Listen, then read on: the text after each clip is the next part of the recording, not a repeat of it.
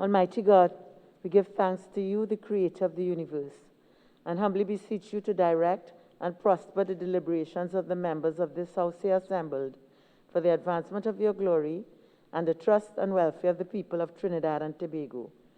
Grant that peace and happiness, truth and justice may be established among us for all generations.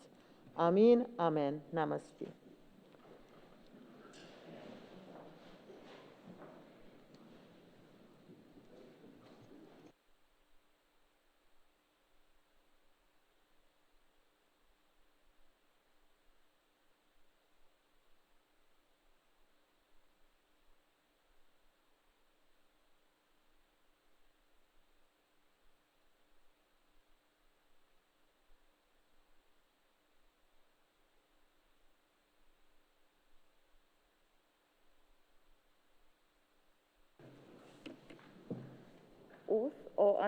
Oath or affirmation. Announcements by the Speaker. Honorable members, I have received communication from the Honorable Major General Retired Edmund Dillon, MP, Member for Point Fortin, and the Honorable Sherry-Ann Critchlow Coburn, MP, Member for Lupino Bonnier West, who have requested leave of absence from today's sitting of the House. The leave which the members seek is granted.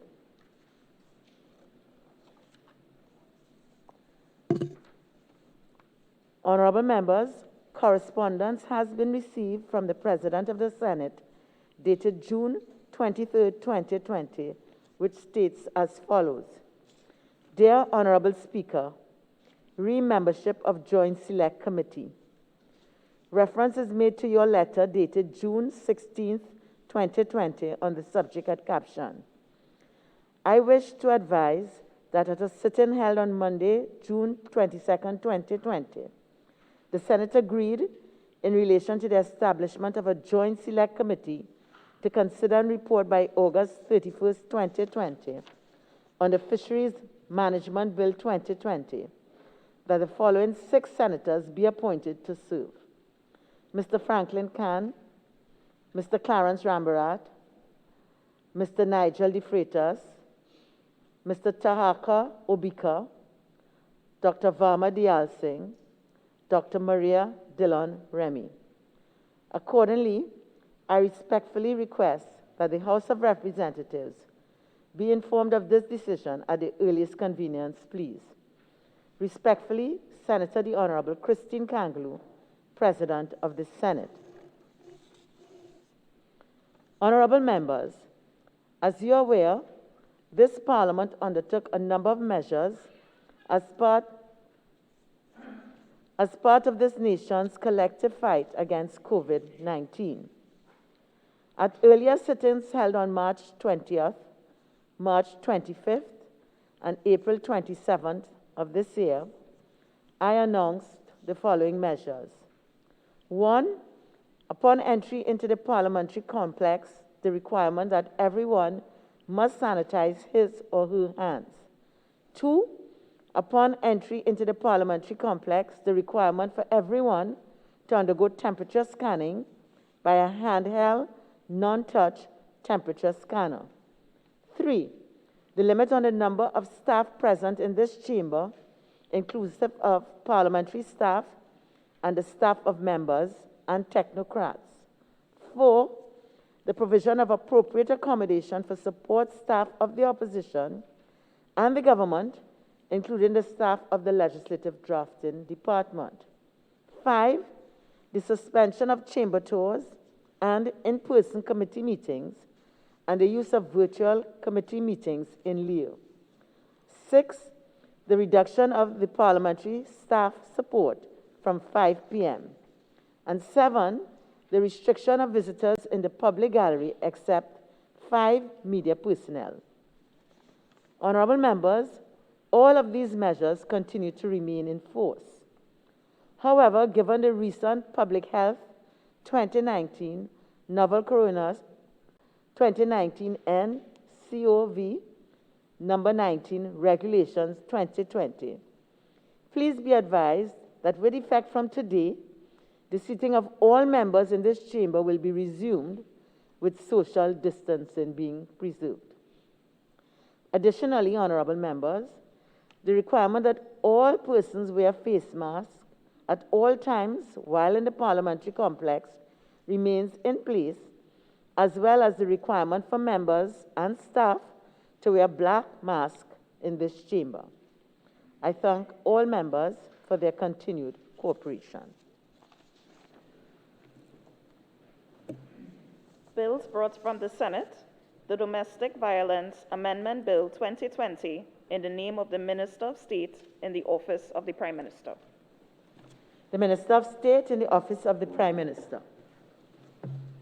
Madam Speaker, in accordance with Standing Order 64-1B, I beg to move that the next stage of the Domestic Violence Amendment Bill 2020 be taken later in the proceedings. Honorable members, the question is that the next stage of the Domestic Violence Amendment Bill 2020 be taken later in the proceedings. All in favor say aye. Aye. Any against? The ayes have it. Papers. The Attorney General. Madam Speaker, I have the honor to lay the following papers: the annual report of the Anti-Terrorism Unit, Ministry of the Attorney General and Legal Affairs for the period 2018 to 2019, the Children Court Amendment No. 2 Rules 2020, the Civil Proceedings Amendment No. 2 Rules 2020, the Criminal Procedure Amendment Rules 2020, the Family Proceedings Amendment No. 2 Rules 2020, the Trademark Regulations 2020, the Trademarks Border Enforcement Measures Regulations 2020.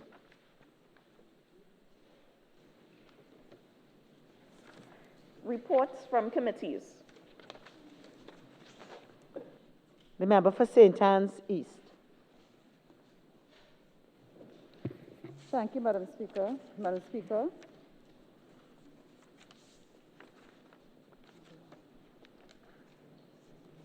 I would have the honor to present the 25th report of the Public Account Enterprises Committee on the examination of the audited financial statements of the Trinidad and Tobago International Financial Center Management Company for the years 2010 to 2017. Thank you, Madam Speaker.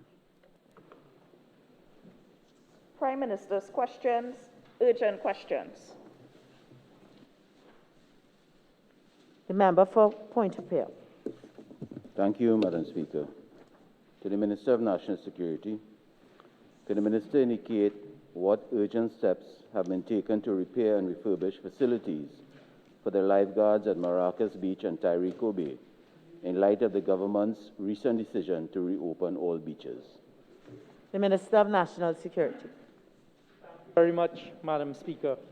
Madam Speaker, first of all, I'd like to thank the lifeguards for their continued work and the good work that they do in very difficult circumstances. Madam Speaker, the Ministry of Tourism is responsible for the lifeguard facilities at the Maracas Beach, while the lifeguard facilities at Tyrico Bay fall under the jurisdiction of the Ministry of National Security.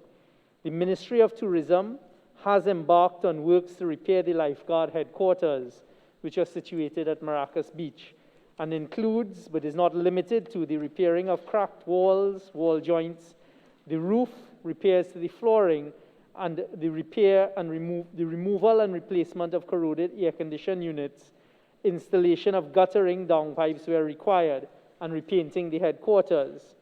Whilst this work was going on, Madam Speaker, we faced the pandemic that is COVID-19, and works had to be halted. Those works have now resumed. They are working apace under the supervision of UDCOT, and we're hoping that those facilities and the repair work, which were temporarily halted due to the cessation of construction activities, would be completed by the 24th of July.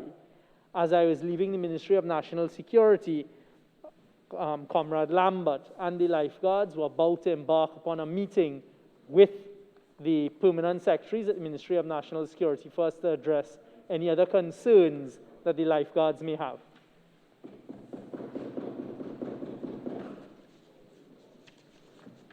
questions or notice, requests for leave to move the adjournment of the House on definite matters of urgent public importance, statements by ministers, personal explanations, introduction of bills, motions relating to the business or sittings of the House and moved by a minister, public business, government business, bills, second reading. The Minister of State in the Office of the Prime Minister.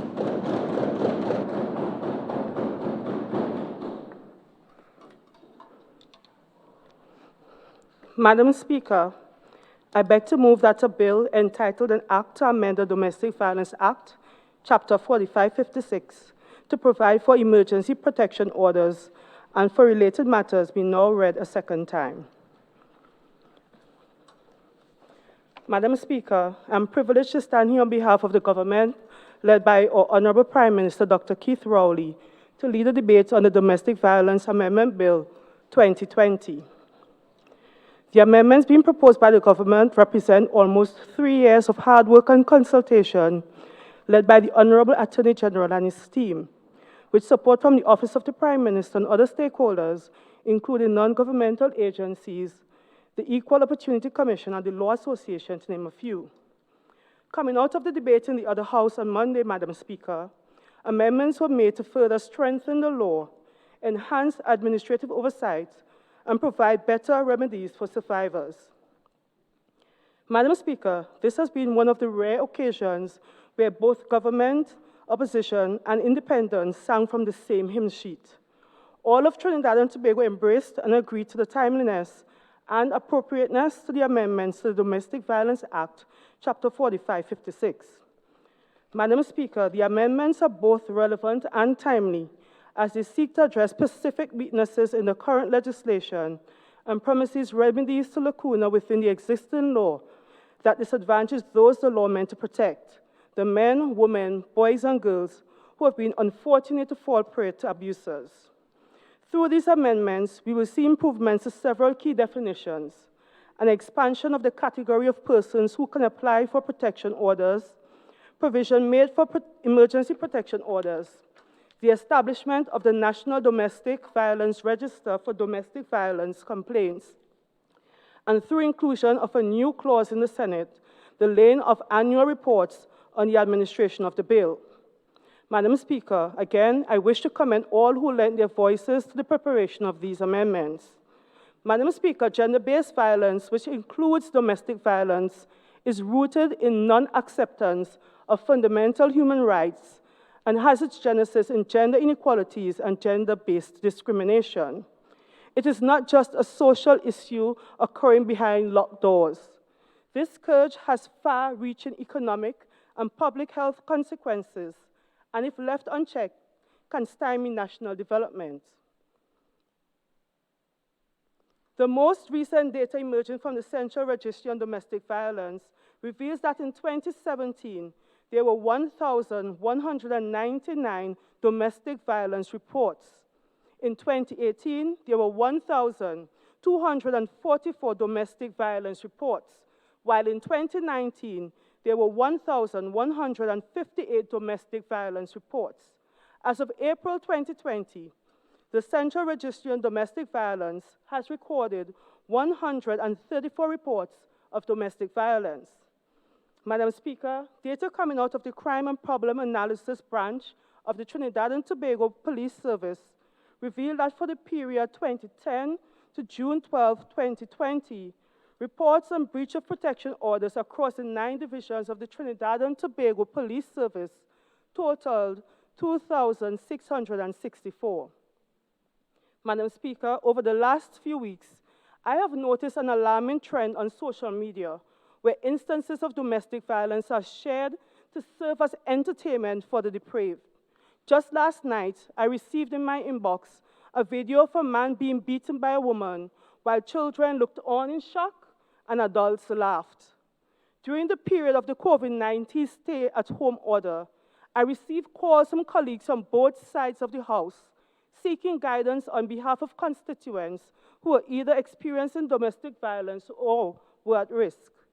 Madam Speaker, undoubtedly domestic violence remains a pressing issue in Trinidad and Tobago and requires the attention of all sectors of our society. For us to truly address this scourge, we need legislation and programming to go hand in hand and work in tandem. While the law will present some remedy after the fact, programming and policy towards prevention is critical and have received the full attention of the government. Since September 2015 to now, the government led by the Honorable Prime Minister Dr. Keith Rowley has steadfastly implemented administrative, legislative, and programming measures in response to the need to protect those who experience domestic violence and other forms of gender-based violence. Madam Speaker, the data will show that women far outnumber men in reported cases of gender-based violence and domestic violence in particular. So when the Honorable Prime Minister assigned the Gender and Child Affairs portfolio to the Office of the Prime Minister, this signaled the commitment to position as a national priority the safety and well-being of the nation's women and children. Madam Speaker, we didn't just talk the talk, we put action behind our words. This government has done more than any other administration in recent history to address issues around gender and development and gender-based violence. This government, notwithstanding a drop in revenue, has invested more in our most vulnerable, that is, our nation's women and children. Since 2015, some approximately $170 million have been invested in Gender Affairs Division.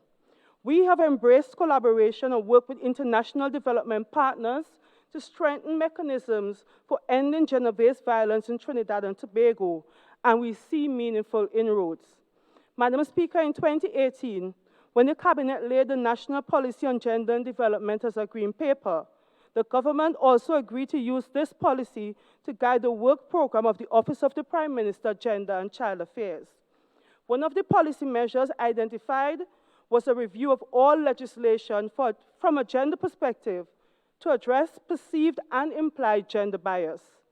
There was an express commitment to review, in particular, the Domestic Violence Act, so that it gives better protection to those impacted by such family violence.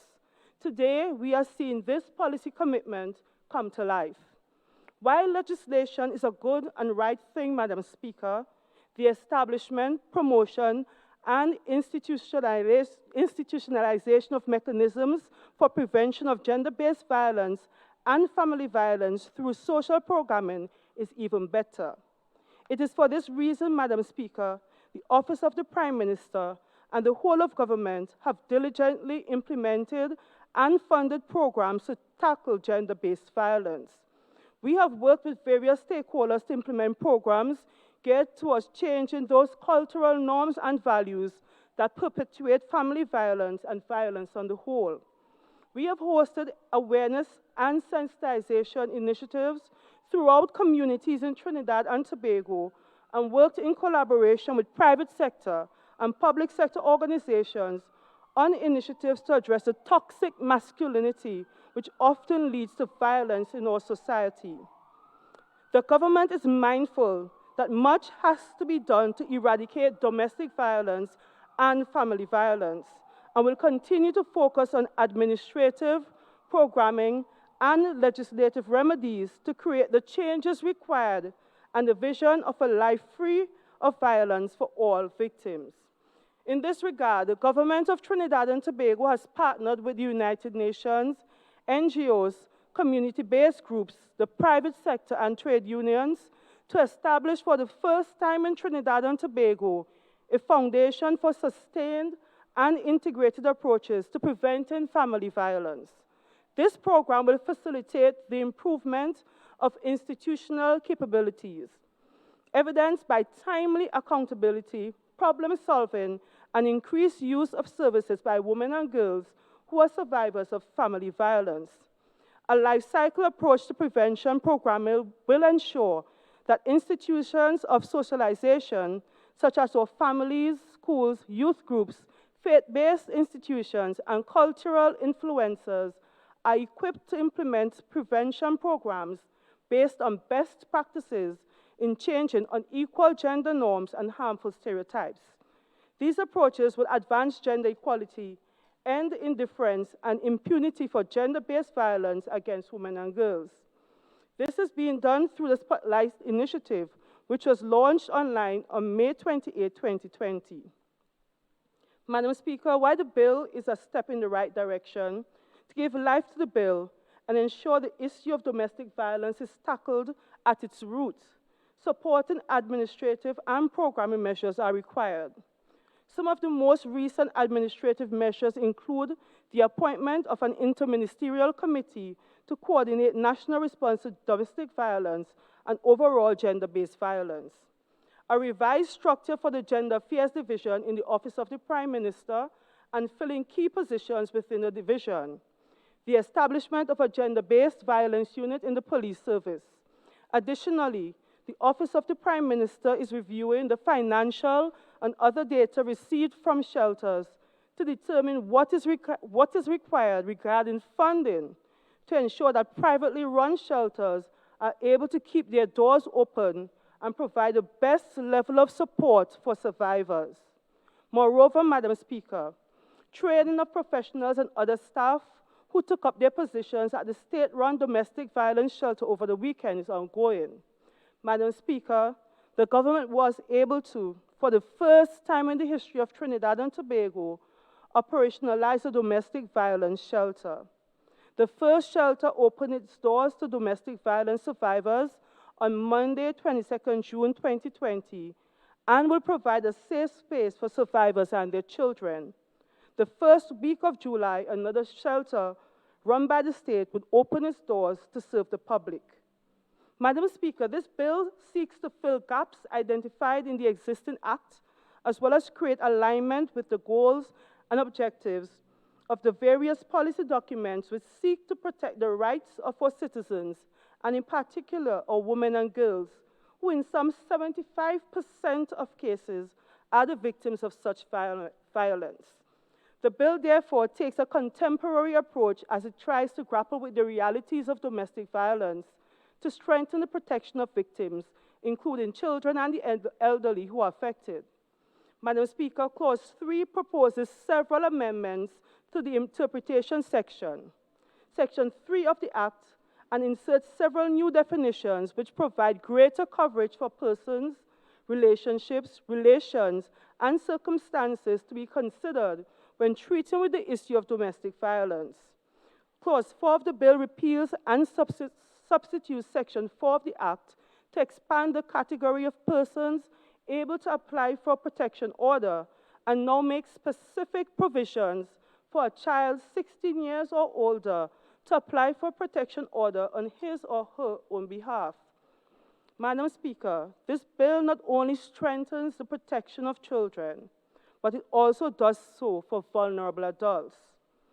This is supported by the introduction of a mandatory reporting provision, which requires specified categories of persons to report suspected domestic violence against an adult who, by reasons of physical or mental disability, age, or infirmity, is dependent on another person or against a child to the police. Failure to report without a reasonable excuse constitutes a criminal offense. Madam Speaker, those persons who know abuse is taking place and fail to report now have added motivation to do the right thing. Madam Speaker, I will now go through the bill clause by clause to give the public an understanding of what the bill is meant to do. Clause 5 would provide for the amendment to Section 5 of the Act to allow the court to take into consideration conduct amounting to domestic violence before making a determination on the grant of a protection order. The provision would also empower the court to grant an interim order or protection order on the basis of a single act or omission or where a single threat has been made by the respondent. Clause 6 would provide for the amendment to Section 6 of the Act to allow for the expansion of the terms of a protection order, while Clause 7 would provide for the insertion of a new Section 6A in the Act to allow for a protection order granted to an applicant to also apply to a child of the applicant or the respondent. Clause 8 would provide for the amendment to Section 7 of the Act to remove the need to preserve the institution of marriage from the court's consideration in determining the terms of a protection order and to empower the court to request a risk assessment before determining the scope of a protection order. Clause 9 would provide for the amendment to Section 8 of the Act to allow for an interim order to remain in force until it is revoked, until the application for a protection order is withdrawn or dismissed, or until the protection order is made. Clause 10 would provide for the amendment to Section 9 of the Act to allow for the court to accept an undertaking from the respondent that they shall not engage in the conduct specified in the application after taking of evidence. The provisions of Clause 11 would allow for a specified category of persons to be a party to the proceedings where an application is made on behalf of a child or dependent, and to empower the court to direct a person to serve a protection order and a notice of proceedings on the respondent. Clause 12 would provide for the amendment to Section 11 of the Act to specify that the hearing of an application shall be no more than 7 calendar days after the date on which the application is filed. Clause 13 would provide for the amendment to Section 12 of the Act to specify the persons on which an application filed in respect of a child is to be served.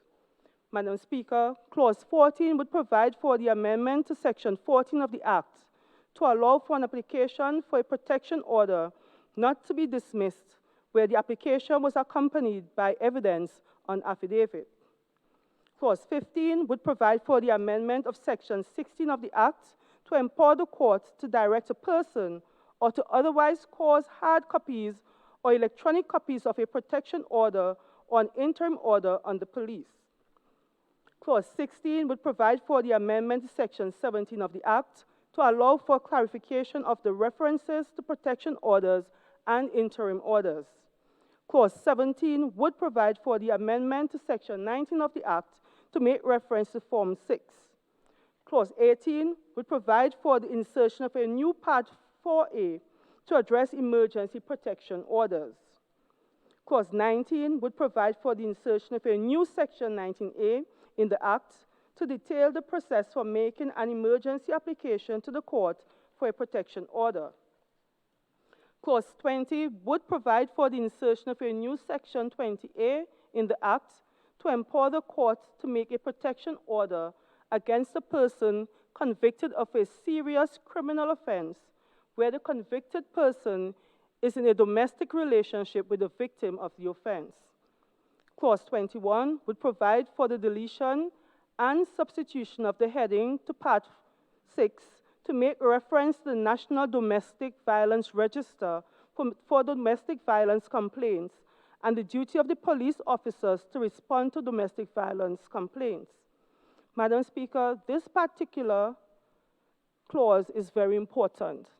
I remember over the years, persons coming to me in my capacity as minister and saying, I would have gone to the police to make a report, and I was told to go back home and sort it out. That's husband and wife business. Madam Speaker, through this amendment, we are going to bring some measure of relief to those persons who over the years would have gone to the police and would have been turned away. Clause 22 would provide for the amendment to Section 21 of the Act to empower the Commissioner of Police to establish and maintain a National Domestic Violence Register. Clause 23 would provide for the insertion of a new Section 21A in the Act to empower a police officer to respond to every complaint or report alleging domestic violence.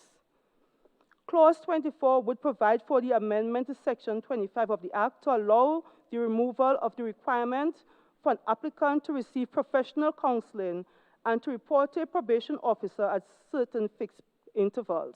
Madam Speaker, in consultation and in discussions with persons who are survivors of domestic violence, while it is essential that counseling is received, not only for survivors but also for perpetrators, it was a bit difficult to direct that the survivor must attend counseling sessions. A number of women who would have experienced domestic violence would have indicated that to turn up for a specific time, a specific place, for a specific period, given the circumstances, was difficult for them. So with this particular amendment, it brings them some level of relief. However, it remains that the perpetrator must continue to receive counseling to bring about that behavior change that is required. Clause 26 would provide for the insertion of a new section 26A to allow for the mandatory reporting on domestic violence against a child or a person who, by reason of physical or mental disability, age, or infirmity, is dependent on another person by a specific class of persons. Clause 27 would provide for the amendment to Section 27 of the Act to add specific stipulation for the court to consider before making a determination on the grant of bail in respect of an offense under the Act. Clause 28 would provide for the insertion of a new Section 31, 32, and 33 in the Act to empower the minister to make regulations, the Rules Committee to make rules of court, the Chief Justice to amend Forms 1 to 6, and the minister to whom responsibility for national security assigned to amend Form 7 by order. Clause 29 would provide for the amendment of the first schedule of the Act to harmonize the offenses listed in that schedule with offenses under the Summary Courts Act, Chapter 420, and the Children Act, Chapter 46(1). Clause 30 would provide for the amendment of the second schedule of the Act to insert a new Form 1A for an affidavit in support of an application and a new Form 1B for the notice of failure to effect service or process, and to make reference to districts instead of counties. Clause 31 would provide for the insertion of a new third schedule to specify the offenses that will be serious criminal offenses under the Act. Madam Speaker, in summary, this bill attempts to remove those challenges faced with the existing Act and promises to be more responsive to survivors and victims of domestic violence. During the debate in the other House, Madam Speaker, everyone who contributed agreed that the amendments were indeed timely and relevant, especially where provisions were made for those persons who would face threat from a significant other or a relative through online means. We live in an age where everything is shared via social media, and I've seen where a number of women and men would have been harassed and bullied online when they try to leave a relationship. So this bill is helping to address that particular scenario. On the whole, the bill seeks to treat with the contemporary issues surrounding domestic violence as comprehensively as possible.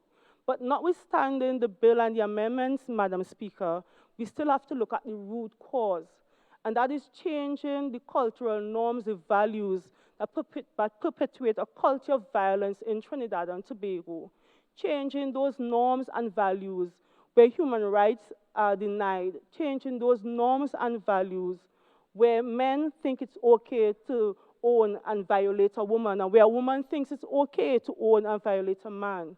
Madam Speaker, more than making amendments and presenting a bill, it requires a change in mindset in Trinidad and Tobago, and that calls for the support and the work of each and every one of us sitting here as community leaders, as legislators.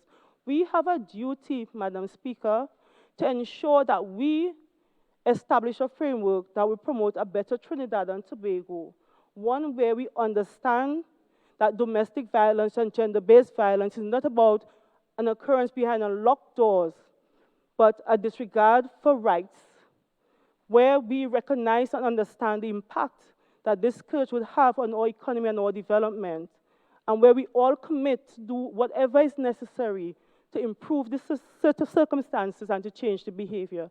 Madam Speaker, I beg to move.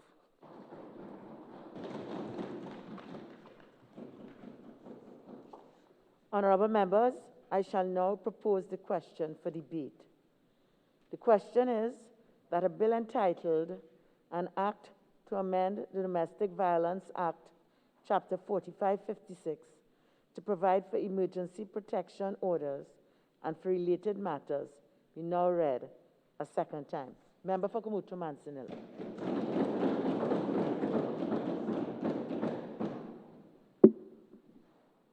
Thank you, Madam Speaker. Madam Speaker, I'm pleased to contribute to this debate on the Domestic Violence Amendment Bill 2020. And these amendments hope to address the increasing violence of domestic violence by 1, increasing the power and jurisdiction of the court, 2, enlarging the scope and ambit of the protection order, 3, providing harsher penalties, and 4, provide greater powers to the police with respect to their ability to intervene in domestic violence situations. Madam Speaker, before I even get into debate, I need to respond to some of the points that the Honorable Minister of State raised this afternoon. And I want to acknowledge the hard work of our political leader, Prime Minister Kamala Prasad Bisesa, during her tenure, had created the Ministry of Gender, Youth and Child Development specifically to deal with issues of gender. And so it was disbanded, and then after much protest on behalf of the opposition, the ministry eventually came under the office of the Prime Minister. And much work was done in terms of the Children's Bill and many other bills that did make its way to this House and is now a part of this protection order. So I want to give credit where credit is due. Thank you. Domestic violence, Madam Speaker, is a major challenge in our beloved country. And what is perhaps very confusing to many, or at least to me, in a country that is known to be the happiest place in the world, the friendliest people in the world, what has happened for us to reach this stage? And perhaps is it that we are more tolerant towards outsiders than each other? And of course, it shows that there is a systemic failure to address societal issues holistically. Domestic violence transcends class, ethnicity, age, and gender, as we are hearing today and always that men are abused as well. And therefore, they have not received a type of attention only because of the fact when they went to the police station, they would have been humiliated and made fun of.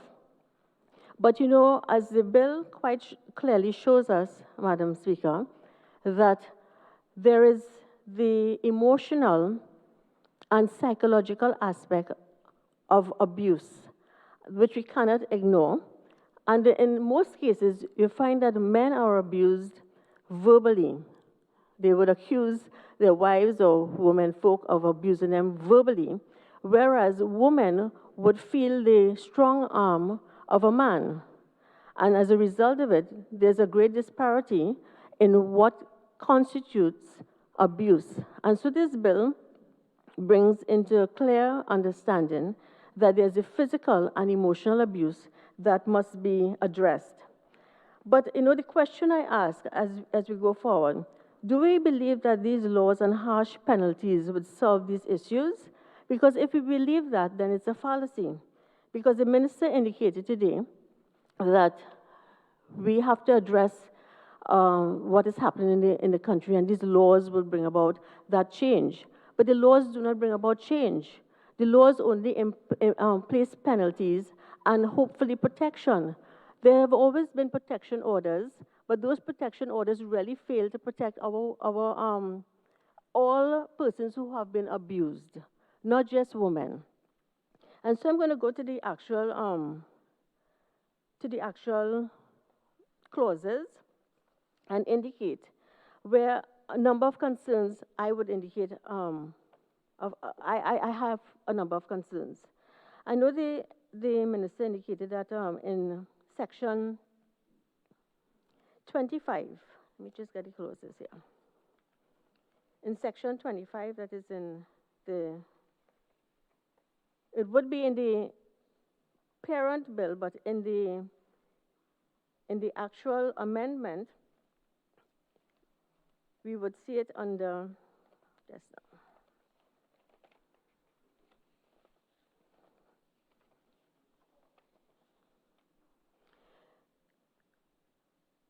Clause 24 for the amendment to Section 25 of the Act, which would allow the removal of the requirement for an applicant to receive professional counseling. I know the minister indicated and gave her reason. But the reason I thought was not accurate, as it didn't indicate in the clause or in the Act itself that the professional counseling would have been for the abused. And the minister indicated that there would have been a problem in terms of time and ability for the women and children to actually attend a time and date for counseling session.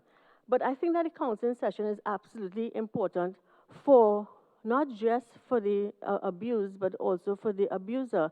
And the reason being is for the perpetrator. The only way we can change the mindset of someone is to get them to understand that there is a behaved or perceived behavior that is not in tandem with what is required in our society. We need help. We cannot just leave the situation or leave the onus. The onus cannot be left up to the perpetrator to get help, because then he may not be able to get help. And so I think that we ought not to remove this amendment. I think it's important for us to insist that persons in fact receive, and if it is at all, that that somehow the ministry can provide that assistance so that one can be consistent and can be committed to keeping it. You see, sometimes, Madam Speaker, when we look at the history of an abuser, and it's not to make excuses, we have to find the root cause. If we do not find the root cause, it means simply that we will bypass it, and the situation continues and is perpetuated throughout our society. And so we have to find out what is the root cause, and oftentimes it is a generational behavior. It's a learned behavior. It's an acceptable behavior in the home. But now that you're coming out of the home and you form your own family, you don't realize that you ought not to continue in this type of behavior, which results sometimes in a person's being either maimed or so forth. And so I think that this section, if the Honorable Attorney General could really look at having counseling session in place being mandatory, so that we can ensure that the mindset is in fact changed, that persons can get assistance, that they can get help. Because, you know, at the end of the day, Madam Speaker, if you listen to a number of persons who are affected by domestic violence, and we just have a recent incident with Tricia Ramsrand. Why she went back home? Because she loved her husband and she wanted a relationship with her husband. She was willing to give him a second and a third and a fourth opportunity because of the fact that she wanted to remain in the relationship. She did not enjoy the abuse. She did not want the abuse. Yes, she was fearful for her life.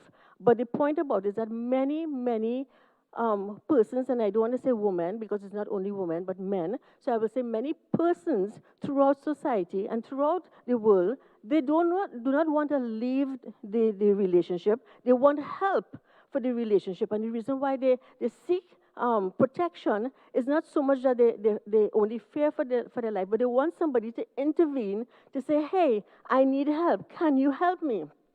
So I think this clause here, I really see it being very important, and I wish it would not be deleted. Going into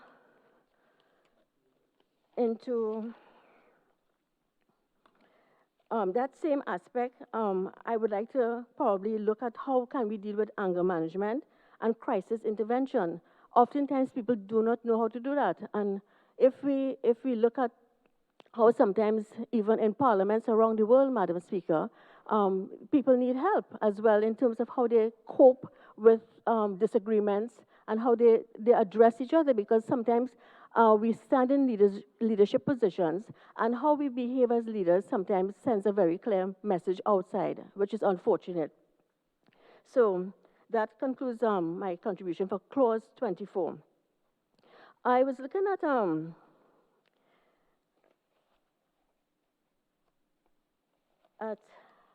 sec. Clause 8. Clause 8 indicated that you would provide for the amendment to Section 7 of the Act to remove the need to preserve the institution of marriage. And when I looked at the Parent Act, it simply says that, the court will not take that into consideration. And, Madam Speaker, the key to a strong society is often based on the institution, a strong institution of marriage. And I don't understand why is it that the court, the Attorney General, the Honorable Attorney General, would seek to have that amendment removed. That amendment be being removed. It's a fabric of our society. It's where our families are grounded. However, one wants a term marriage, but a union brings about a commitment. It's like a constitution. It's like a contractual arrangement, not a contractual arrangement that is forceful and unwarranted, but one that embraces love and understanding and appreciation. And I think it's important that whenever a court is making a decision concerning assistance to anyone, whether it's a protection order or whether it is providing for counseling, that one must always consider if the person, that is, if the people who are on the brunt, on the end, that they need help and they want help, that if they want their marriage, that it should be considered and it should not be removed at all. The institution of the marriage, Madam Speaker, is the first institution that God actually put in place. And as a result of it, we should not take it lightly. He likens his return to that of coming for a bride, and so it's very important that we acknowledge that and recognize it. And concerning the emotional and psychological abuse, I had a little concern, and I don't know if the Honorable Attorney General could look at it. In Roman numerals 2, that is, it speaks about giving offensive material to that person or leaving it where it will be found by or brought to the attention of the person. And I did not know what offensive material referred to. I know that it may have been discussed, but I think that when you're drafting law, and it should not be left to interpretation by the masters or whoever it may be, I think it's very important to look at it. To me, I ask the question, what is offensive material? It's very broad, and quite frankly, I find it intimidating. For instance, what if I left a message, because it speaks about, leaving a material where it can be found. What if I left a message saying that Jesus loves you? Will that be offensive? As a matter of fact, it may be offensive, but, for somebody, they might, who is an abuser, and you're probably trying to explain to them, well, I love you, but you need help, and I left a message like that. It might be taken as offensive. Or what if I left a message like saying, repentance gives you life eternal? Is that offensive? And so therefore, I think that given the terminology, given offensive material, I'm not saying that is not needed. I know that it happens, but I think it should not be so broad. It should be categorized so that there is no room for interpretation. And I say that, Madam Speaker, with all due respect, understanding, I think very, I look at prophecy, I know prophetic, I understand prophetic times, and I also understand that when we leave open doors like this, we make room for what is about to happen and come later down. And if we have the opportunity as legislators to close doors, and to prevent certain things from happening, we ought to do it. If not, then we become a part of the problem. So I I think that this bill helps everyone. There's no, in fact, I don't think there's any gender inequality at all when it comes to this bill being prepared in the way it has been done, as it addresses everyone. It addresses and expands, as Clause 3 shows, it addresses and expands the interpretation of who is affected. And Madam Speaker, without a shadow of a doubt, this bill includes everyone. It includes persons who are dating, persons who are formally betrothed, everyone, regardless of age and gender. So you could be male or female. In this proposed amendment, it provides for the relevant authorities to intervene on our behalf. Because, you know, Madam Speaker, the number of abuse that takes place, oftentimes we are unaware because they're not reported. We only know of what may be reported, and we only know about it after the fact because of the headlines that are on the newspapers. But many times we don't know. And oftentimes, most people, I would say, would encounter psychological abuse. You know, when you're at home, you might hear your own spouse, whether it's male or female, might say to you, "You will amount to nothing," or you might tell the child, "You're no good. You know, you will amount to nothing. You're no good son of a gun." And so that type of abuse takes place on a regular basis, but is not reported, and no one understood that that was abuse. So now that it has been brought here to the table and is being proposed as a form of abuse, we now have to be very careful, because here it is in clause 14, is it? Let me just get that. We have where children can make reports, and because they can make reports, it means that the way that you speak to a child now is very important, how you address them. And that is not wrong, you know. As a matter of fact, it is long overdue how we speak to our children. We should be speaking life into our children as opposed to death. And so it comes at a time where we need it, but it must be done with clear understanding. And that is this terminology here in the amendment. I know that the Honorable AG indicated and spoke about the terminology controlling. And when you're reporting, you have controlling, you have coercive behavior. That is in the amendment.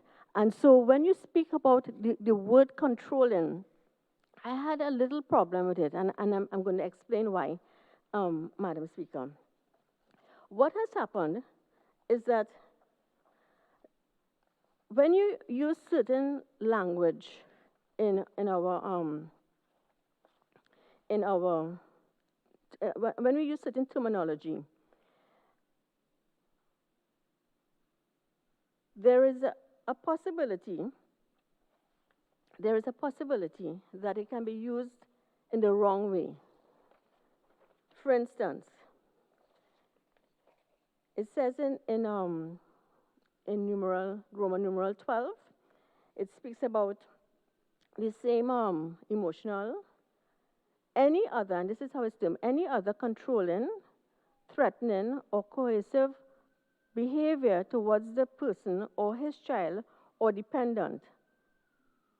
And so what I'm saying here is that the child now, this bill is no different. The child can now go and make a report, and he can do it through an adult if the child is under a certain age. But what constitutes controlling? Because if I am at home and I have children, and I give my child wants to do something, and I said, "No, you are not of age to do that. You are not allowed to go out. As a matter of fact, you have homework. You will go to your room right now and do your work." That is controlling behavior, because I'm not denying it. I'm telling you that I'm controlling. And so, because the language is, and I understand what the AG is trying to say. I'm not putting down anything here. What I'm saying is that we need to be very clear in the terminology, because then the child can take that and say, my parent is controlling me, and that there are certain things. And I just use something very basic. You could go even further than that. But it's important to understand that, when we put something in law, we cannot assume that there will be the master or the judge or whoever it is, leave it to their interpretation as to what it means. Because here it can be that if there is a parent, one parent of a child who has an issue with the other parent, and they use the child to make a complaint, and they use a terminology as controlling, but they use, of course, other issues as opposed to something as simple as I just brought across. You could have someone who could be brought a protection order against, when in fact that may not have been so. And so we are here to protect those who are impacted, but we must also ensure that the law is not used as a form of abuse in an innocent case. And so, Madam Speaker, those are some of the things that I found was a little bit concerning, and it's not that it's wrong. I'm just saying that, sometimes the terminologies that might be a little bit too broad, and if we could narrow it down. I know that we had also spoken about the Minister of State indicated that a lot of the issues that were grounded in the violent behavior might have stemmed from gender inequality. And I really think that sometimes we may have gotten a lot of our information incorrect in terms of how we address situations. And again, the whole indication the minister indicated was that at the same time they were doing a lot of programming, and the programming was really meant to protect women and children. Well, you could when you wrap up. But the programming must be where it is, where we have people who get help at the end, must also be able to get help, before it happens, so that we could have in the school, in various institutions, where people are taught how to live, how to communicate, how to be able to address situations. If we don't understand how to be able to respond to each other in a humane manner, then how is it that they're supposed to learn when they reach out and they realize at an age of an adulthood that that's when they're going to learn? We learn it from childhood. This is why we have so many, the Kamala Prasad Visesa administration invested so heavily in early childhood centers so that children could learn, how to interact with each other, can learn how to, behavioral programs in place so that you don't have to reach until adulthood to understand that the behavior that you learned from home was in fact detrimental and impacted tragedy on somebody else's life.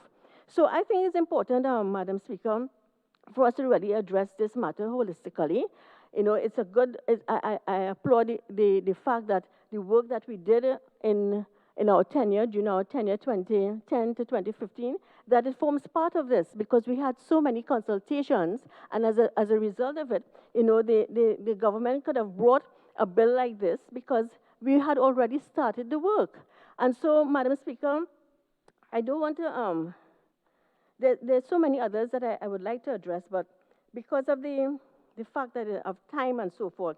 But there's another aspect, Madam Speaker, that I feel that I saw that there was a change, that they had changed the name from the Minister of Social Development to the Minister under Gender Affairs. And I think it was important to understand that, in 1955, the social construct of gender was introduced. And many persons thought that, gender was, in fact, male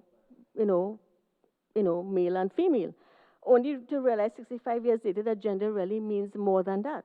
And so I think it's important for the Honorable AG to really, this bill, Madam Speaker, addresses every single person. Once you're a male, you're a female, you're a boy, you're a girl, this bill provides the protection once it can be in fact implemented. I find the time frame is a little bit too long, 7 days, for a protection order to be actually implemented. When somebody needs help right away, Madam Speaker, they can't wait 7 days. And so I think that a lot of work has been done, a lot more could still be done, but we need to address certain issues in terms of how do we change the mindset, not after the fact, not after someone has been murdered or not after someone has been debarred from seeing their families, because families are very important, Madam Speaker, and no matter how violent someone has been, a child will always want to see their parent. They will always want to know what has happened to their parent. And what we must do is to preserve while we protect, preserve while we embrace ideas of how we can change society, and we must be able to preserve while we still address so many issues that became manifest during the COVID-19. Many instances of abuse were reported, and the reason why. Many persons have never spent so much time with each other in an enclosed area for so long. And why is that? Because persons are accustomed going to work, they spend 8 hours out, they come home, they eat, and then they go and sleep. And that changed the whole dynamics, and it meant, therefore, that people do not know that how to speak to somebody or how to live with somebody for that length of time, and therefore it gave us the opportunity, all of us the opportunity, to really check ourselves and see what type of life that we would like to have going forward. And instead of remaining in behind the closed doors and hiding our thoughts and our feelings, we can in fact have open dialogue and have open make a commitment to have an open understanding of where it is we want to go forward, not as only as a family, but as a society, because the society is made up of homes, of all of us coming together to give instructions, to give life, to work in all different institutions. Because you could be very good outside, but when you come home, you're a different entity, you're a different personality entirely. And so it's a good opportunity for us to address many issues. And I hope that during the amendment, the committee stage, that the Honorable AG will take into consideration some of the amendments. I had one more, and that is where the word, in one of the clauses, the minister, the AG has in his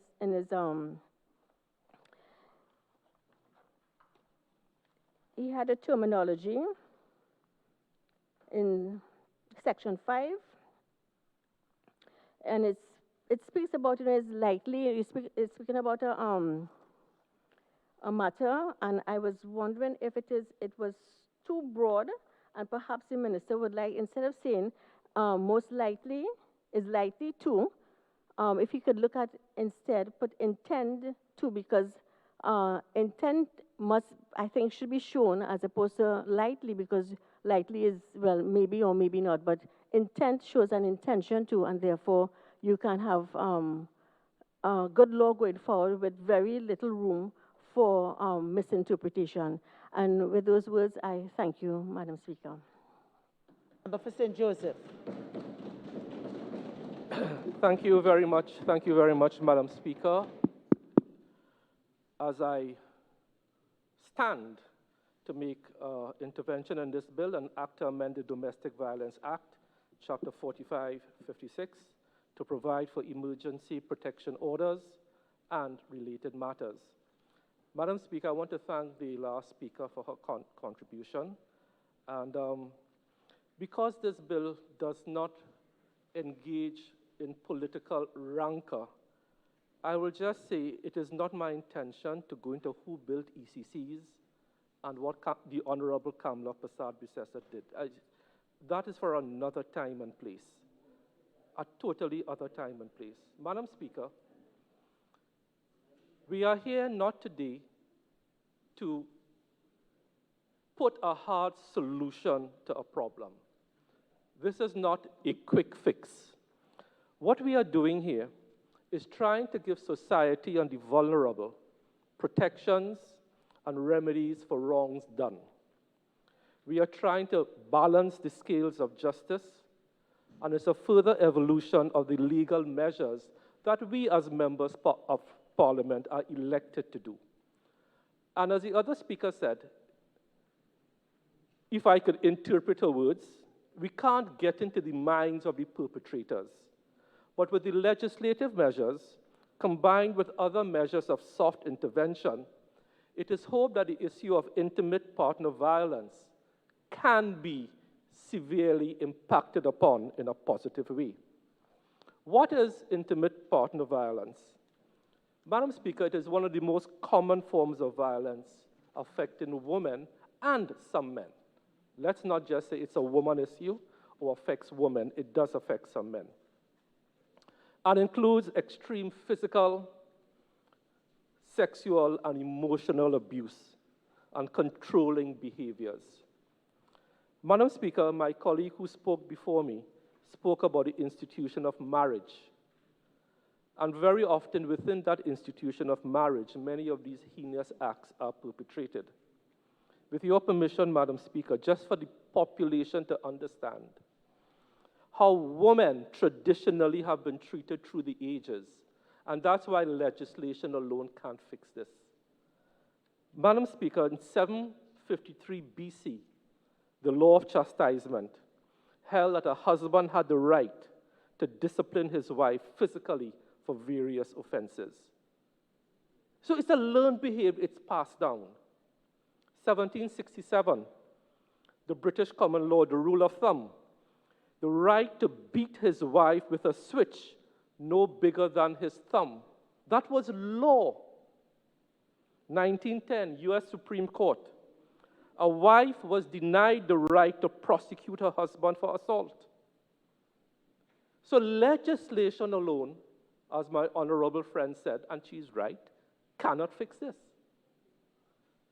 The history of women being treated as chattel, movable property, owned by men, to be used and abused by men in more modern times, RVR 1991, marital rape. For the first time, a man was found guilty in 1991, Madam Speaker. That is only 30 years ago that a man could be held guilty for raping his wife. Only 30 years ago. How long did it take us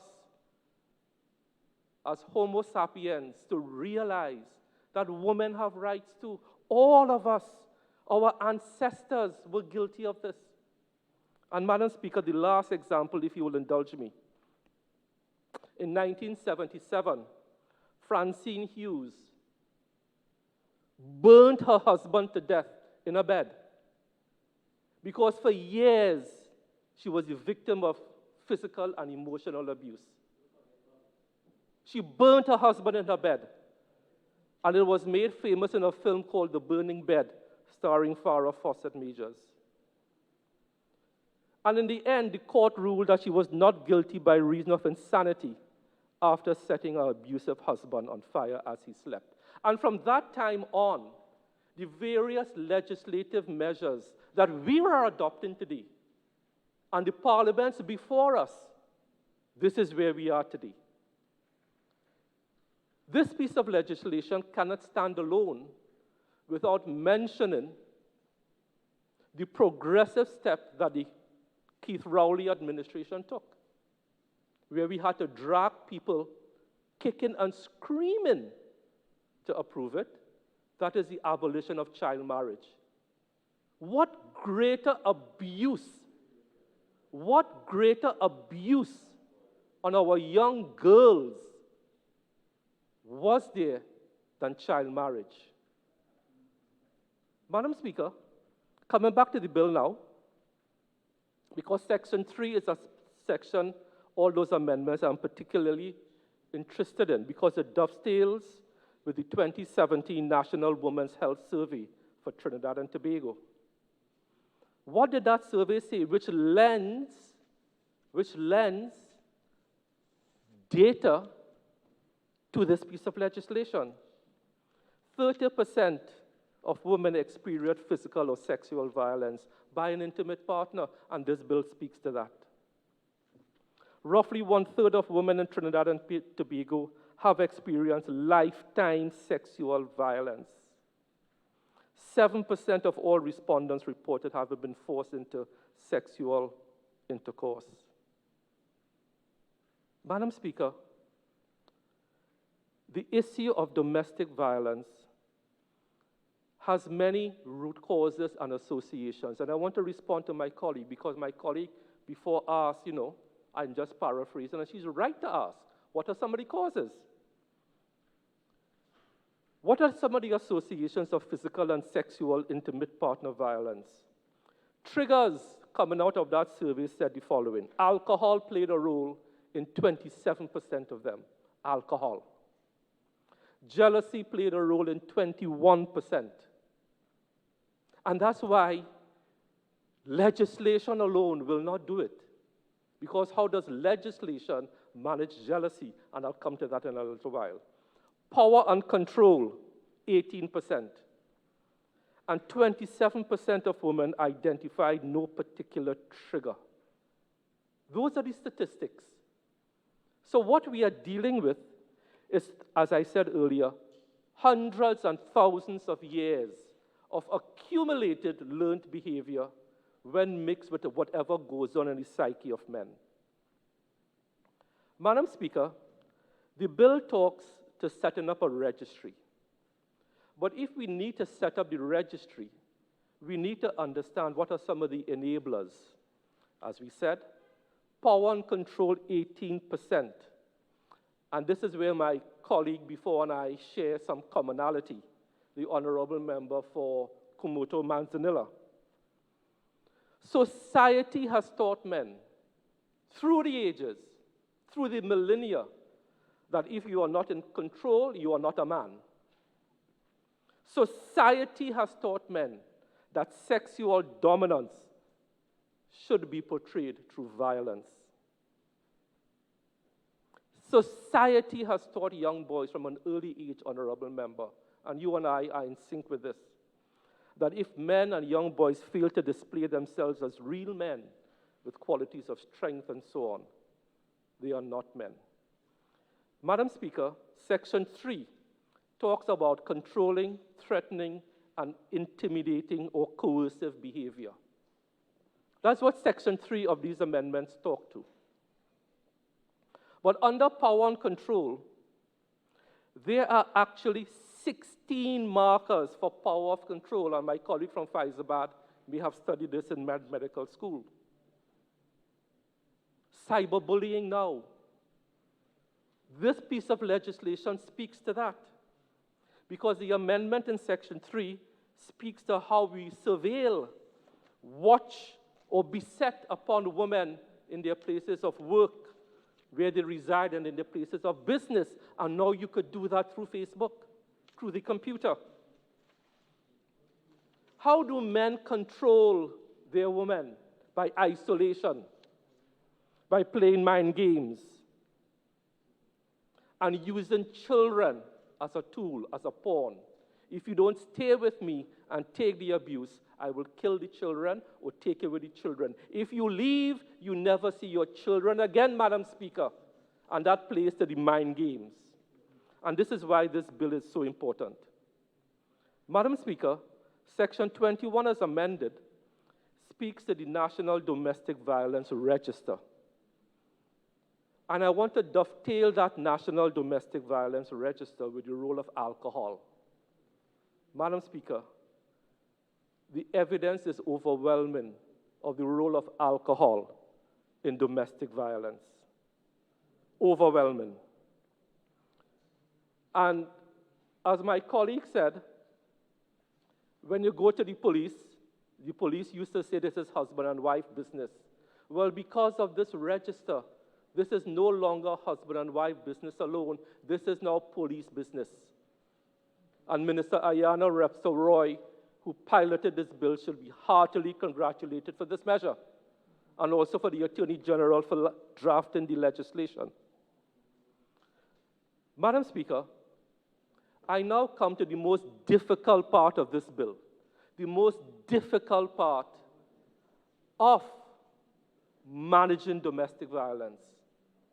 Because no one piece of legislation, Madam Speaker, can cure domestic violence. What the legislation can do is offer some redress.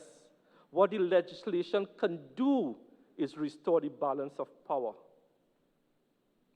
Madam Speaker, in many countries, and I will not call the countries, I will just say where their norms and practices are. Some countries, a man has a right to assert power over a woman and is socially superior. Women's movements are restricted. The woman is responsible for making the marriage work. And in some cultures, the woman, the wife, the bearer of children, Madam Speaker, are blamed for not producing a boy. You know that? And in some cultures, women are beaten or killed for not producing a boy, because men don't know it is their genetic material carried in their sperm, for Pfizer, that determines the sex of a baby. But the abusive man will say, she make a girl, she make a boy. And these are the taboos that no legislation can solve. We have to solve this, Madam Speaker, through the following measures. And that's why I said at the start, we can marry legislation, which we are about today, but we must have non-legislative interventions, which speak to things like, how do we tell our young boys and girls, Madam Speaker, what are their roles in society, especially the young boys? What is the role of family? How do families and communities cope with this? Because too often on TV, after the person is murdered, after the child is murdered, the community say, if I did know, I should have do something. If I did know.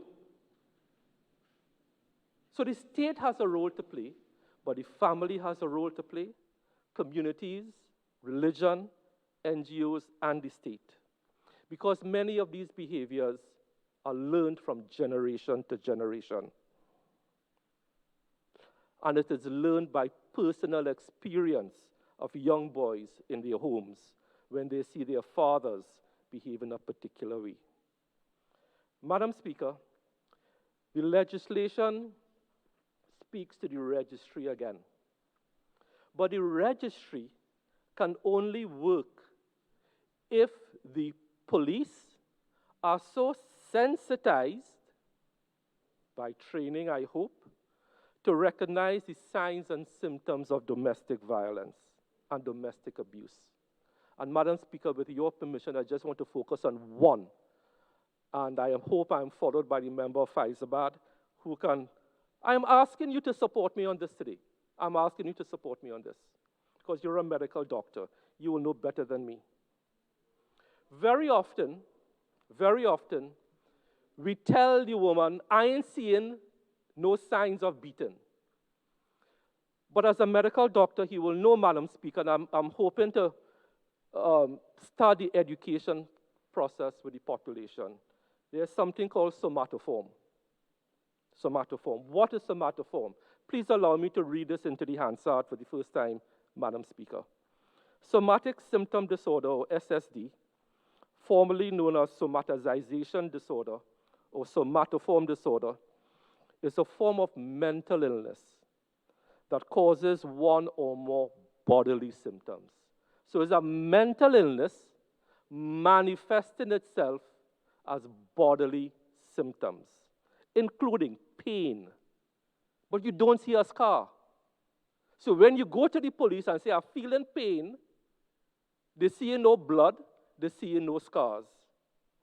The symptoms may or may not be traceable to physical cause, including general medical conditions or other mental illnesses.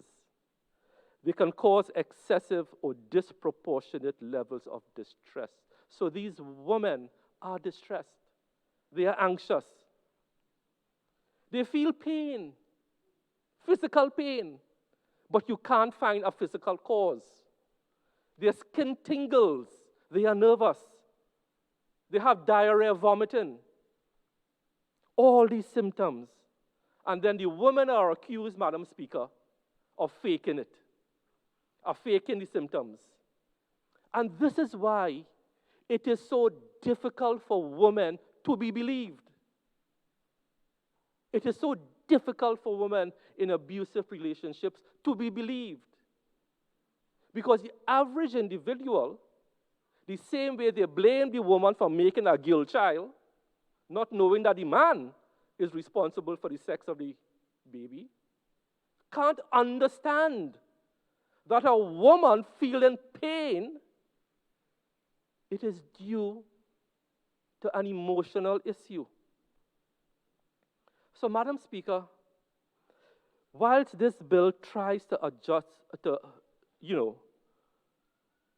look at the whole issue of domestic violence, we are in a very difficult position as legislators because the cycle of violence is a never-ending one. Madam Speaker, as we set up the domestic violence register, it is important for victims of domestic violence.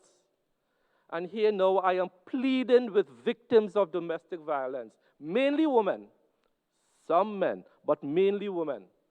And I think across this political divide today, we can find commonality of purpose. We can support this wholeheartedly. Because if we are not trained, if those who are responsible for manning this register, for taking the complaints, are not appropriately trained and educated to recognize the signs and the cycle of violence, this is where the legislation may unfairly be seen not to be working. Madam Speaker, with your permission, I think it's important for the country to understand what the cycle of violence is. It's a very small cycle, 3 parts. In these relationships, it starts off with the building of tension. I say something, you get vexed. I say something else, you get more vexed. And then it leads to what we call the acute explosion. The acute explosion is the curtail.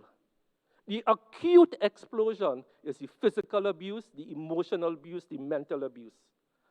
But the most dangerous stage, Madam Speaker, is what comes next. And this is where most women find themselves. What we call the honeymoon period after the acute explosion. What is the honeymoon period? It is the 3rd step where the abuser starts to feel guilty. He's not feeling ashamed. He starts to feel guilty for inflicting the behavior. Why? Because he doesn't want to be found out. Not because he's ashamed. Because he doesn't want to be found out. And he doesn't want to be left by the victim. Because beating the victim gives him the power. So what do, Madam Speaker? They buy nice gifts. They beg for forgiveness. Declare their undying love. I love you. The gift is my tangible expression of love. Initiating romantic gestures. And speaking to a psychologist today, she says, the sex comes in now.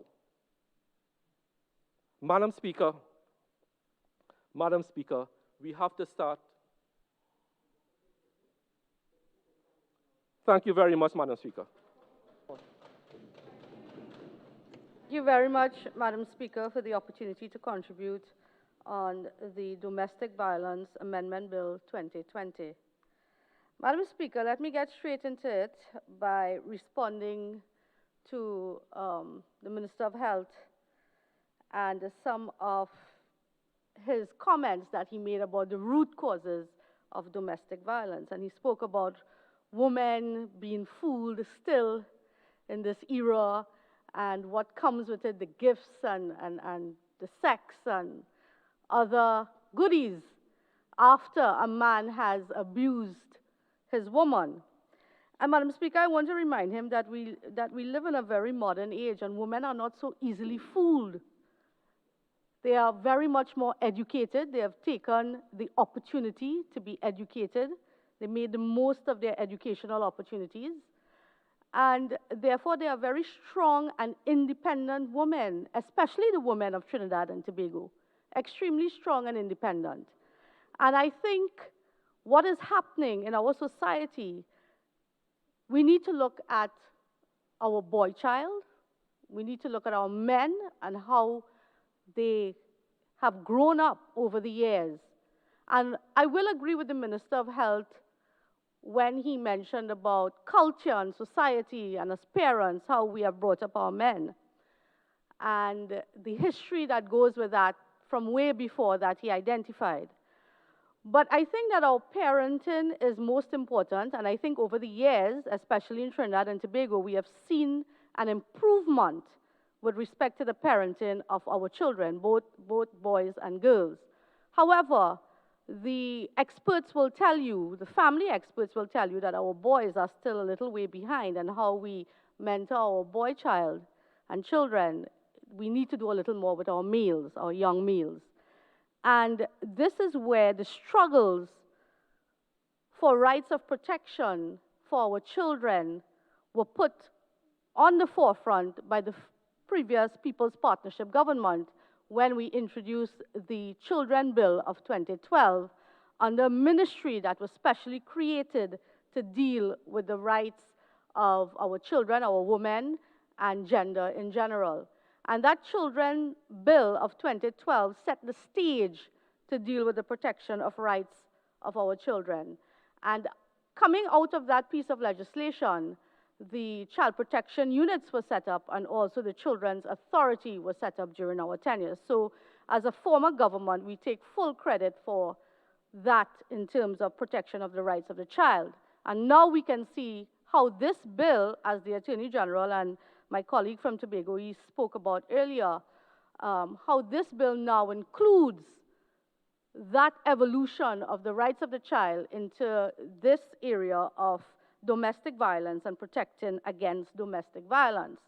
So I want to tell the Minister of Health that the women around the world globally, we are much more educated, we are stronger, there are mechanisms which we implement, even without the help of the law in certain instances where we defend ourselves. But this piece of legislation is a move in the right direction. We support it.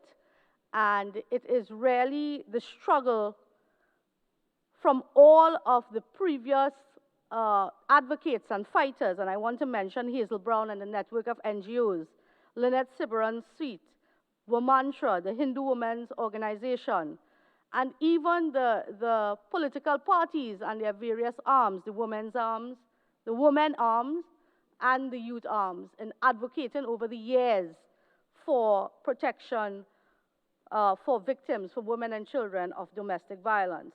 So it's been a very long and arduous journey, and there's still a long way to go. So this is not the end of it. This is not the culmination of it. This is just a part of it, and we still have a long way to go. Now, Madam Speaker, I want to remind the House that being a signatory to the Beijing Agreement in 1995, which galvanized the global movement for gender equality and empowerment of women, we did not foresee our women 2 decades later in a position that is not very helpful to society in terms of having this increase in domestic violence over the years perpetrated by mostly our male counterparts and our male partners. We did not foresee this, and therefore today the amendments to the Domestic Violence Bill seeks to deal with protecting our women. Now, Madam Speaker, in a study, it has shown that men view the protection order as a challenge to their power over women.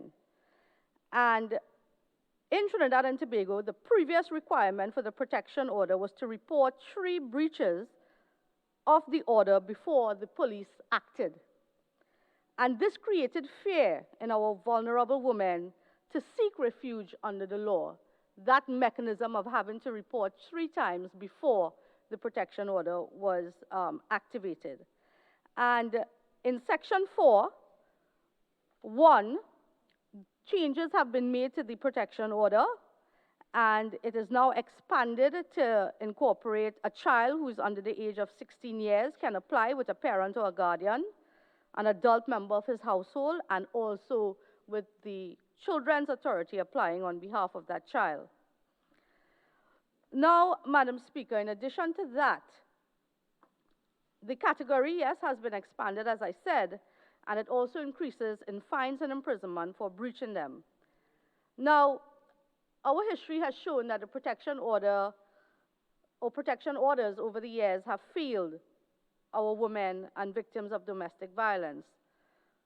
However, we can now see that the consultations that took place before it was taken into consideration, the results of those consultations were taken into consideration with respect to Section 4 of this Act. And so we have the children now being able to apply with guidance for a protection order. Now, in addition to that, Madam Speaker, we have the expansion of the adult in a residential institution being able to apply, and that is clearly categorized also. And the dependent, there's a clause there with the dependent, clause 7, where identified a police officer, a probation officer, a social worker, the children's authority, and a person who, in the opinion of the court, is acting in the interest of the child can also apply on behalf of that particular victim. Madam Speaker, let me also say that the AG, the Attorney General, in a Guardian article in March of 2020, because whilst we have identified and acknowledged the failure of the protection orders, and whilst we commend this piece of legislation here today in assisting further with the protection of our women against domestic violence, the AG in a Guardian article in March of 2020 claimed that in these amendments that we have before us, he would have included the use of the electronic monitoring bracelets, which will alert the victim and make the protection order much more efficient. However, Madam Speaker, in my perusal of this bill, there is no such clause which includes the use of the electronic bracelets by the perpetrators of domestic violence. And I want to ask the Attorney General or the member for Tobago East in her winding up to explain or clarify why we have the absence of the use of the electronic bracelets with respect to protecting women against their perpetrators of domestic violence. Madam Speaker, as you know, not too long ago, the Minister of National Security came to the House requesting and explaining that particular bill and the contract with respect to the electronic bracelets, the purchasing and all of that. And in a subsequent question in the Parliament, I was told, or we were told or informed by the Minister of National Security that very soon it would be implemented on those persons against whom a protection order was taken out. So I await the clarification because I think it's very important. This is part of the implementation of this legislation that is most necessary. And the only way that we will know if this legislation will work on behalf of women who are victims of domestic violence, that electronic bracelets will be a great help in terms of enforcing the protection order and alerting the victim when his or her perpetrator is close by. So I would like an update with respect to that. Madam Speaker, again, let me also say that the Minister of Health previously spoke about the root causes of domestic violence and what he thinks may have been some of the reasons that still exist. And I want to tell him that the economics of an individual is also very important. Many a time we see our women who have been labeled or even become murder statistics as a result of domestic violence. When you look at the background and you read the stories, it would show that in most instances these women or some of these women are not empowered properly to move away from that abusive situation. In some instances, we have women who are independent and who are working, and the economics are all well and good, but then they have children. And in their minds, it is that they need a two-parent home to ensure that these children are brought up properly, and therefore they stick with the abuse. And in developing countries, it is noted, and it can be seen, where women are still at a disadvantage with respect to the economics of a country. And I say this because many of the campaigns we have had over the years with respect to the direction from the United Nations and other global organizations, it has been more about equality for women in the workplace.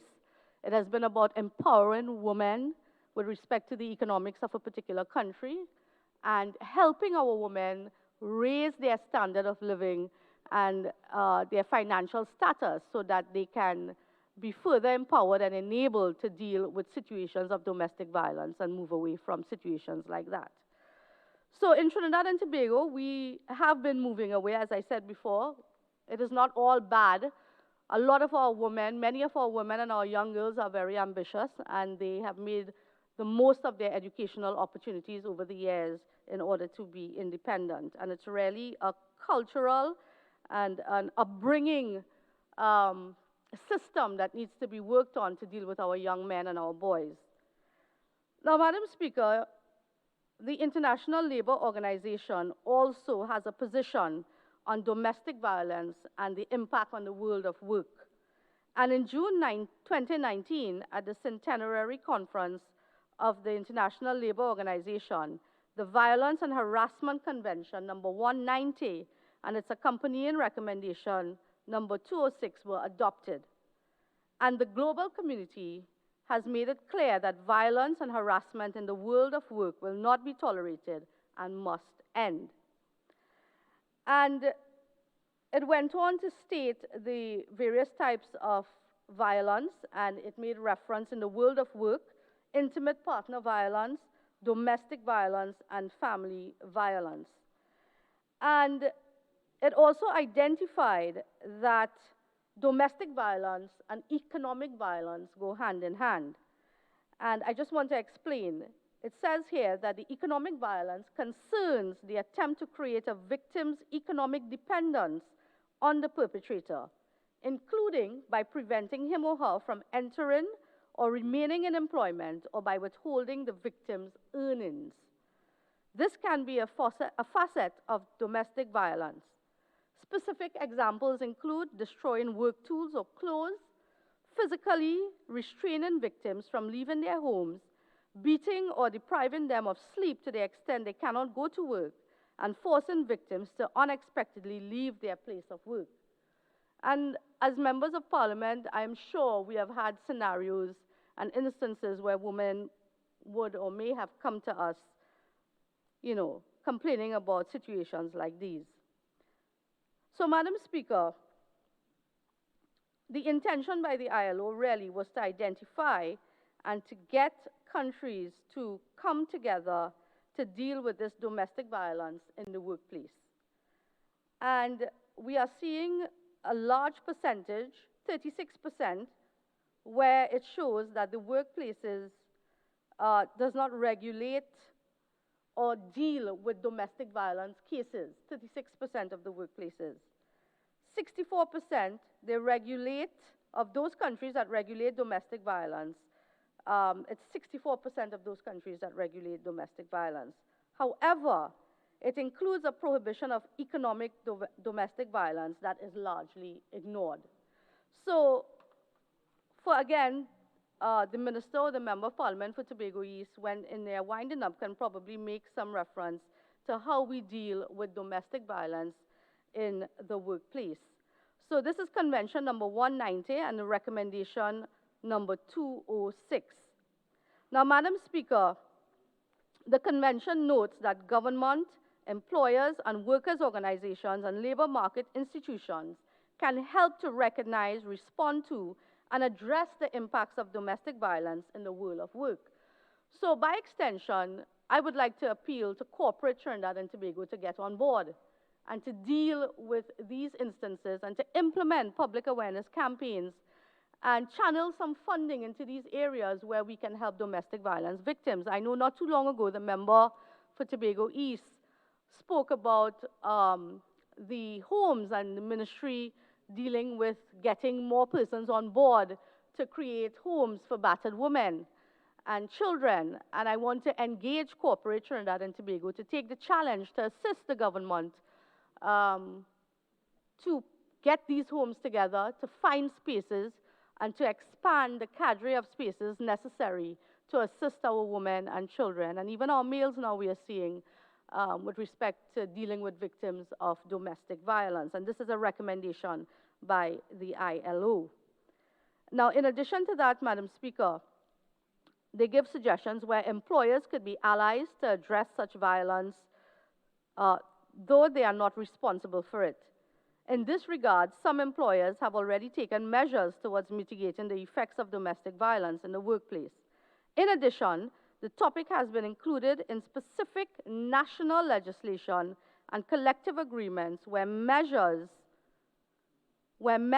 are most important in terms of implementing, and where victims of domestic violence have been established. So the Convention 190, I would urge the Attorney General to take a look at it, and again, to further see where we can assist with the necessary amendments here. But Madam Speaker, we are in support of this. As I said before, the work just didn't start and end with this particular government. It started a long, long, long time ago. And I want to commend the opposition leader, the Honorable Kamala Persad-Bissessar, for starting the work with respect to protection of our children. And I want to urge the government to continue to move in a direction that would at least see our greatest asset, which is the people of Trinidad and Tobago, properly protected. I thank you, Madam Speaker. Member for St. Anne's East.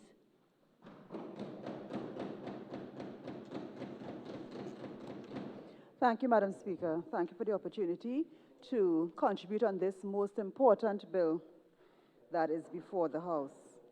Madam Speaker, we are debating a bill that provides additional protection for victims of domestic violence.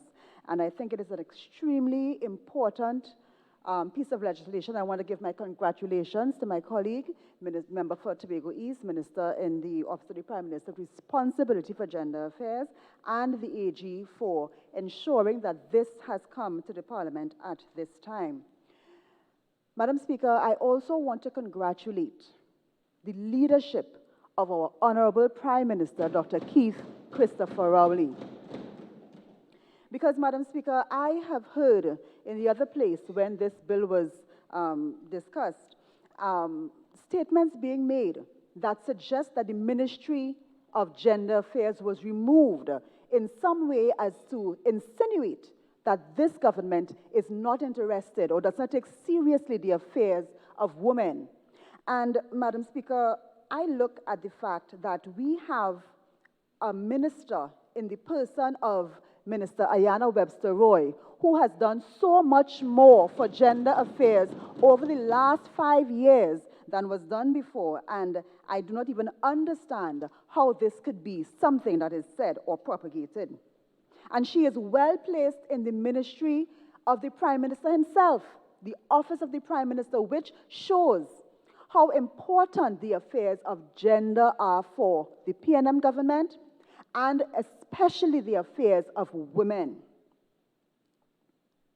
I know the statements about unfortunate things being said by politicians about women, but I want to thank God for a Prime Minister who has the fortitude to say to women in this country, who, as the member for St. Joseph rightly said, have suffered the worst end of the domestic violence stick. I want to thank God for a Prime Minister who has the fortitude to say to women, be careful who you engage yourself with, be careful who you take into your confidence, into your bedrooms, because that is the crux of the matter. As women, we must be discerning. We must look for the signs. And as parents, as a mother of 2 daughters, it is something that I say to my teenage daughters every single day, be careful. Look at how someone treats you. Look at the signs, because there are always signs that show us what is possible, both for men as well as for women. And so this issue is something that is very important, and I am grateful for a Prime Minister who recognizes that. I'm grateful for a Prime Minister who has led the charge to ensure that we have a child marriage bill passed in Trinidad and Tobago, and that protects our young girls from the predators that would prey upon them were this not so. And, Honorable Speaker, I say this understanding that we existed in this country with our first female Prime Minister for 5 years, and that did not materialize under that government. And therefore, it again shows a Prime Minister and a government that takes these issues of gender very, very seriously and ensures that we deal with them frontally. I want to again congratulate the Minister in the Ministry of the Prime Minister with responsibility for gender affairs. And I want to reiterate that there is a minister who is ensuring that these things get done, because it is under her stewardship that we will open the first state-owned and operated shelter for women and children. And this is something, a gap that has existed in our country for many years. And it has taken this minister and her hard work to ensure that we have reached to this point under the leadership of our Prime Minister. And that is something that I am very proud of. And the information goes that we should open another one very soon, and then another, and one will open, the first one for men and children. And so at the end of this whole package, we will be able to accommodate women and their children, men and their children. Again, a huge step for this country in terms of dealing with our gender violence issues and ensuring that we take frontal control of what happens with those who are so affected. So, Madam Speaker, I am very, very happy that we are at this stage in terms of dealing with the problem as it presents to us. The proof of the pudding is in eating. It is one thing to say we are interested and we are concerned. It is another thing to do the work that shows that we are committed to dealing with the problem as we have met it. And so we are here at this amendment of the Domestic Violence Bill. And it has been touted as seminal legislation dealing with current contemporary issues that are facing us in terms of gender violence, dealing with things as important as cyberbullying. And that is extremely critical, Madam Speaker, because we understand and we have seen evidence that even though people who are typing on a keyboard are not attacking us physically, even though their words don't have volume, they are doing wonders in terms of how it affects us emotionally and how women and children are exposed to violence via keyboard. And so including those types of contemporary considerations into this legislation is exceptionally important. We have just come through a period where we could not interact physically. However, our social media presence and that interaction took such prominence that it is important to recognize that that has been considered. And I'm very glad for that, because we see that level of cyberbullying and its effect on many people, and recognizing that it is an important contributor in terms of violence between genders, that is extremely critical. It is acknowledged that women have suffered the bigger end of the stick with respect to domestic violence. And the member for St. Joseph gave us some historical information that showed why this is so, why it is learned behavior and so on. So while this law provides for the protection of men, women, and children, I, as a woman, I am very happy to see the wider net of protection spread for women, because this has been something that has affected us very, very deeply. Madam Speaker, I want to indicate that the root causes that we have been looking at in terms of dealing with the issue at the source, it is one thing to put the plaster on the sore. This is what we have, and we have to deal with it. And the legislation is ensuring that we do that. But I want to bring to the fore and put it into public discussion the deeper issue of the relationships between the genders, the relationship between men and women. We have spent decades dealing with the issues of women, and I am not at this time saying that there's nothing more to deal with. But the fact is, the emphasis on women and their development has led to a different relationship dynamic, and we must face that squarely. In Trinidad and Tobago alone, it is clear that we have our girls outperforming our boys. It is clear that this is going to, it has, and it is going to contribute further to the inability of both genders to deal with each other in terms of relationships. We have a societal norm where the man is the provider and the woman is the subservient one, and that has been changing significantly. And Madam Speaker, I don't know that we are paying enough attention in terms of our homes and our parenting, our churches and so on how we deal with that dynamic, because it is causing a lot of friction. It is causing men a lot of problems in how they deal with women, and also women in how they deal with men. And I want to bring that into the public discussion in terms of how we as parents, and I'm saying it because I am also a parent of two girls and a boy, and I look at how the parenting differs. And I listen to when my girls tell me that I parent my boy differently, and that it feeds into a societal norm that allows them to get away with more. And my girls are very assertive, and is a typical young woman. And therefore, how do we, as parents, how do we in the church, how do we in the schools frontally address that we have a difficulty here that can lead to violence? Because once friction is allowed to take place, then what can happen is that we lead to this level of violence because men do not feel as though they have the dominance that they're accustomed to having, and women feel that they are independent, and therefore, sometimes it throws respect out of the door. And I'm not speaking about respect for men, I'm talking about respect for person. So we have to look at this situation very seriously. We have to admit that there is a dynamic that has changed. And I make a call today for us, as we are dealing with the legislation that deals with the outcome of that problem, but the source of it is very, very important, Madam Speaker. And I want to make a call to our parenting groups, our NGOs, to our churches, to take a look at what we can do to address that situation.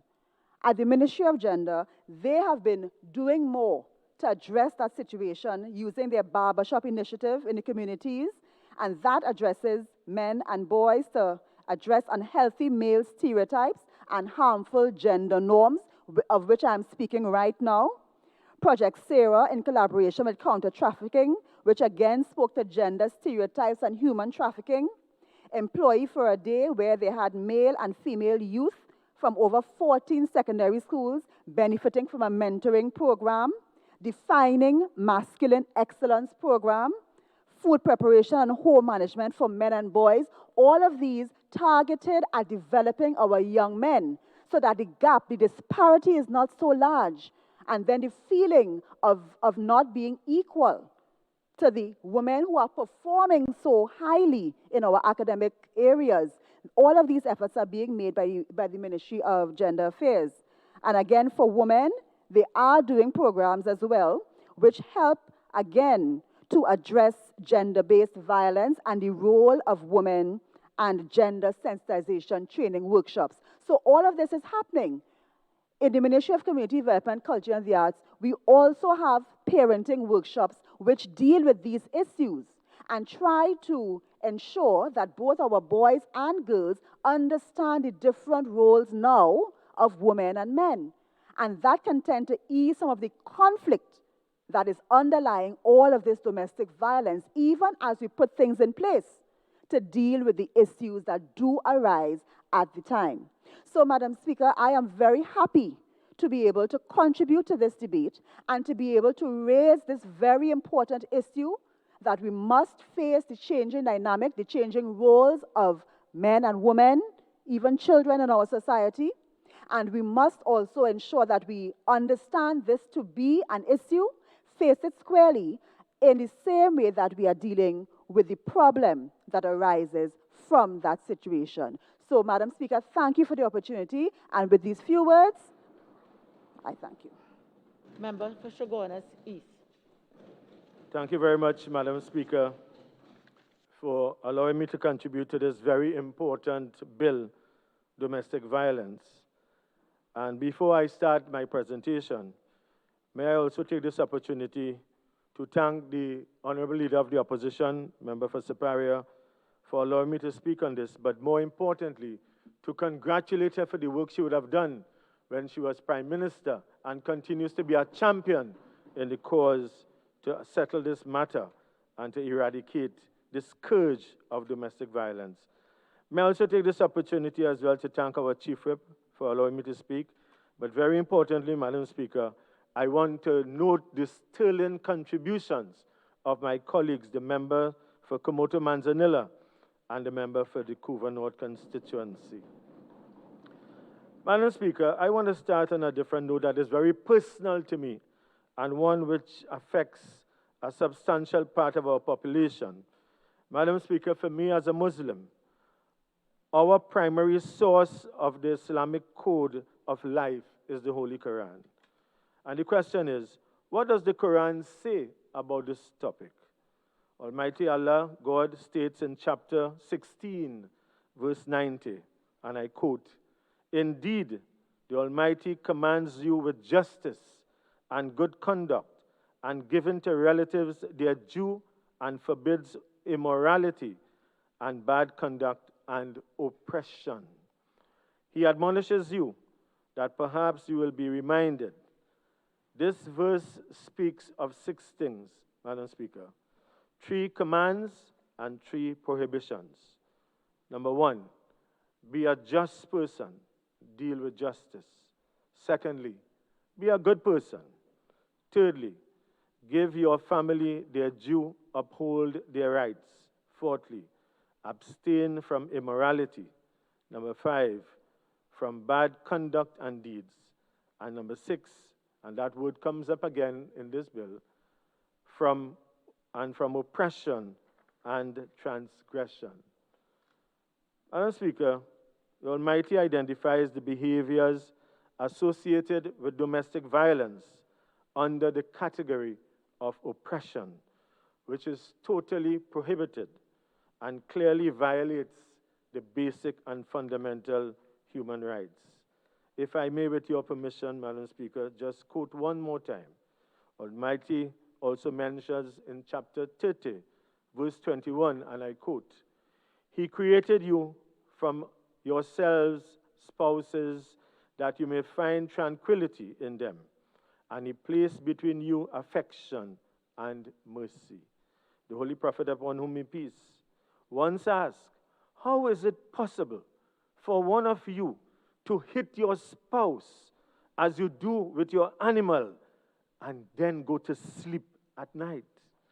How could a relationship, which the Almighty says is based on love and mercy, be characterized by the vicious abuse meted out to animals, of which Islam and the Holy Prophet, upon whom be peace, openly condemned?" He has also set the standard for the treatment of one's family by saying, "The best of you is the one who is best to one's family." Madam Speaker, in treating with domestic violence, we must also focus on the protection of the family. That structure of the family, rather than seek to dismantle it, we should seek to strengthen it. Madam Speaker, the purpose of this bill is to amend the Domestic Violence Act, Chapter 4556, to provide for emergency protection orders and for related matters. However, we must not forget the proverb that is very relevant. Prevention is better than cure, which ideally means that it is better to try to keep a bad thing from happening than it is to fix the bad thing once it has happened. Madam Speaker, similar debates have taken place at the legislative level. For example, not only in Trinidad and Tobago, but as mentioned recently in the House of Commons, as recently on the 29th of April 2020, and I quote, "If we really want to eradicate domestic abuse, however, we need more than mitigation, we need to prevent it." Madam Speaker, my focus will be on three things and three exhortations. As a parliament, it is my view we must, number one, condemn domestic violence and do everything possible to prevent this plague. Secondly, we must provide the necessary safeguards for survivors of domestic violence. And thirdly, we must bring to justice the perpetrators of domestic violence. Madam Speaker, we would have heard some statistics today in the presentations of my colleagues, but I think it is important for me to repeat them so that the national community will see the importance, the significance, and how impactful this scourge of domestic violence is in our society. Madam Speaker, the alarming incidents of senseless violence and terror against women, children, and men must be resisted on all fronts, both in and out of this chamber.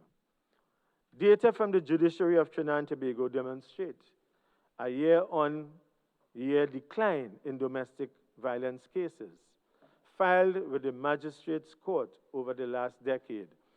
But this cannot be counted as a success story. We would have heard from the member for Tobago East as well, the most recent figures given up to April of 2020. Domestic violence cases, though moving in the right direction, are sometimes underreported. If I may just give a snapshot about the number of domestic violence cases filed in the Magistrate Court, 2011-2012, 11,627. 2012-2013, 11,382. 2013-2014, 10,389. 2014-2015, 9,284. 2015-2016, 8,816. 2016-2017, 8,525. 2017-2018, 8,232. And 2018-2019, 7,519. Madam Speaker, members both here and in the other place would have referenced the 2018 Inter-American Development Bank National Women's Health Survey for Trinidad and Tobago, which estimates that almost 1 in 3 women, would we believe that? Almost 1 in 3 women face some form of domestic violence from ever partners throughout their lifetimes. Madam Speaker, permit me the opportunity to cite a few critical data points from that study, which will demonstrate significant levels of underreporting by victims of domestic violence in Trinidad and Tobago. So that while we may have those recorded statistics, they are statistics that do not come to us officially, but which some of us who live in the community or who attend our various mosque temples and mandirs or in various NGOs would know of, but people are continuously afraid and scared to report these matters. Madam Speaker, the study reveals that over 100,000 women in Trinidad and Tobago between the ages of 15 and 64 are estimated to have experienced 1 or more acts of physical and or sexual violence perpetrated by male partners. However, Madam Speaker, 69% of women survivors who experienced physical or sexual partner violence did not seek help from any organization or support agency. However, among those who sought help from an agency or person in authority, 26% sought assistance from the police, 8% from a health agency, 6% from the courts, and 3% from social services. But less than 1% of survivors of intimate partner violence use the National Domestic Violence Hotline, 800-SAVE, and 1% use domestic violence shelters. Madam Speaker, the majority of women survivors of intimate partner violence who received assistance were helped by their parents, 13%, by the police, 12%, and by friends, 11%. It is against that context, Madam Speaker, that we must not celebrate what appears to be a decline in domestic violence cases filed in the magistrate court over the last decade, as a significant population of our women survivors, who make up the largest population of domestic violence victims, are not, as I indicated, reporting these matters to the authorities. Madam Speaker, the bill before us today primarily treats with protection orders, widens the scope of who is a respondent, expands the parameters of who can report acts of domestic violence, and strengthens the mechanisms of the National Domestic Violence Register. However, Madam Speaker, the bill does not, in my view, address the systemic root causes of domestic violence. In 2018, the United Nations Women commissioned a study on gender-based violence in Trinidad and Tobago, which defined the causes for and risk factors of intimate partner violence at the individual, relationship, and community or societal levels. Madam Speaker, at the individual level, persons who have a childhood history of witnessing or experiencing intimate partner violence between parents or close family members, childhood sexual abuse, and for men, harmful substance abuse, are all related to all forms of intimate partner violence, including physical, sexual, and emotional violence and controlling behaviors.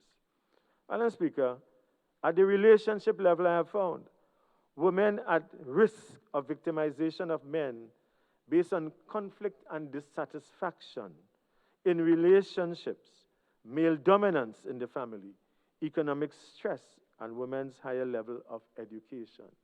And we have seen and we have heard the figures recently that within this period of COVID-19, where so many persons are unemployed and find it difficult to cope with the stress and the stressors of life, have increased and turned to domestic violence of one form or the other. Madam Speaker, at the community or societal level, gender inequitable norms are linked to the beliefs of connecting manhood to dominance and aggression, and indirectly promoting what? Low social and economic status for women into notions of submissions. Madam Speaker, Clause 7, Part A and G, in determining whether or not to impose one or more of the prohibitions of directions specified or directions specified under Section 6, the court shall have regard to the following. A, the nature, history, or pattern of the violence that has occurred, and whether a previous protection order or interim order has been issued.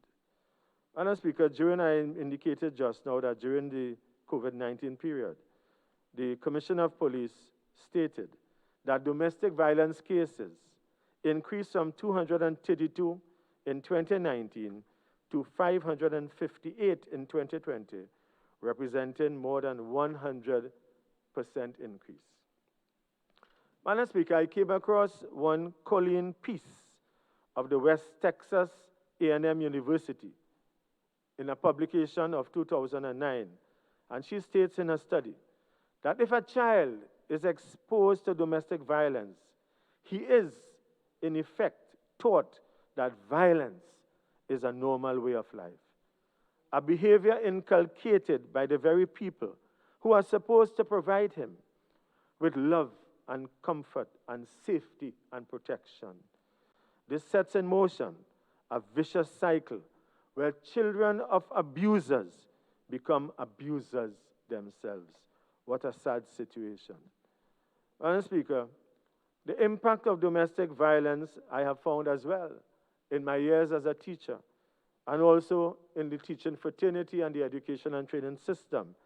I have found that domestic violence has had an impact, a negative one, on student attendance at school, and therefore has increased the dropout rate of these students, the performance of children at school, their graduation rate, and their career path, and to a larger extent, impacted by this, their participation rate in the labor force.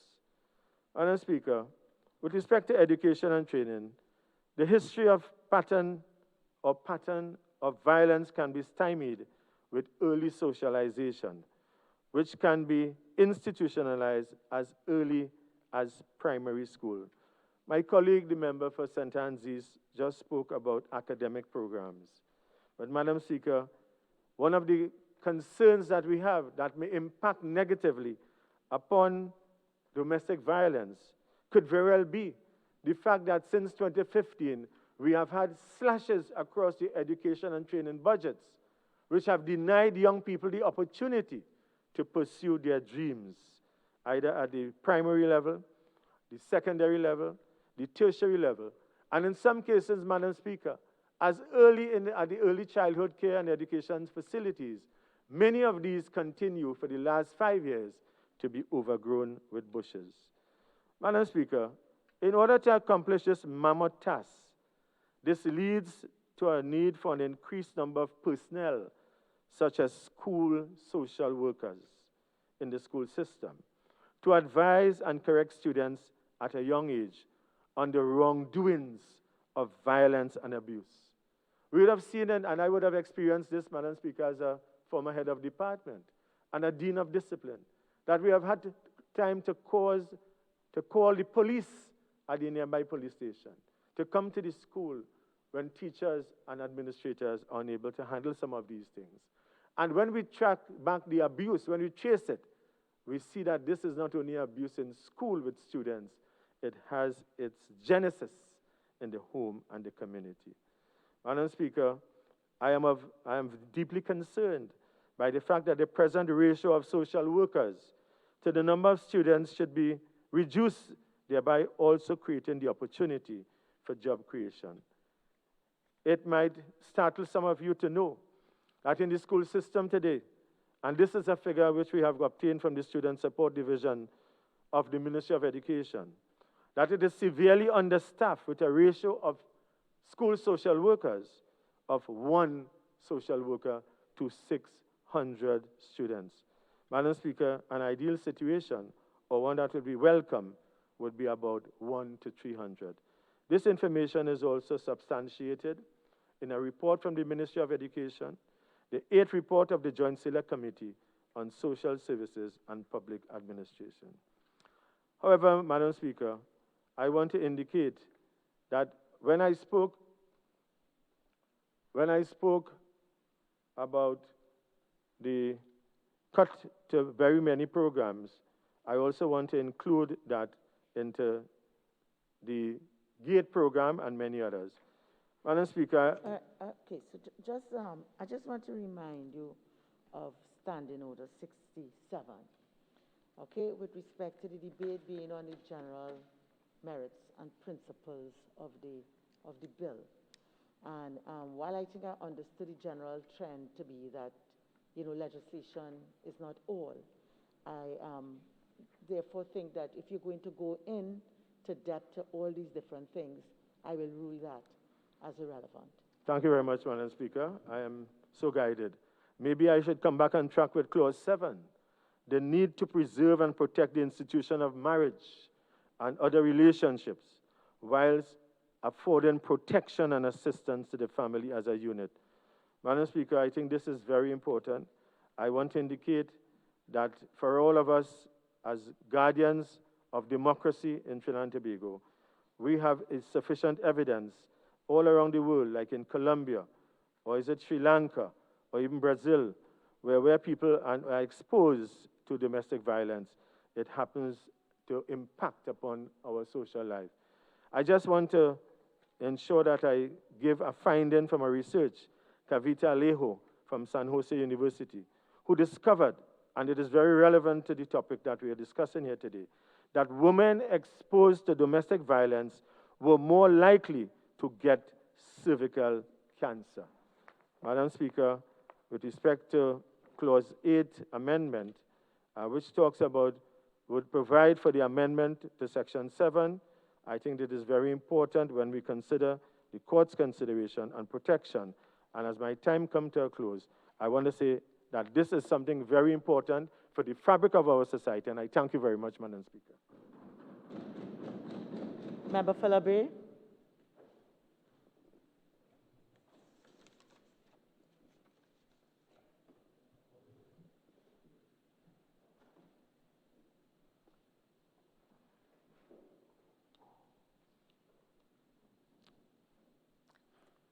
I want to thank you, Madam Speaker, for allowing me to contribute to this debate on a bill entitled An Act to Amend the Domestic Violence Act, Chapter 4556, to provide for emergency protection orders and for related matters. Madam Speaker, this is my first contribution in this hallowed chamber, and I wish to thank the Prime Minister. And I wish to thank the Honorable Prime Minister, Dr. Keith Rowley, for returning the Parliament to its rightful home after 8 years and for giving members like myself an opportunity to make our contributions here before our term of office ends. Madam Speaker, as can be seen from the large number of members carded to speak today, we know that this topic is one of immense public interest. This bill is being widely debated here, in the media, on radio and talk show programs, out on the streets, out in the bars that are now open everywhere. Many of my colleagues, both in this House and other places, and even some well-known local personalities, they have spoken about experiences of domestic violence in their personal lives.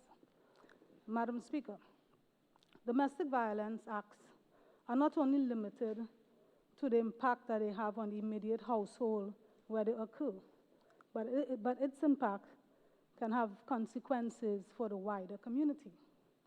As a representative, I had to deal with a tragic case in my constituency in 2018.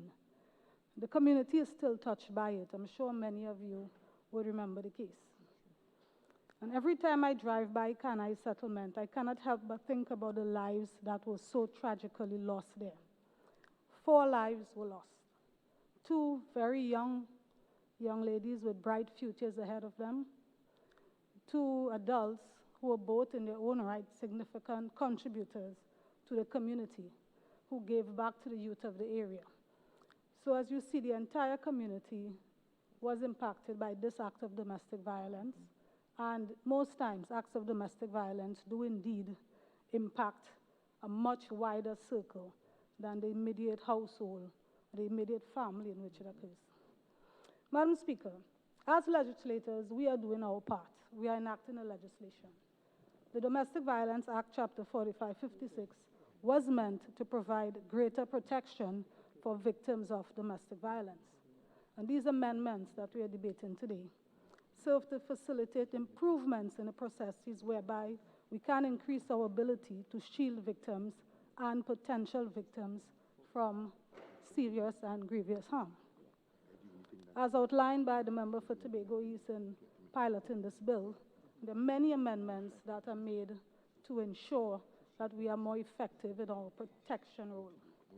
Clause 4, expanding who can apply for protection order on behalf of adults and children.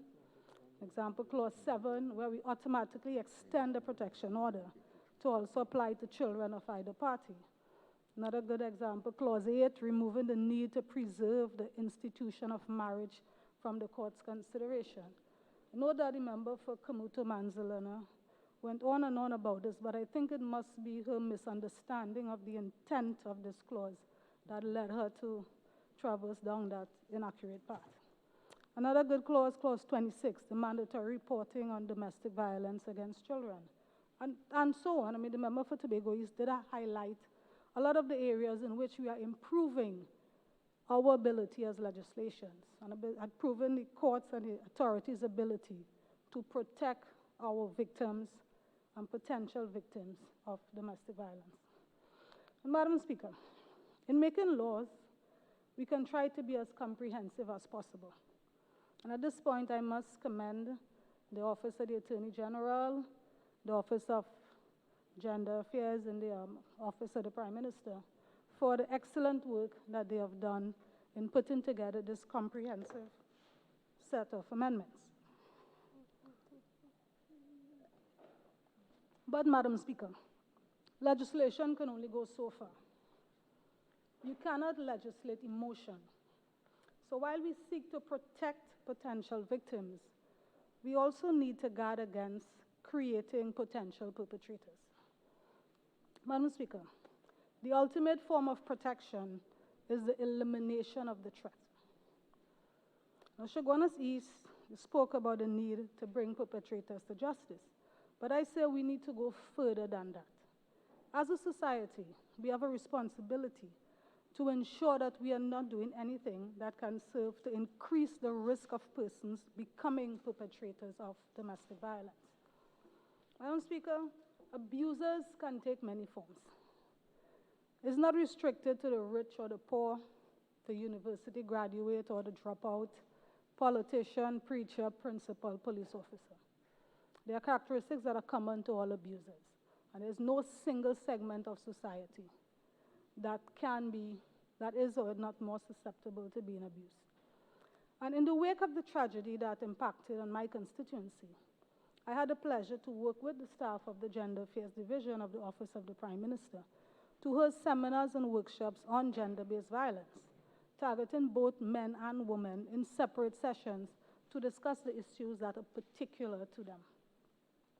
We reviewed signs, red flags that you can pick up in unhealthy relationships that point to the potential for violent incidents occurring. These were in the gender-based violence sessions targeting at women. We also had other sessions targeting at men. There were the barbershop sessions. The member for St. Anne's East would have spoken about many of these different types of programs that are organized. In these barbershop sessions, we address how boys are socialized and discuss some of the coping mechanisms that are available to men in dealing with their emotional expression. This was men speaking to men about their issues. Commuter Manslerner seemed aware of these type of programs when she made her contribution, despite all the time she would have spent in the previous incarnation of that ministry. And Madam Speaker, we all know the role that upbringing plays in a person becoming an abuser. And there are many social programs out there about parenting, raising boys and men to help us socialize our young people into a particular behavior. We have many different types of organizations that we can seek for help. Apart from parenting sessions organized by Social Development Ministry, Community Development, and Gender Affairs, we have groups such as police youth clubs, clubs such as Scouts, Girl Guides, football clubs, and other sporting clubs that can play a role in reinforcing or supplementing the value system that we teach in our homes and we want in our society. Football clubs and sporting and team sports clubs in particular can be used to reinforce positive behavior in our youth. We have a large prevalence of single-family households, and there is a lot of concern about the support systems that single mothers have at their disposal in raising young men. Now, our young boys, many of them, they may not listen to mommy or miss at school. But one thing I have observed from my working with the youth in my community is that young boys in particular, they listen to coach man. So if we can get coach man, whether it's a football, coach, basketball, if we can get coach man involved in reinforcing the lessons that they learn in the home, in teaching, not just on the field of play strategy, but off the field behavior, then they can be vital contributors in helping us to develop our young men into the positive behaviors that we would like to see. Madam Speaker, while we have the family structure and all these groups and mechanisms available to us to mold our young men, there is one growing segment of our male population who are being raised in an environment that reinforces quite the opposite. Madam Speaker, I'm speaking about our young men who are incarcerated. Madam Speaker, we have hundreds of young men in the prison system, from UTC to remand yard to the convicted sections. We have young men who are spending their formative years not out here in the real world, learning about relationships and how to deal with rejection or infidelity within the supportive environment of their family and peers who can support them. But rather, they are being raised in an environment which frowns on weakness and vulnerability and discourages the expression of candid emotions and intimacy. Let me just stop and make a disclaimer right here before I wake up tomorrow morning and see the wrong thing reflected in the media. I'm not saying that persons who have been incarcerated are likely to become perpetrators of domestic violence. I'm not making that generalization. However, I am highlighting an issue that needs to be addressed within our prisoner rehabilitation system. Prison culture can promote a kind of hyper-masculinity in which force and domination are glorified as essential components of personal identity.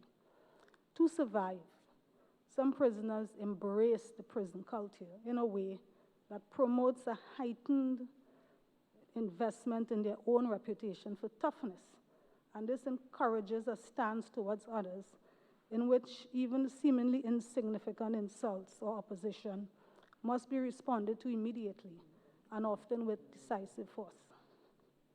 Madam Speaker, when a prisoner embraces these values too fully to help them cope in that situation, that can create, leaving them an enormous barrier to meaningful interpersonal contact on the outside world.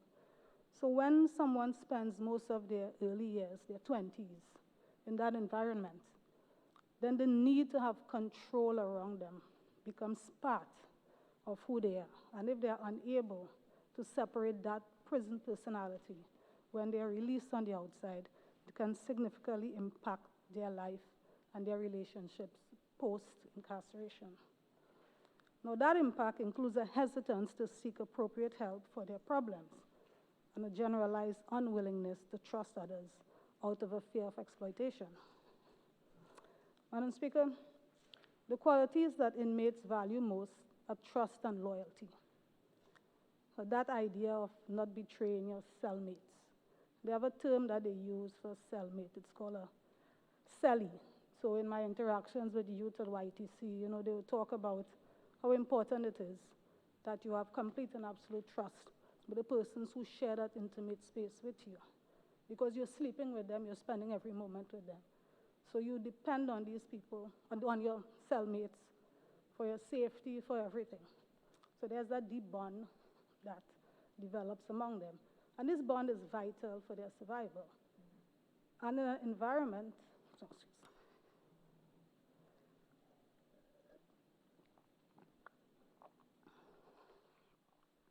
so these bonds are vital for the survival. And in that environment, a former inmate will carry this deep sense of trust and importance and loyalty into their relationship.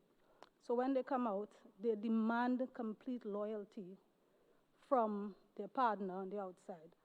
And any variation from that would be intolerable and would elicit a more severe response.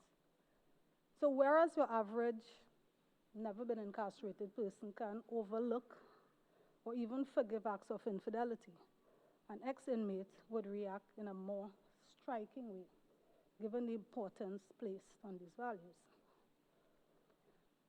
In a December 2001 paper on the psychological impact of incarceration, implications for post-prison adjustment, the author Craig Haney of the University of California, Santa Cruz, identified this behavior as follows, and I quote, "It can lead to what appears to be impulsive overreaction, striking out at people in response to minimal provocation that occurs particularly when persons who have not been socialized into the norms of inmate culture, in which the maintenance of interpersonal respect and personal space are so inviolate. Yet these things are often as much a part of the process of prisonization as adapting to the formal rules that are imposed in the institution, and they are as difficult to relinquish upon release, end quote. So, Madam Speaker, I raise this to remind us that the psychological costs and pains of imprisonment can serve to impede post-prison adjustment. And given the growing number of young men we have serving periods of incarceration, during their vulnerable years, their formative years, when they are learning, not only developing their own, when they're learning themselves and they're learning relationships, to have them exposed to prison life, to have them socialized in this environment. And then when they are released without any form of attention being placed on re-socializing them, rehabilitating them, they come outside and they interact with all of us, and all the efforts that are being placed in the administration of justice, where we are seeking to reduce the time in remand, and certainly trying to get more persons out of the system. We have an increase in the number of persons being released, but if care is not being taken to ensure that when they are released, that they understand the transition between prison life and life on the outside, the norms in society, the things that another person outside the system would have experienced, and the way we have learned to deal with intimate partners in relationships. Unless some effort is placed at properly socializing them for release, these persons will re-enter our society, engage in relationships, and they would not necessarily have the support system that would guide them along the way in how to treat with the norms that everyone else experiences in relationships. So we therefore need to ensure that implementing measures to reduce the incidence of domestic violence, we don't neglect our incarcerated population. Special attention needs to be paid to them and support mechanisms established to help them readjust to life on the outside. Madam Speaker, before I conclude, let me repeat what I said earlier. We cannot legislate emotion, but what we can do is provide legislative framework to protect the vulnerable and the social framework to reduce the likelihood of creating perpetrators. So once again, let me commend the Attorney General and the Ministry of Gender Affairs and the Gender Affairs Division of the Office of the Prime Minister for developing this legislation. I urge all members of this House to support this. It is good legislation. And before I take my seat, let me say a thank you to all members of my staff who would have worked with me and supported me over the past 5 years. And we did a lot of good work together, and I have no doubt that we made an impact on the lives of many persons within my constituency. To my soon-to-be former constituents, it has been a pleasure serving you. While I'm not returning as your Member of Parliament, I am not going anywhere. I live in the constituency, and I do intend to continue some of the initiatives that I have started. My commitment remains to my community. So, Madam Speaker, with this brief contribution, I thank you. Member for Faizabad. Thank you very much, Madam Speaker, for the opportunity to speak on a critical piece of legislation to protect the vulnerable in our society from the scourge of domestic violence, namely an act to amend the Domestic Violence Act, Chapter 4556, to provide for emergency protection and other matters. Madam Speaker, allow me the opportunity as well to congratulate my colleagues, the members for Komoto Manzilina, Couva North, Shogona seats for their valuable contributions. And I also want to say to the member for Lebre, who is my neighbor, lives on the other side of the street in my constituency, that you're very welcome to continue working together. Madam Speaker, Madam Speaker, it gives me a particular joy to speak on this issue today, since it was just over 1 year ago, on the 22nd of March 2019, that I had the privilege, on behalf of my party and with the support of my political leader and the member for Siparia, the Honorable Kamla Prasad Bisesa, widely recognized as a champion for women and children, and I was able to pilot a motion on Private Members' Day dealing with the protection of our nation's women against violence, especially the issue of domestic abuse. So, Madam Speaker, I am very happy to be here today to contribute to this bill, and I note that there are several measures which will no doubt address issues that were raised in that debate regarding domestic violence. Madam Speaker, I want to agree with the member for St. Joseph who said that this is not a quick fix. And in truth and in fact, if we look at the issues of legislation starting from 1991, then 1999, and now 2020, we've had over, that's a long number of years in terms of legislation. But I'm sure we all agree here in this parliament that we still have a big problem with domestic violence, member for Tobago East, and it is something that we still need to tackle. And I agree with all of the speakers here today who are saying that legislation is but one part of treating with this issue. So, Madam Speaker, this bill is, Mr. Deputy Speaker, as I welcome you, this bill is timely. In fact, you know, Mr. Deputy Speaker, just as I was preparing my presentation last night, and after this bill was debated in the Senate on Monday, with so much public coverage, you know, I was astonished to hear on the CNC3 report of the arrest of a man by the Oropouche police for beating his wife and son in what appeared to be an issue of domestic violence.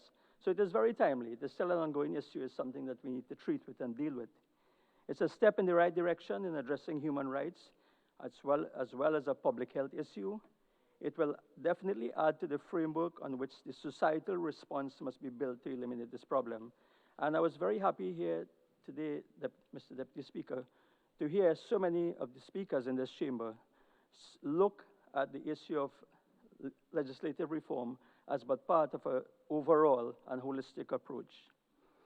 So, Mr. Deputy Speaker, this and other legislation will only help women if accompanied by the resources and other support measures that are required to make it work, and I'll say a little bit about this later. But I just want to say that it is definitely worthy of our support on this side, and we have every intention of supporting this bill. Mr. Deputy Speaker, as a medical practitioner for some 36 years, and as a specialist dealing with women's health issues, this problem is especially troubling to me. And, you know, just as an example, I remember very clearly, Mr. Deputy Speaker, a situation where an abusive husband whose wife left him because of domestic violence, turning up in my office with another spouse who seemed completely oblivious to his problem. And, you know, I wondered whether this new relationship would be any different. And I make that point because I want to go on to make a point about the issues, and especially the mental issues relating to domestic violence. And, Mr. Deputy Speaker, at the outset, I want to say that although men and children are also the victims of domestic violence, I will focus mainly on women as being the victims in this regard.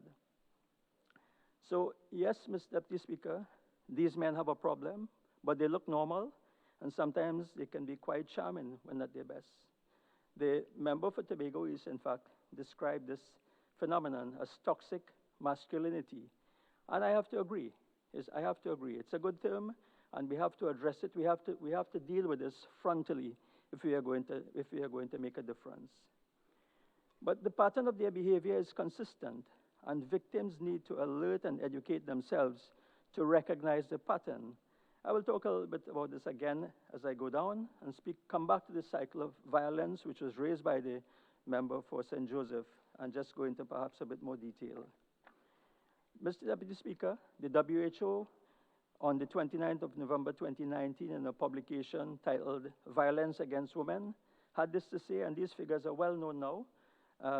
Worldwide, 30% of women have been in a relationship. Who have been in a relationship report that they have experienced some sort of physical or sexual violence. Globally, as many as 38% of murders of women are committed by a male intimate partner. Very frightening statistic.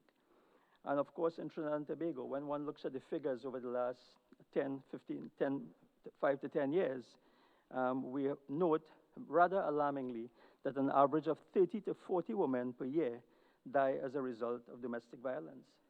Indeed, Mr. Deputy Speaker, in my own constituency of Faizabad, the family of Gabriela Dubari is still in mourning from her untimely death at the hands of a violent ex-spouse. Her 8-year-old son spent Mother's Day last month with no mother and could not spend Father's Day Sunday gone because his father is currently in prison. So what a terrible tragedy, Mr. Deputy Speaker. And I use this example just to illustrate the tremendous effect that this kind of violence and the effects of it have on our society. So, Mr. Deputy Speaker, and again, the figures were quoted by the member for Tobago East in moving the bill, but reports indicate, as of March this year, that 15 women have been killed. 10 of those women have lost their lives in domestic situations. But, Mr. Deputy Speaker, that number does not include the most recent death of Trisha Allison Ramsaran, who was killed by her husband just a few days ago on June 9th. And this story has a lot to say, Mr. Deputy Speaker, about the victim. And I want to quote from a report on this particular incident by Sasha Wilson on June 16, 2020. And I quote her co-worker, Julia Batiste, who had this to say at the funeral, and I quote, "I am saddened, grief-stricken, broken-hearted, because I have worked with Tricia for 12 years on a day-to-day basis at Modern Caribbean Enterprises Limited. We were more than friends. We were like sisters, like family," sobbed Batiste. She went on to say, "However, Ramsaran never confided in her about her domestic problems because she may have not liked her advice." These are important points. We are saying here that those who can help, who are in the best position to help, are not able to do so. Sometimes they're afraid to interfere, in what might appear to be a domestic issue, and that is something that we need to take note of. She said, although she never saw any bruises or marks on Ramsaran's body, Batiste said she knew something was wrong. So it means that those who are close to victims know that something is wrong. Remember you mentioned that there may be no physical bruises or marks, correct? But the mental pain sometimes comes out in the relationship, and this is very important. She also had a message. This is a friend now talking after her friend had died under very unusual, unfortunate circumstances.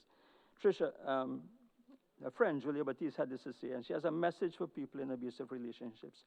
When you see the signs, get out of it. Don't cover it up. Talk to persons, and being that humble and that willing, that forgiving, that is how Tricia was. She was humble and forgiving, and it cost her life. So, Mr. Deputy Speaker, very, very important.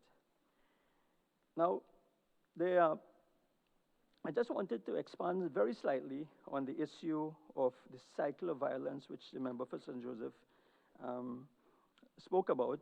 I would not have had enough time to go into it, but I think it's important. And this message really is for women who are in abusive relationships to understand. I mean, we have a lot of clauses in this bill. I mean, there are many good clauses that we support, but again, it's important for victims and potential victims to understand. And we talk about the three phases. We talked about the tension building. We talk about the explosion, which is the acute battering. And we talk about the third phase, which is the absence of tension. It's also called the loving respite, reconciliation, or the honeymoon phase. So there's certain aspects here, and this is based on a study in the US which looked at over 5,000 women. But it dwells a bit into the psyche of what happens in an abusive relationship. So I just make a few points here, Mr. Deputy Speaker. With reference to love, domestic violence often occurs in a relationship in which at least one partner loves the other. This partner wants things to be all right again and does not want to lose the other person's perceived love. Hope is another factor. The abused partner wants to believe that the batterer's promises made during the honeymoon periods will go away. It will come to truth. Fear is a powerful factor. Fear, the children, they may lose the children. They may lose the means of survival, economic factors, and so on. And this study went on to say that the most dangerous time for battered women is during attempts to leave the relationships. This is shown here by the studies, Mr. Deputy Speaker.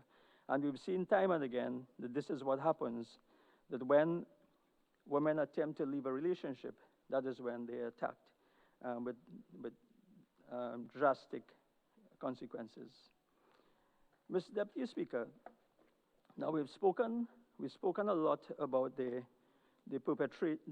victims, but I also think we have to focus a bit on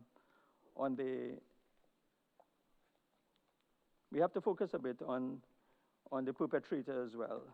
And the same when we look at the report of the same incident, and I confess wife killer in court today, the gentleman who killed his wife, you know, he went to the parents' home and he told the parents that he had done the act. He went to the police and he confessed. So it shows that, you know, there's something going on here. It shows that he would have, you know, regretted the act.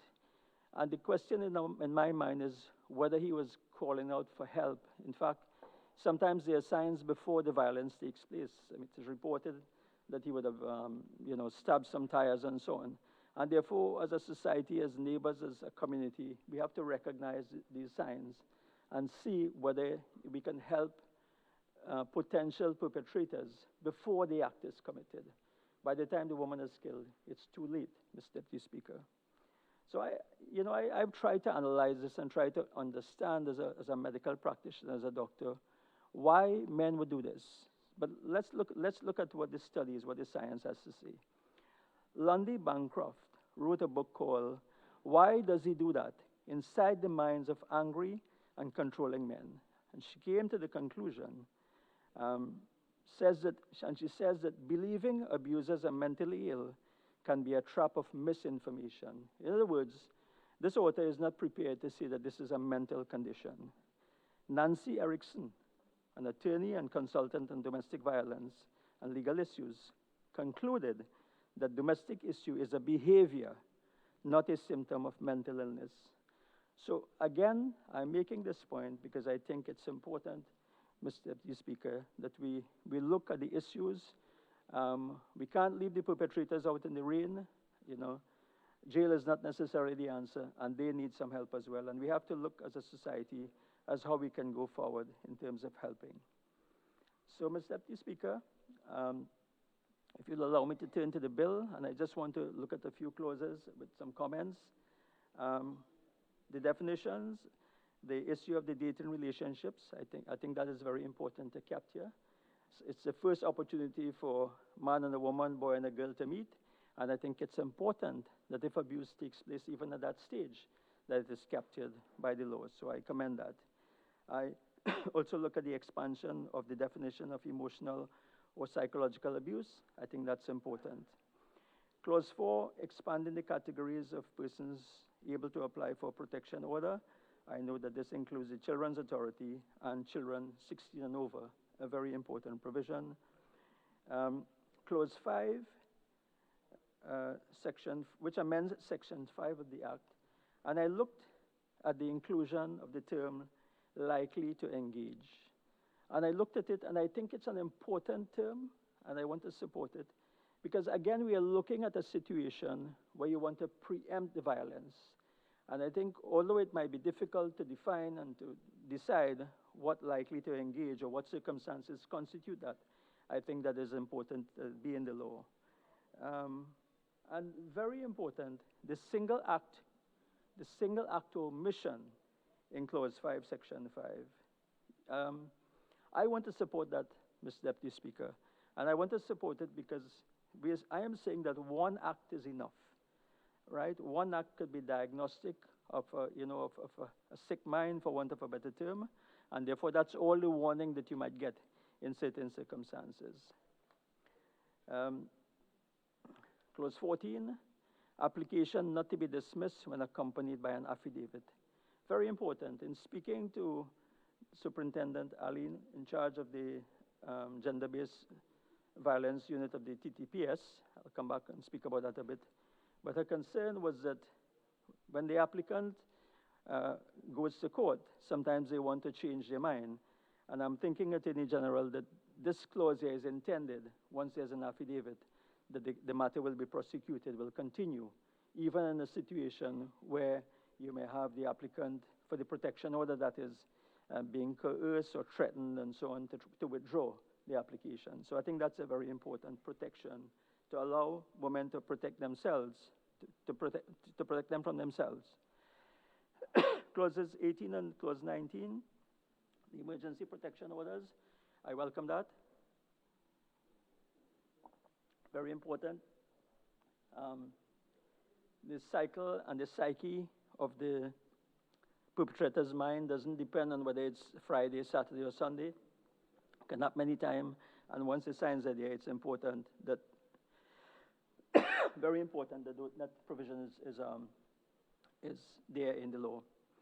The National Domestic Register, Violence Register, very important provision. I believe that my colleague Senator Amin would have made a plug for certain safeguards in the Senate debate, which I looked at. I'm happy to see that many of them are included here. The question, though, is what is to be done with this information, and perhaps the AG is winding up, may want to speak a bit more about this. There's also the question of police officers, and I say this with the greatest of respect, because I know the majority of the officers will not fall in this category, but there's also the issue of police officers who are respondents, who may be respondents or defendants, and their access to this domestic violence register and how that will be controlled. There's also an issue, and I just want to throw this out for public debate because it's important. It's important. There's also the issue of the information not being made public, Attorney General. And whilst I understand that, I just want to throw out a scenario where couples who are getting engaged, the same way they go to a church, depending on your religion or a temple or a masjid, for counseling and to ensure that they have a compatible relationship with their partners. Would it not be something, where, and sometimes as well, some couples decide that they will screen themselves for sexually transmitted infections and so on. But the point I'm making, would it be something that if couples, can have access, and I say this again just for consideration, in other words, if they can have some idea of whether their partner is actually, is on this register, would have had a history. I throw that out in passing just for thought. So, Mr. Deputy Speaker, this is progressive law. As I said, but what makes domestic violence legislation more effective? And a lot of what was mentioned of that. And as I close, I just want to draw the attention of members to an important document. It's called Pathways of Women's Empowerment, What Makes Domestic Violence Legislation More Effective. And it's an October 2011 publication, which was funded by UK Aid. And they looked at various aspects of what is important. And they talked about 4 key policy messages. But one of the things that stood out, and is again something, if we are serious about protecting women, we have to go all the way, Mr. Deputy Speaker. And one of the measures forwarded in this document is to guarantee the maintenance of their jobs for up to 6 months when they need to stay away for safety measures. So it's something that a government may want to look at, Mr. Deputy Speaker. As I come to the end of my time, I just wanted to close by saying that to support my colleague who spoke about the need for education in primary schools, and to call on citizens to mind your neighbors, your friend, your co-worker business. It's important. You might save their life. And I, tell the victim, run far, do not turn back after the first blow. And Mr. Deputy Speaker, I ask that these matters continue to be prosecuted in the public interest and that we do everything in our power to protect the women in our society. Thank you very much, Mr. Deputy Speaker. I recognize the member for Port of Spain North, St. John's West. Thank you very much, Mr. Deputy Speaker. Mr. Deputy Speaker, it's indeed a privilege to be allowed the opportunity to join the debate on such an important piece of legislation as we come to the end of the life of this Parliament. Mr. Deputy Speaker, domestic violence is real. Domestic violence is very prevalent, and I use the word very carefully, very prevalent in Trinidad and Tobago, and arguably in all countries, but today we're focused on Trinidad and Tobago. Domestic violence is not defined by race, by class, by religion, or by societal status. In fact, I have been seeing throughout my term on opportunities to speak at gatherings where the discussion is about domestic violence and gender-based violence and violence against our women and our children, that as a society, we need to rethink things respectfully, because there are many who hold themselves out as leaders, as exemplars, and walk in very hallowed corridors in our society, who are not the victims, they are victims as well, but actually who are the perpetrators of violence against women and children. And I've said very often that we as a society should take a look at ourselves, do some introspection, and how we deal with those persons, how we interact with them, should send a signal. And I want to put that on the Hansard here today, that I am an advocate for us not protecting the perpetrators of violence against women and children, for us not greeting them in public as though they should hold the high offices that some of them may, and a lot of them are ex-office holders, but rather we should call them out. And they may need help. They may need the psychological help that some of the previous speakers spoke about. But as a society, I call upon us to reflect on it, to think about it, and how do we treat these persons. And this piece of legislation here today, I'd like to join the other speakers in complimenting and commending the Attorney General and the Minister in the Office of the Prime Minister, Minister Webster Roy, because this legislation is important legislation, and it pushes us in the right direction in dealing with the scourge that is domestic violence. Not strangely, not surprisingly, I heard all of the speakers on the other side start off their contributions by praising the absent member for Siparia, the leader of the opposition. One of the members even made the mistake of calling her Prime Minister, God forbid, and trying to give her accolades for this piece of legislation here today. That is misleading. They may have their own reasons for why they did it, but I want to put on the record here today that this legislation is the work of this administration.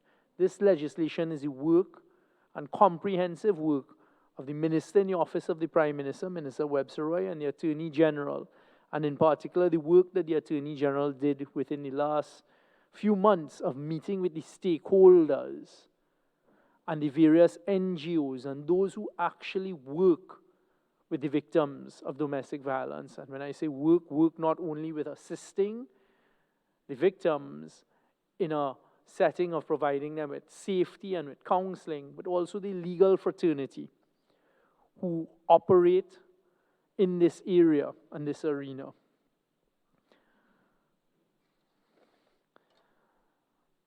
Mr. Deputy Speaker, the member for Couva North, asked an important question, and she's been following up on it, the question with respect to the electric monitoring.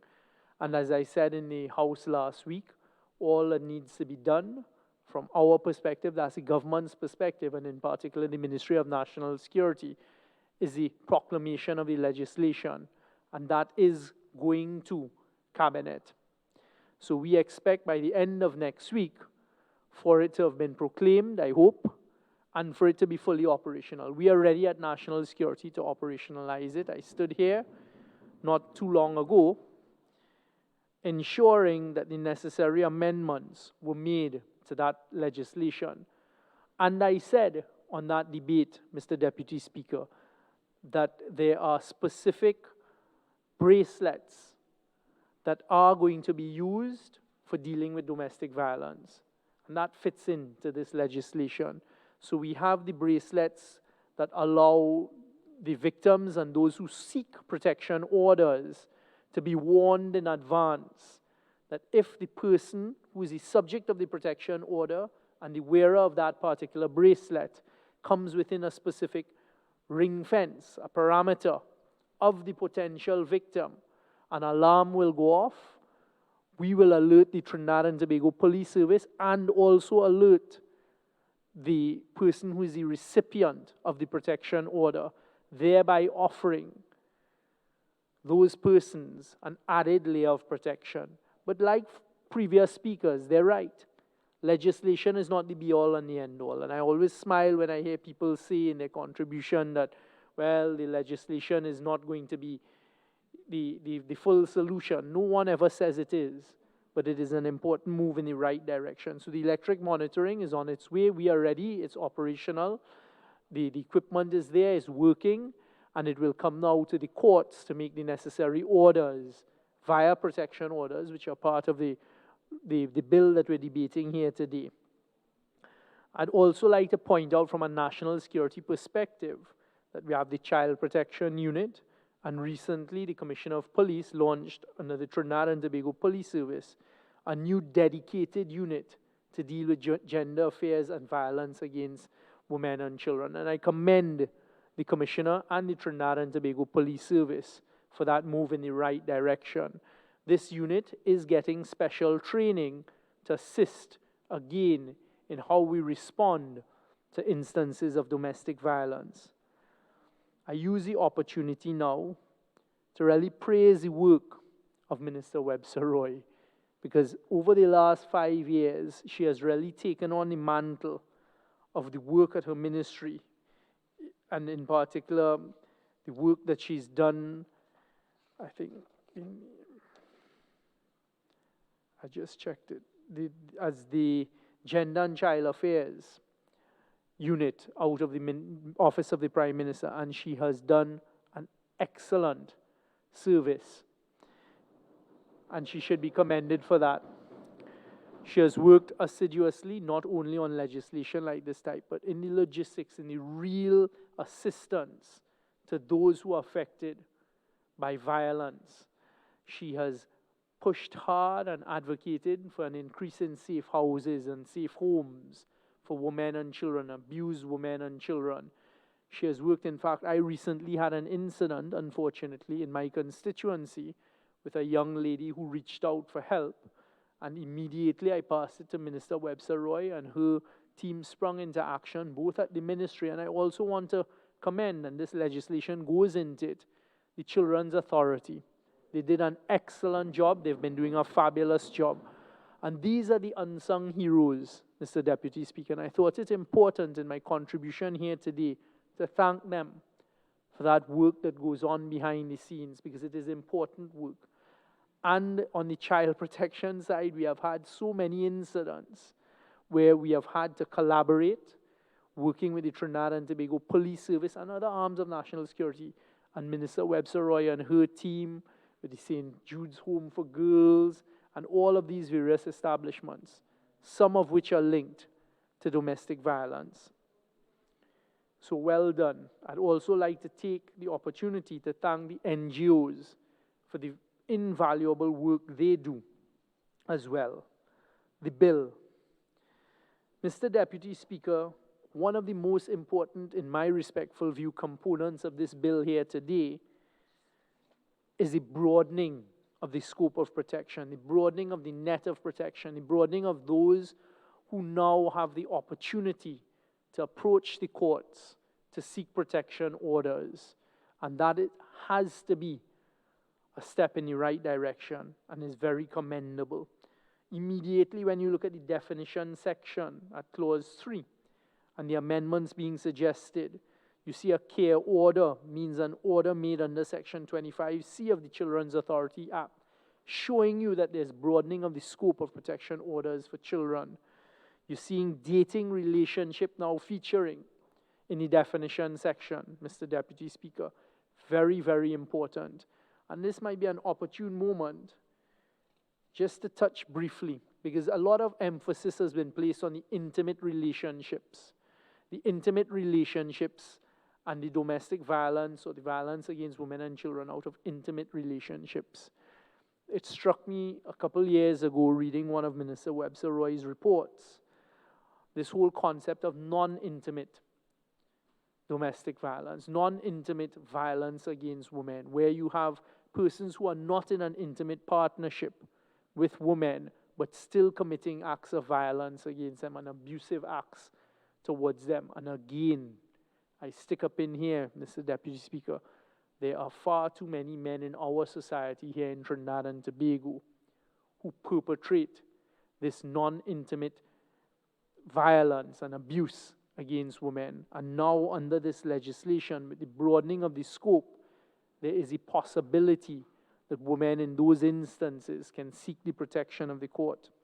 So back to dating relationship. It means a relationship where the parties do not live together in the same household, but may be engaged in romantic, intimate, or sexual relations.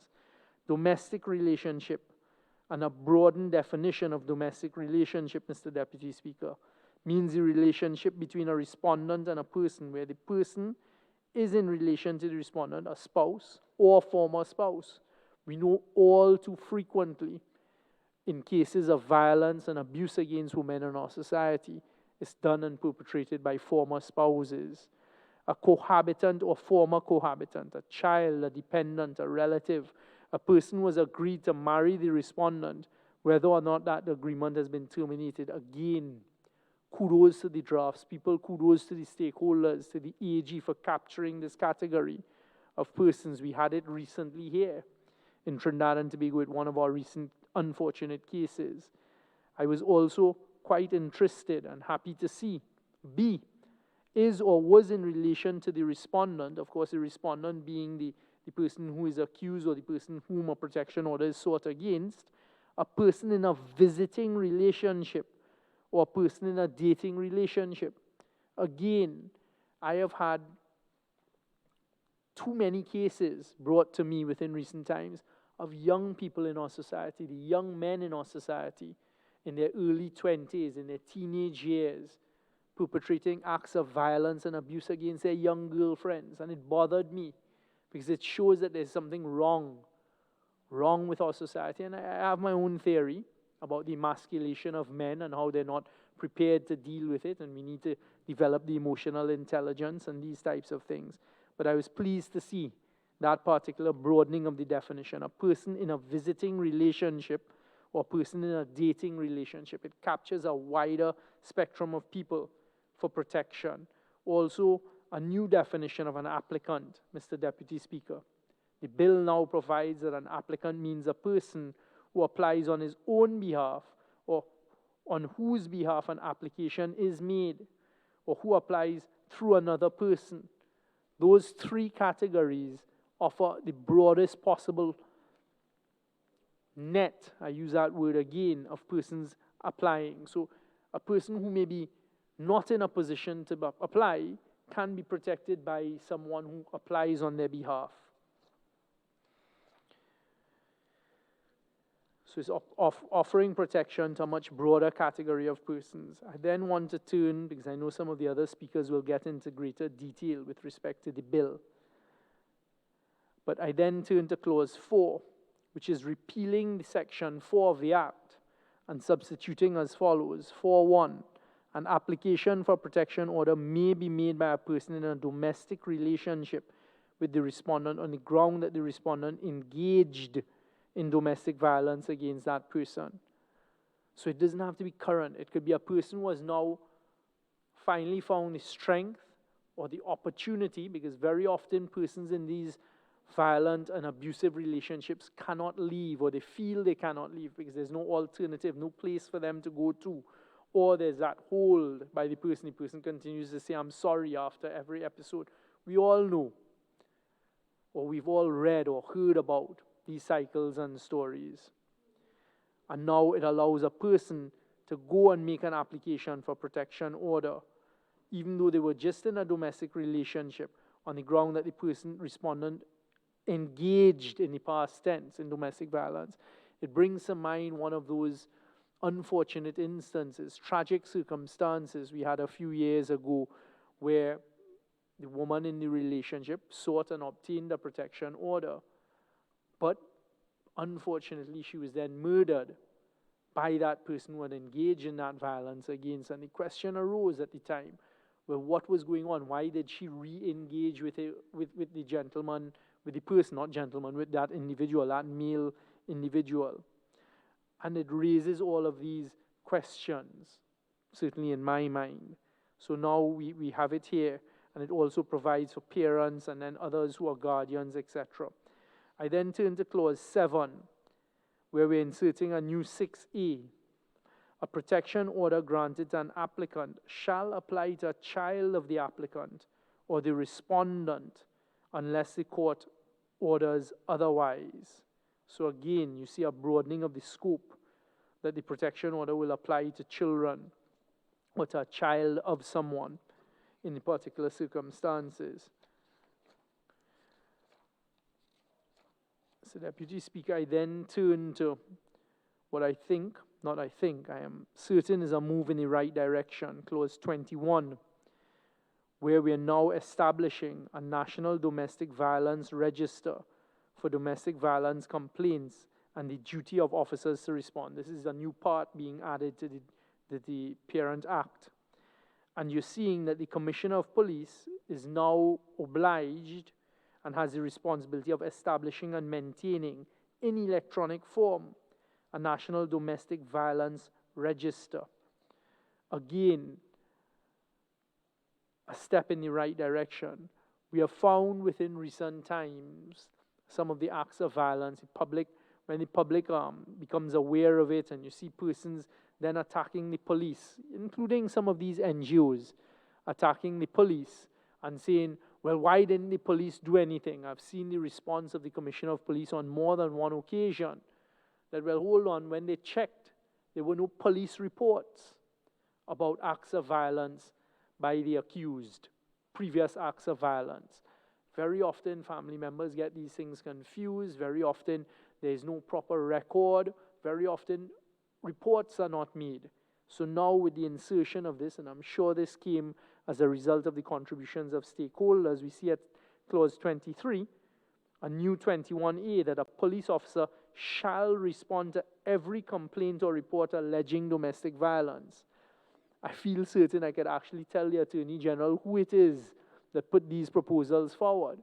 I see Minister Webster-Roy nodding her head, because she understands, as anyone who has been engaged in this type of work, this type of social work in dealing with domestic violence, that very often the police officers are accused of not responding in a positive manner, not actually physically going to check the scene, not rising to the occasion. And now here we are inserting a positive statutory, express statutory obligation on police officers. A police officer shall respond to every complaint or report alleging domestic violence. A few months ago, I stopped in at the Matura police post, a small little police post. And whilst I was in there engaging the police officers and thanking them for doing their jobs and asking them about their conditions, I saw a young lady sitting to the back of the station. And I asked them, what was that about? What was going on? And the officers said, she's a constant complainant of being in a domestically abusive relationship. She was a victim of domestic violence. And she felt secure just spending a little cooling off period in the police station. Very often you hear these stories because it's a recurring. We've heard the use of the cycles of abuse in these domestic situations. Very often the complainant continues to make complaints and reports, and they're not taken seriously. But on the other side, the police are saying, well, it's a weekly occurrence. It is a twice a month occurrence, whatever it is. But now we're putting that positive obligation on them that they have to respond. That is a step in the right direction. So, Mr. Deputy Speaker, my intervention was meant to be a short one and really to commend those who worked hard on making this bill a reality. I know there are a number of amendments that were made, but also I wanted to record two things in conclusion, just to sum it up. One, the thanks as a citizen to all of those who have worked hard in this field, and in particular amongst my cabinet colleagues, Minister Webster Roy, the Attorney General, and in particular Minister Webster Roy, because I know the passion that she's put into her work and how hard she's worked and how much effort she's put into it and gone over and beyond that call of duty. And then also to end where I started by calling upon our society to rethink how we deal with some of those who now are the loudest pontificators and the go-to people in society, former attorney generals included, as the persons who are the perpetrators of these types of crimes against women and children. Thank you very much, Mr. Deputy Speaker. I recognize the member for Caroni Central.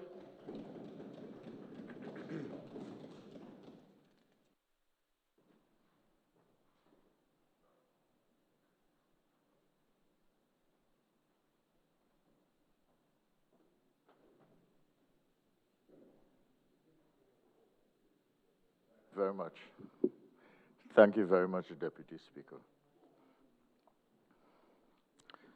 I take this opportunity to make a small contribution, a few minutes, to this very important bill and the debate on the bill. We on this side of the House support the bill, and many of my colleagues before have indicated some of their concerns, reflecting on issues in the society that trouble us and disturb us, and are a cause for concern in the entire society, because domestic violence, Mr. Deputy Speaker, is violence. And violence derives from aggression. And this occurs when individuals or groups cross the line of aggression. And so this aggression becomes extreme, it becomes violence, it becomes abuse. The World Health Organization talks about three types of violence. Violence to the self, in which I guess someone can hurt himself or even commit suicide. Violence to another person or to others. And in this particular case, domestic violence, we're dealing with that kind of situation. And of course, there are instances of group violence, either against an individual or against other groups. And in all violent situations, and in domestic violence, you can have physical abuse, psychological, emotional, sexual, as some of my colleagues have pointed out here today. But what it is that causes this crossing of the line of aggression and gets you to the point where you actually commit an act of violence.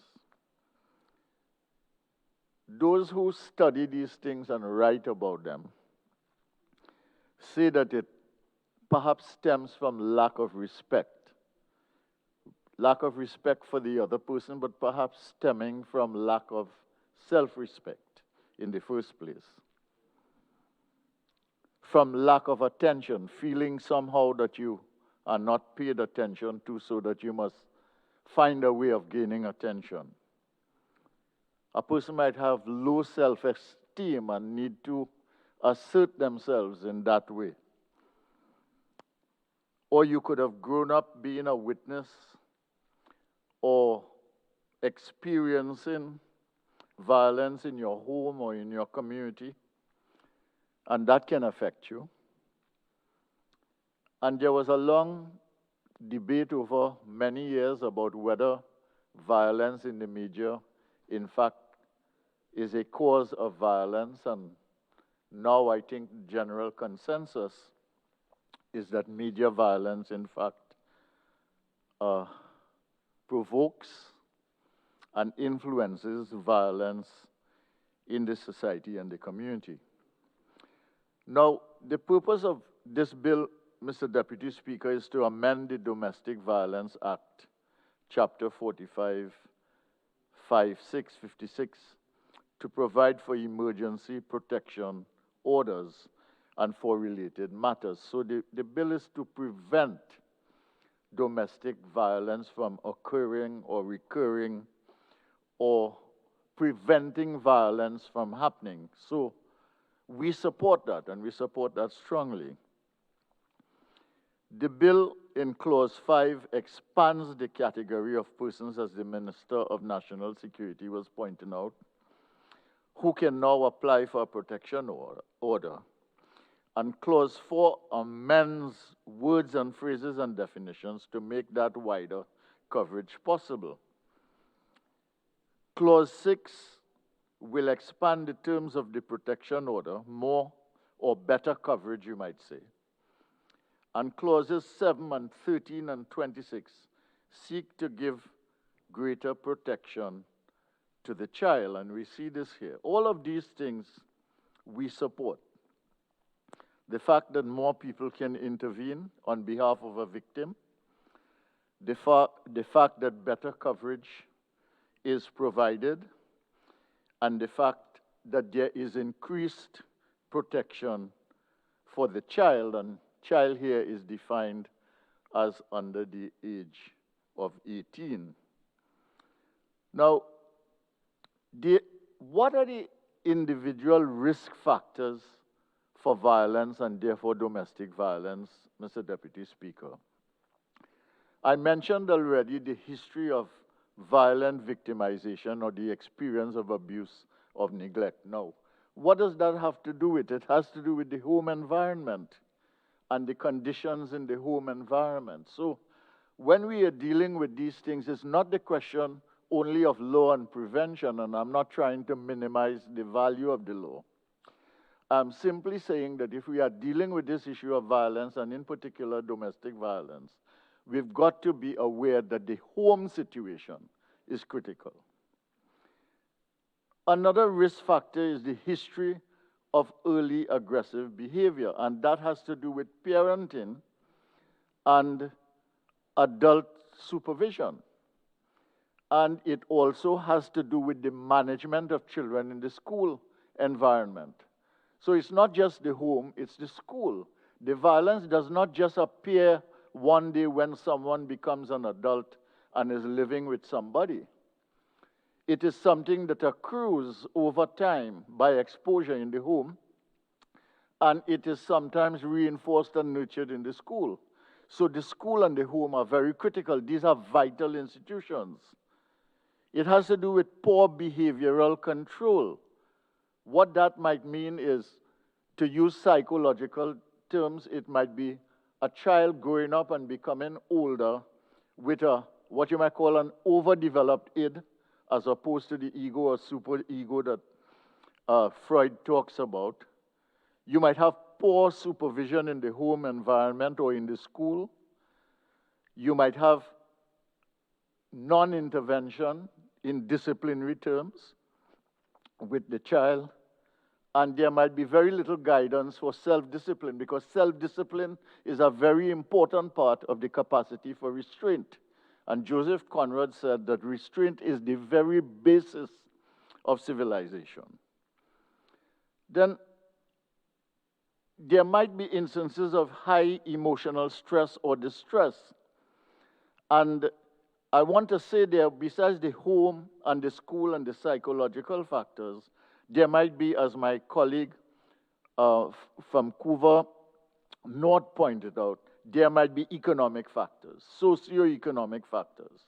There might be psychological conditions which are exacerbated by the socio-economic factors. And the question is, where in the society do we get help? Are we organized enough to get the help, not just in the home or in the school, but in the society itself to support people who find themselves in this situation? There might be involvement with drugs or alcohol, where you basically surrender control, or you seek relief or release, you try to escape, and under the influence of alcohol or drugs, you may become extremely abusive. There might be instances of low IQ, undetected. And where do you get the support requirement for something like that?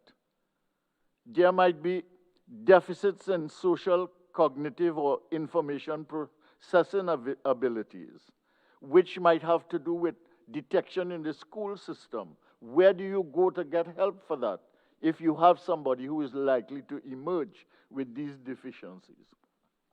There may be peer influence, again, in the school or the neighborhood, where you live, and so on.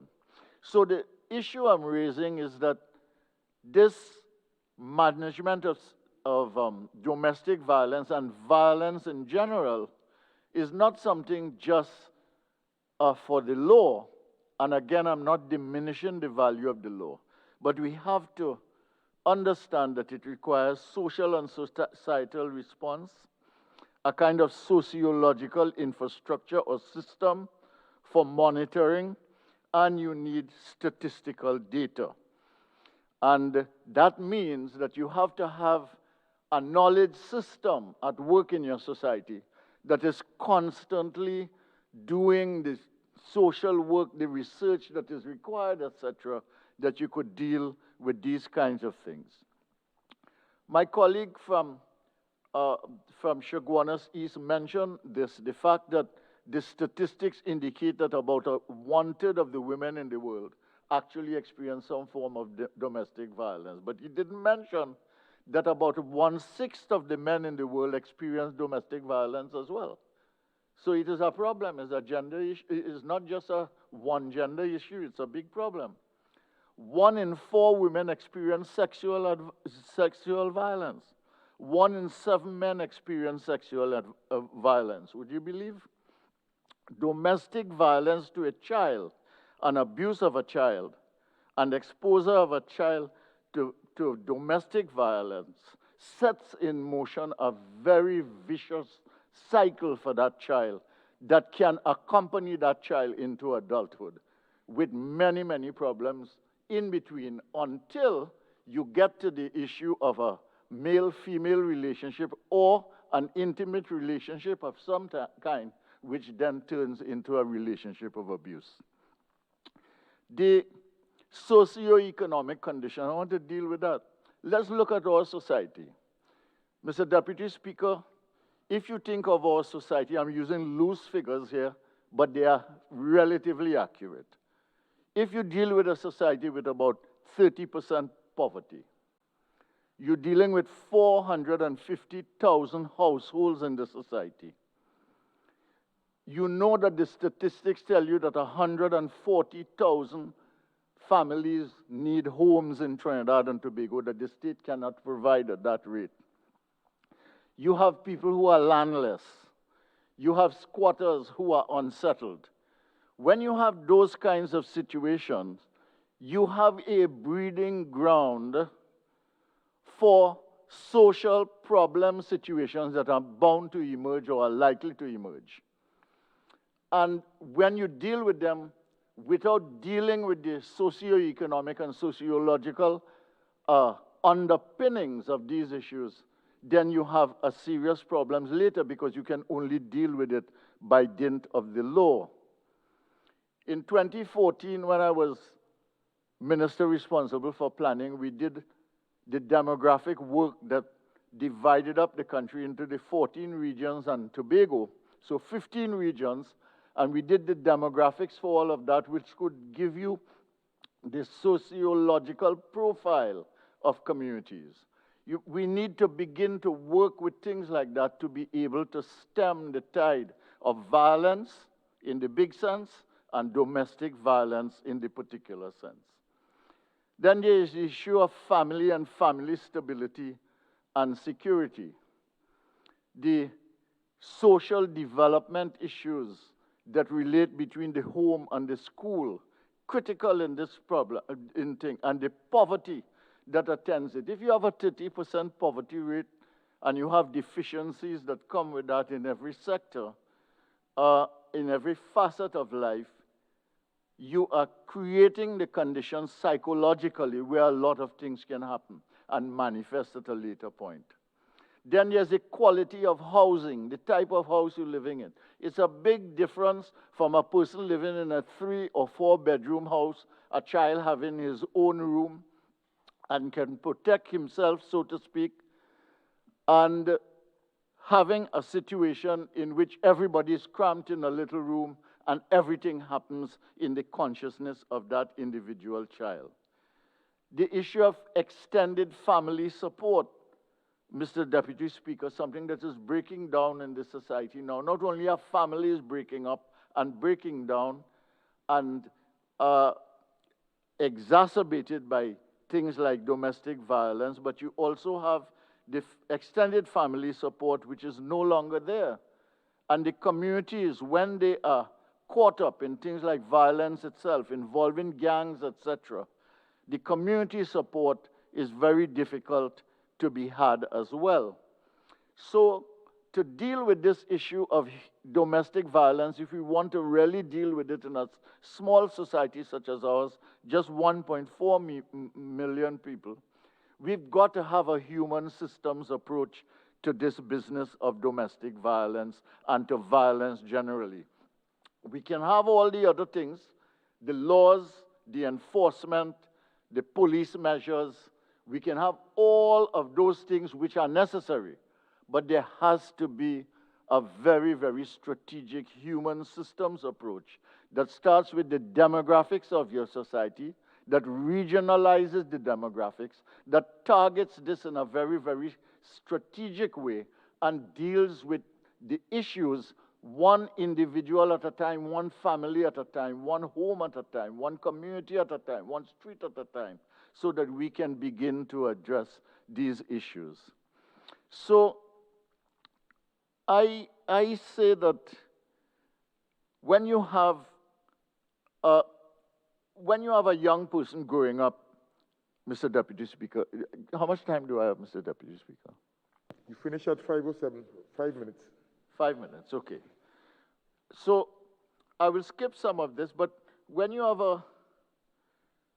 a young person growing up, an important thing for that person is to be able to be and to be able to engage and to self-actualize. And when there are attendant conditions that limit the capacity for this, you begin to have a situation in which things can go awry. And the end result are the adult problems that you have. So that the problem for the young person in the society, the child growing up in the system, home, community, educational institution, the school, begins with the adults and the bad example, and the poor supervision, and the lack of intervention and management and support system. And then it compounds itself because in that vicious cycle, this young adult now becomes the big adult and becomes the perpetrator and the practitioner of domestic violence in the system and of violence beyond domesticity in the society itself. And we need to begin to have a holistic approach to this. As I say, a human systems approach. Now, laws provide a framework and rules to help resolve the disputes between individuals. It protects liberties and rights. It establishes standards, and sometimes it can create the conditions for norms and values, and it certainly helps to maintain order in this society. And in our system, we have the cabinet, which makes policy, the parliament, which makes the laws, and the judge or the jury determines facts impartially and decide and pronounce. But when do laws really work? Laws work when they are just, when they are applied evenly, when they protect fundamental human rights, when laws are clear and known and enforced and everybody understands what they are about, when you have an open governmental system.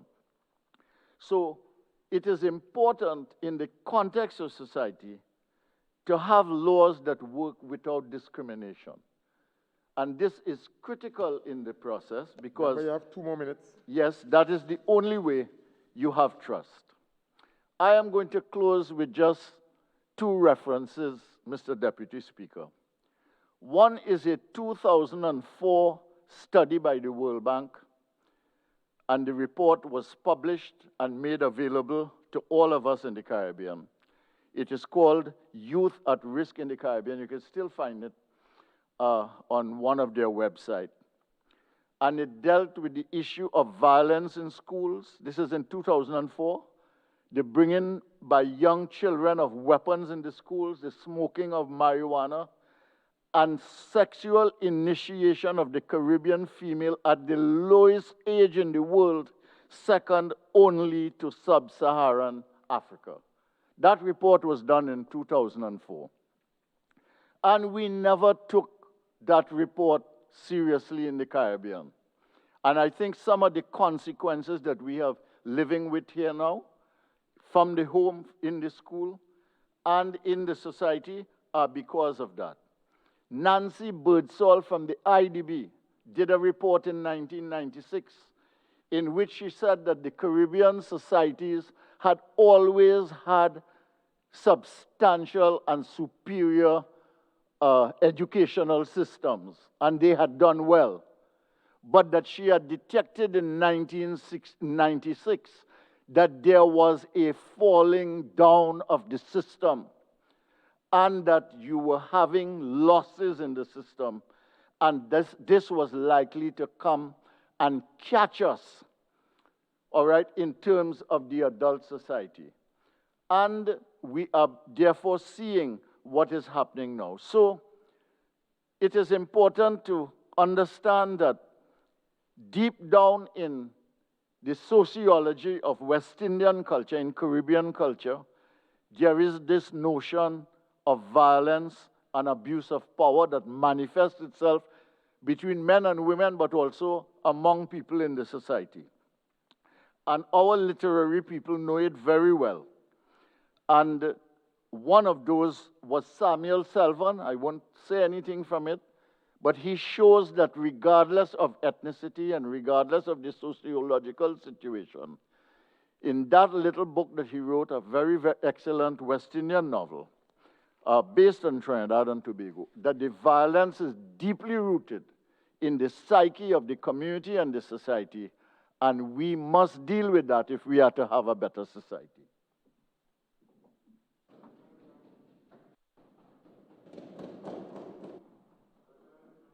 San Fernando East. I thank you very much, Mr.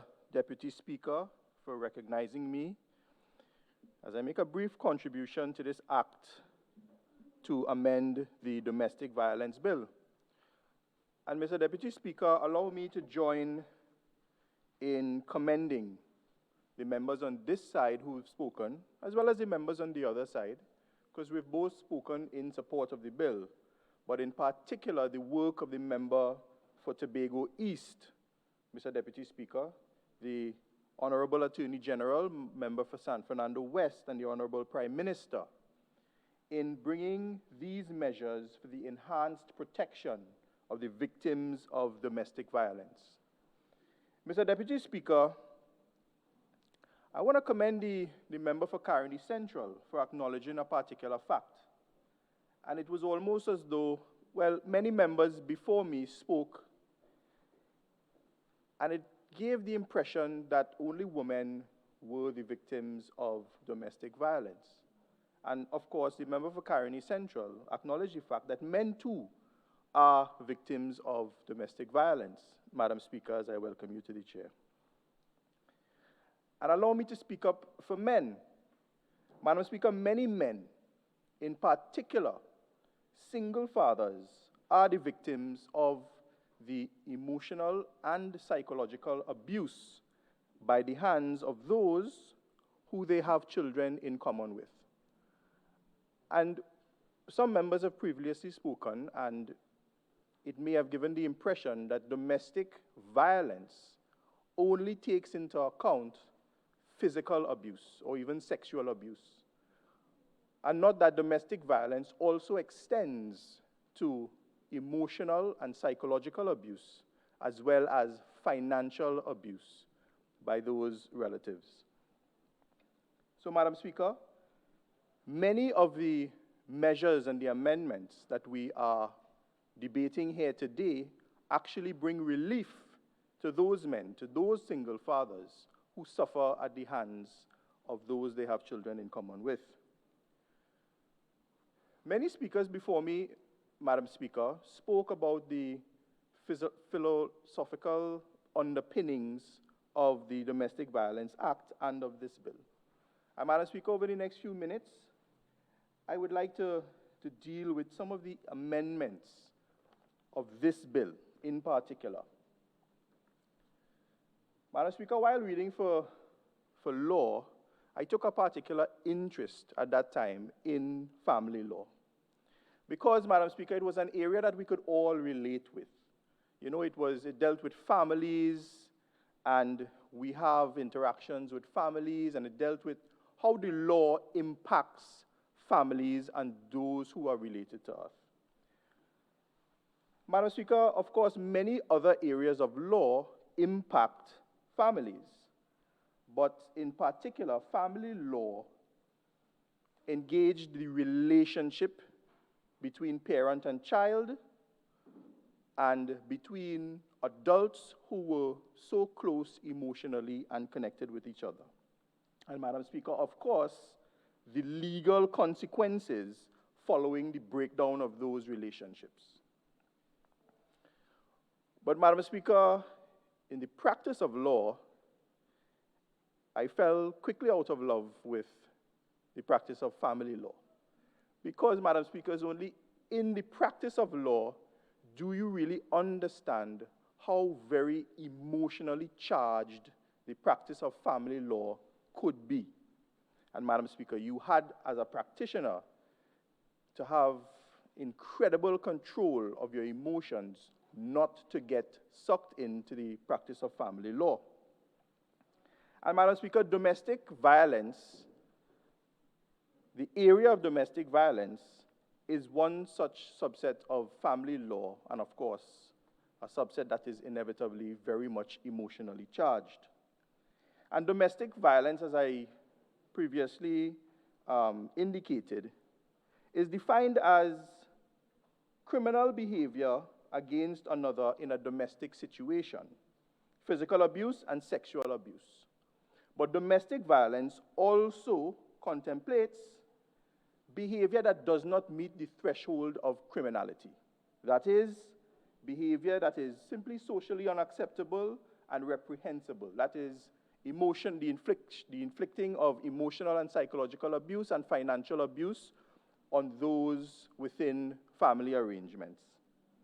So, Madam Speaker, the act that we are seeking to improve today protects the victims of domestic violence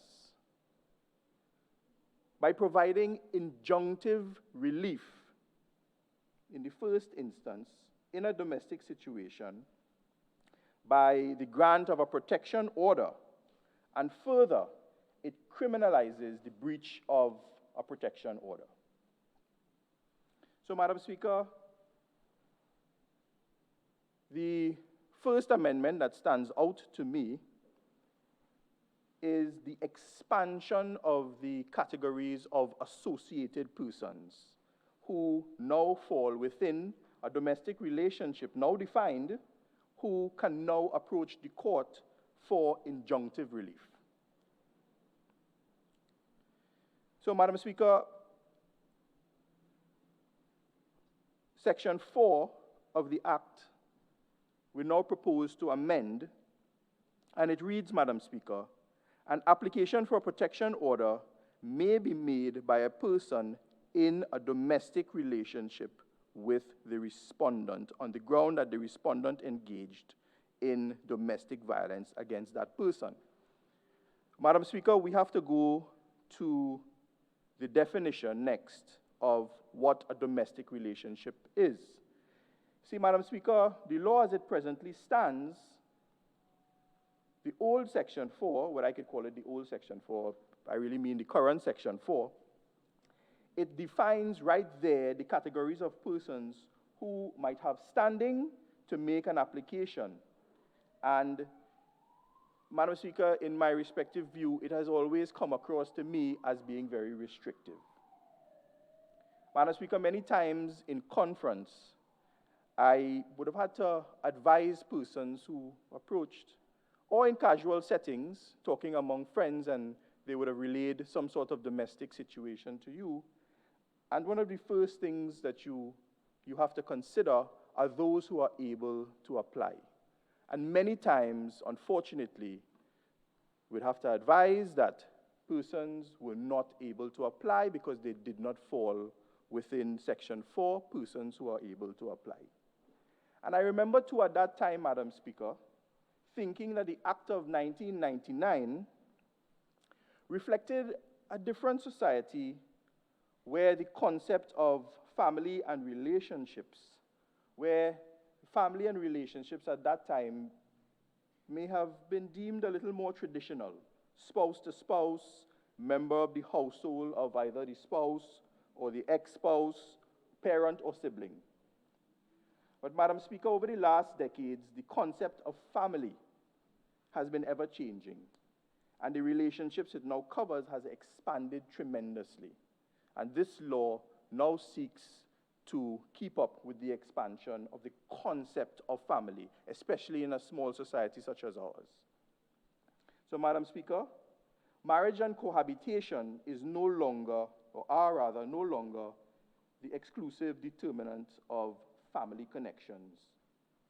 It is no longer just about parent, sibling, spouse, or living in the household of the parent, sibling, or spouse. It's no longer about the small construct of family.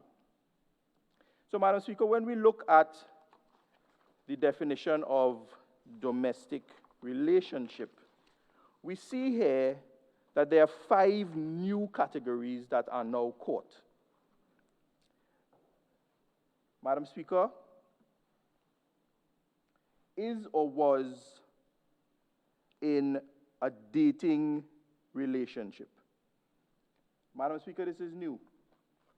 And as a counselor, many times you have to advise persons who may have been in a casual dating relationship with someone who subsequently became abusive, that they were unable to make an application under the Domestic Violence Act because of the restrictions of those who may apply. And you would have to advise them that they ought to seek some protection under the Offenses Against the Person Act, under the section of harassment.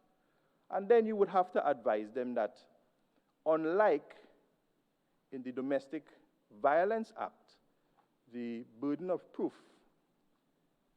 under the Offenses Against the Person Act is the criminal burden beyond a reasonable doubt, whereas the burden of proof here, Madam Speaker, in seeking injunctive relief is on a balance of probabilities. Many persons refuse to approach the criminal courts to seek any sort of relief, so they were stuck. So, Madam Speaker, now we have dating relationship now defined, and it is wide enough to capture ex-boyfriend, ex-girlfriend scenario, and includes, Madam Speaker, same sex, those of the same sex. So it now expands the reach of persons who are able to apply. Madam Speaker, another new category of person is relative of the respondent. And relative is defined as persons related by blood or consanguinity or adoption, and spells out all the relatives. I wouldn't go through to spell out all the relatives that are involved. Madam Speaker, also new here, and this expands the categories quite a bit, Madam Speaker, would be under C, under the definition of domestic relationship.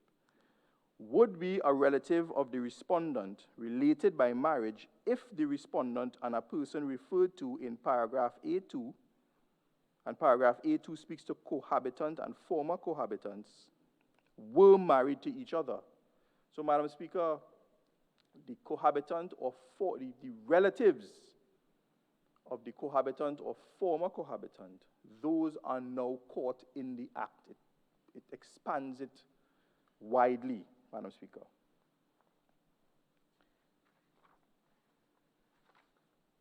Also new, Madam Speaker, a person who has agreed to marry the respondent, whether or not that agreement has been terminated.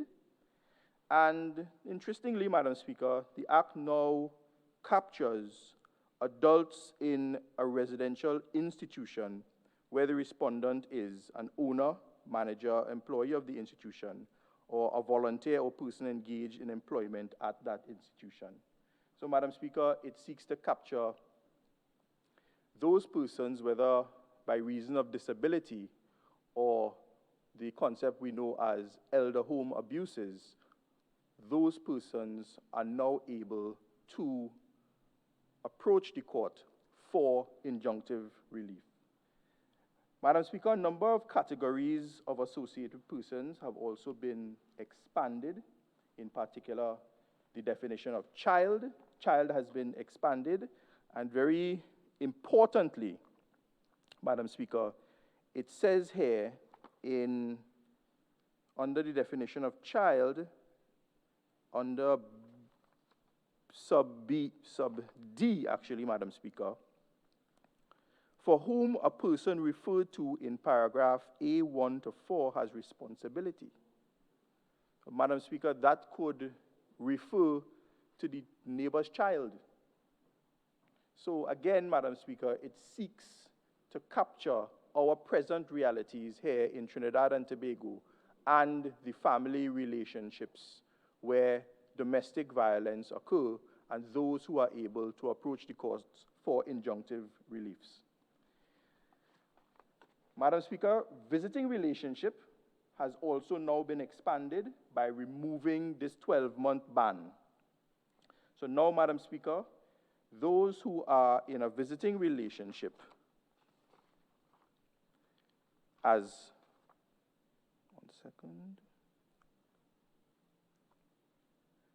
Madam Speaker, those who are in a visiting relationship now means a non-cohabitational relationship, which is otherwise similar to the relationship between husband and wife. That has been widened. Also widened, Madam Speaker, is the concept of a dependent. And it is widened now to take into consideration those young adults who are under the age of 25 and who are depending on either the respondent or person with whom the respondent is in a domestic relationship for his welfare. And Madam Speaker, many times children, or young adults rather, at these educational institutions may be the subject of financial abuse by a parent or someone who is close to the parent in a domestic relationship with the parent. And those persons or persons who act on behalf of those persons may now apply to the court for relief. Madam Speaker, the terms of a protection order has now also been amended, and in 7, it specifically states that the order may prohibit the respondent from approaching a named person who is in a domestic relationship with the applicant or the respondent. That was not previously there, Madam Speaker. It gives the opportunity to name a particular person, and that person may not be able to apply on his or her own behalf.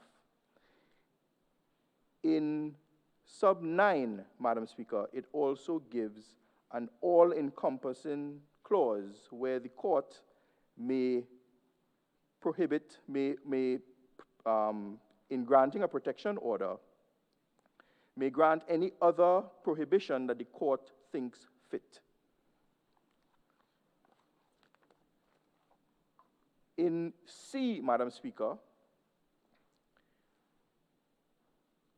the bill now provides for what is known in other jurisdictions as an occupation order, where the protection order may now direct that the applicant immediately occupy any place or residence, whether or not the residence is jointly owned or leased by the respondent and the applicant, or solely owned or leased by the respondent or the applicant. In very simple terms, Madam Speaker, the court may put out a respondent from his or her own house or his or her own leasehold premises. I want to jump to the amendment to Section 9 of the Act, Madam Speaker, that speaks to undertakings. So, Madam Speaker, in practice, what would happen is someone would make an application.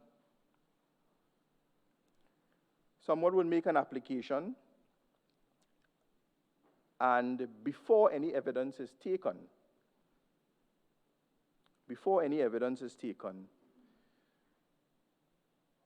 the applicant and the respondent may agree that an undertaking be given to the court, that the respondent under oath shall not engage in any conduct specified in the application or any other conduct that constitutes domestic violence.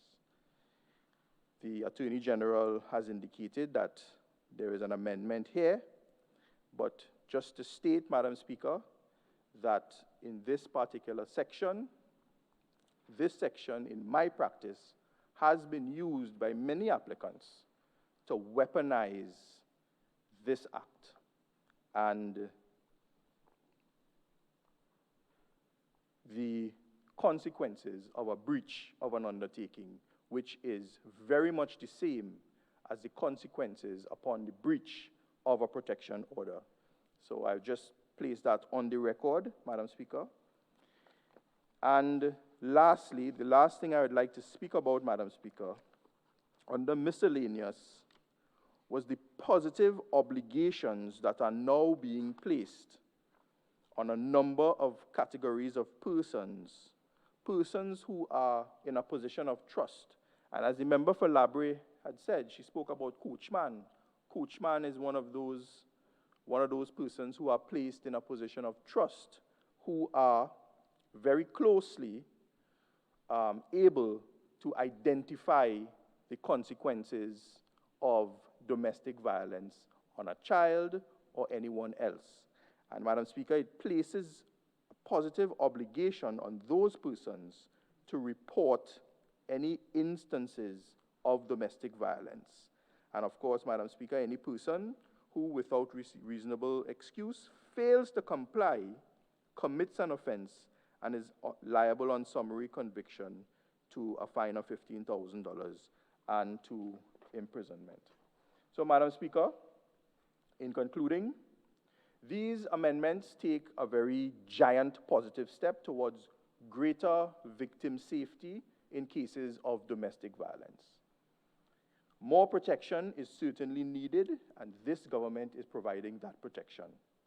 Because, Madam Speaker, there are those who have been in intimate, personal, or familial relationships who are very much reluctant to criminalize the behavior of their family members and their loved ones, due to considerations in part of love and affection, living arrangements, Madam Speaker, financial dependency. And in most cases, for the victims of these in most cases, the objective is first to simply get the domestic violence to stop. Victims want to be left in peace in most instances. They want the protection of the courts to deal with this, Madam Speaker, and these amendments do just that. Madam Speaker, I thank you. Member for Tabaki. Thank you most kindly, Madam Speaker. Madam Speaker, let me declare my total support for this bill and for the provisions of this bill, and hopefully for the protection that it will afford victims of domestic violence at all levels of the society. Domestic violence is not a matter that is confined to what might be described as the working class or the proletariat. Domestic violence exists at every level of this society. It's just that in some cases, among the poorer, less privileged sections of our community, it more often comes to light in the police stations and in the courthouses than the ones that occur in the high residential areas. I don't want to use the word class, Madam Speaker. I don't agree with class divisions in society. I believe in the concept of equality of human beings. But Madam Speaker, I really want to begin this contribution by making an appeal to the Minister in charge in the Prime Minister's office with gender affairs and what I've been a member for Tobago East, and also the Minister of Community Development for a particular reason. There is so much good in this bill that has to be communicated in a very clear fashion and simple fashion that's understood by people throughout this country. Not only people who are potential abusers, but people who can understand it and who are in positions where they can influence their congregations, influence their communities, so that we can have a wider education of the public as to what is in this bill. I am particularly disturbed by the fact that leaders in the community at the level of churches, mandirs, mosques and so on, are not doing sufficient to inform their congregations about domestic violence. I'm still disturbed about how old values are still being used to influence people not to report domestic violence or to sit down and continue to be the victims of domestic violence. I'm particularly disturbed at how some communities continue to tell women that, look, you have to put up with it when it should not be put up with. These are real situations that are happening in this country. And today from this platform of the Parliament, I make this appeal to the Minister that we do a massive education campaign in the country, because I'll tell you something, if we had to make an instantaneous leap to deal with this social problem, you will have to deal with it at the level of the schools. You'll have to deal with it at the level of children also, where you introduce them very early to the new structure of relationships and the equality that really exists between men and women and boys and girls in this society. So they don't grow up in their homes being told one thing when the reality of the society is something very different. Madam Speaker, I want to congratulate the Parliament channel in this regard. I don't know if those who operate the Parliament channel understand how impactful the Parliament channel is in disseminating information. And I want to encourage the Parliament channel, encourage you, Madam Speaker, that just as you produce, your staff produce something called the Bill Essentials, which I think is an excellent document, that this Bill Essentials also be now developed into some form of documentary by the Parliamentary channel, and that be used in order to also educate the population. I really believe, Madam Speaker, and I say this, with some regret, that the media is not focusing sufficiently on these kinds of bills in Parliament as they should focus. And that they ought to take these bills and make it part of special documentary presentations. I spoke recently to Guardian Media, to Mr. Brandon Khan, indicating this. It's not that I'm just saying this in Parliament. I have been lobbying the media in order to do this, because I really and truly believe that we do such good work in this Parliament, but then the message is not getting out of there. So I think there's a role for the media in all of this. Madam Speaker, in 2017, the Inter-American Development Bank carried out a study involving 1,079 women from across Trinidad and Tobago, and it showed that 1 in every 3 women suffered from violence at the hands of their partner. 1 in 3. And the study analyzed the prevalence of intimate partner violence, and the most common acts of intimate partner violence, as per the study, involved being slapped or having something thrown at them, being pushed or shoved, and being hit with a fist or other object. That is, one level. But Madam Speaker, in my constituency, I have had to receive every week people who are victims of domestic violence. Sometimes, women come to the office and they'll show you along their arms blue, black marks. Sometimes they come with burst lips. And just last month, someone came to my office. And in preparation for this debate, in a way, I asked the person, can we document your story? And Madam Speaker, there are some interesting things in relation to how we manage domestic violence that comes out of this. And I quote this article, this letter. After being married for 19 years, being a victim of domestic violence for several of those years, I have finally decided to get a divorce. The main reason for staying in this abusive relationship for such a long time is because of my 2 children who are now ages 16 and 13. I never made any reports or kept any documentation of my violent encounters with my partner, but I had reached a stage of frustration where I just wanted out. I applied for the divorce, and although my then husband begged me not to go through with it, I held my word and continued hoping for a chance to finally be happy and free from this type of abuse. At the divorce hearing, I asked for nothing for myself except that my husband assists with the children. 2 children, 16 and 13, $1,700 per month. This is what this woman asked for. And joint custody. This offer was rejected by his lawyers, and we finally agreed on $1,400 a month for both children.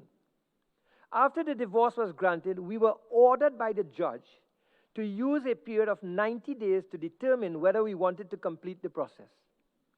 This was of great concern since I realized that I would have to continue living in the same house with this man after I asked for a divorce. Within a few days, I was badly beaten by my husband. Being an alcohol drinker, I could have guessed that this would have happened. My 2 children had to get involved as they pleaded with him to stop beating me. I had bruises, I had cuts throughout my body. I immediately called the police, and he was arrested for 1 night on a $25,000 bail. I then proceeded to apply for a protection order at the courts, which took approximately 1.5 weeks to complete, and he was then ordered to leave the house. My problem with the system, she says, is that even after the judge knew about his violent behavior, she still ordered that we return to the same house after I applied for the divorce. Maybe I should have been advised to get a protection order at that point rather than after I was physically abused. She concludes domestic violence is more common than we know, and a lot more can be done to protect victims.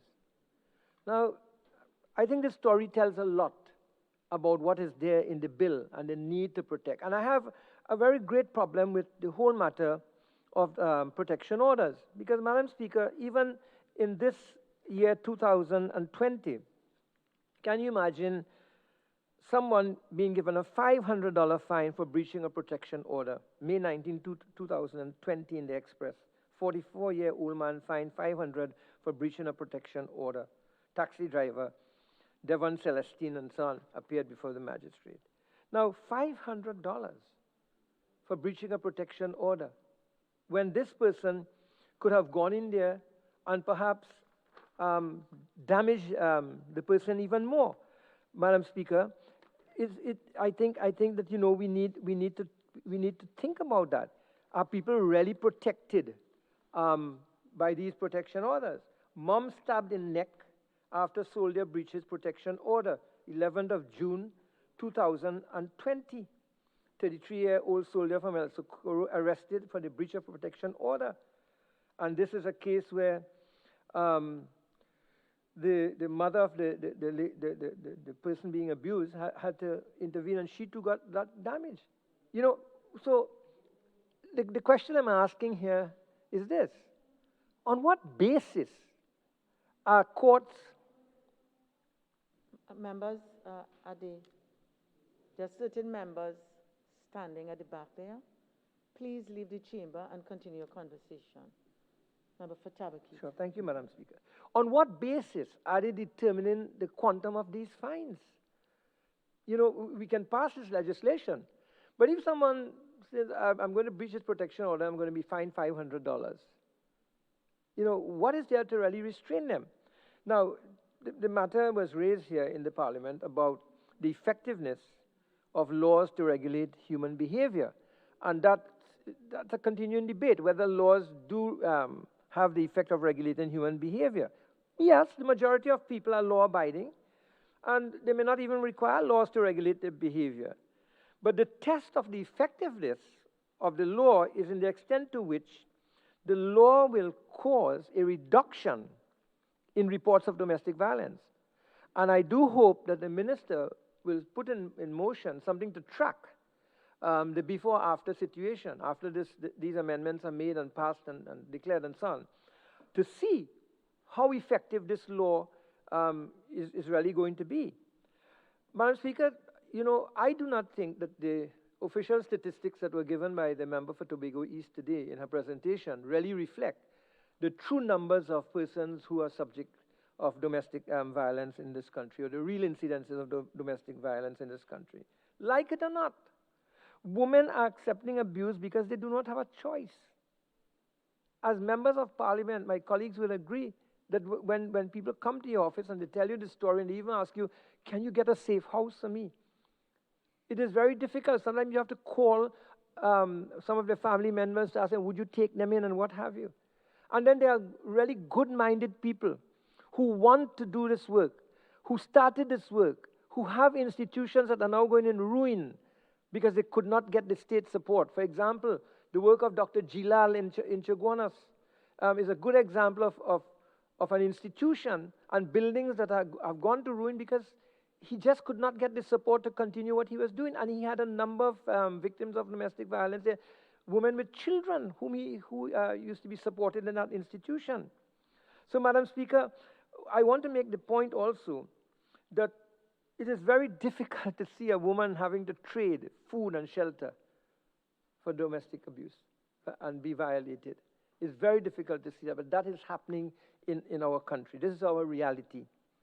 So I support this legislation, but I sincerely believe that we need more social institutions. We need more social infrastructure to deal with it. Madam Speaker,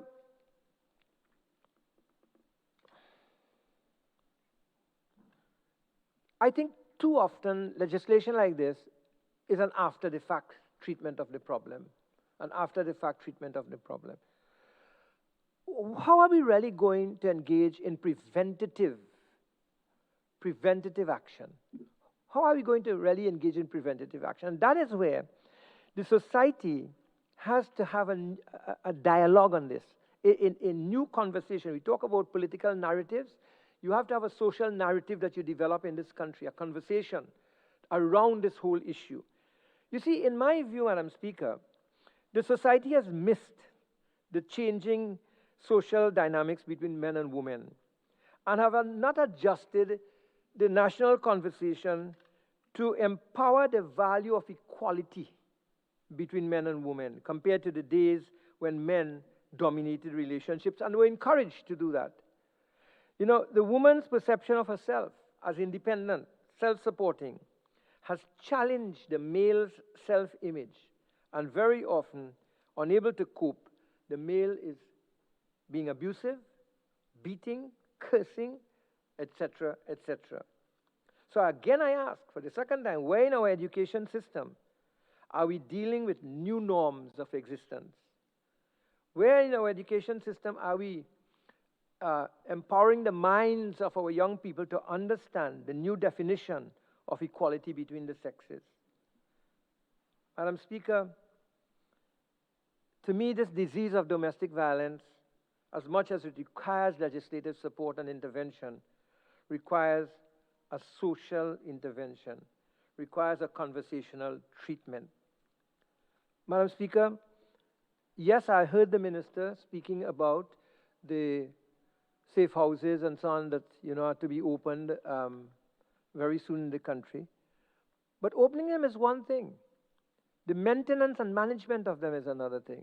And too many institutions have fallen into ruin because we go for the optics of what we are doing, and we do not have a long-term plan in order to sustain these institutions. I'm very happy for this legislation because it comes in the wake of what we saw the police service and Commissioner Gary Griffith having to do with an institution a while back and rescue people from an institution that was claiming to be dealing with people. This is why I'm very happy in this bill for the section that now speaks about institutions and the definition of institutions. But I would also like to suggest that we look at legislation in general about these institutions and the standards.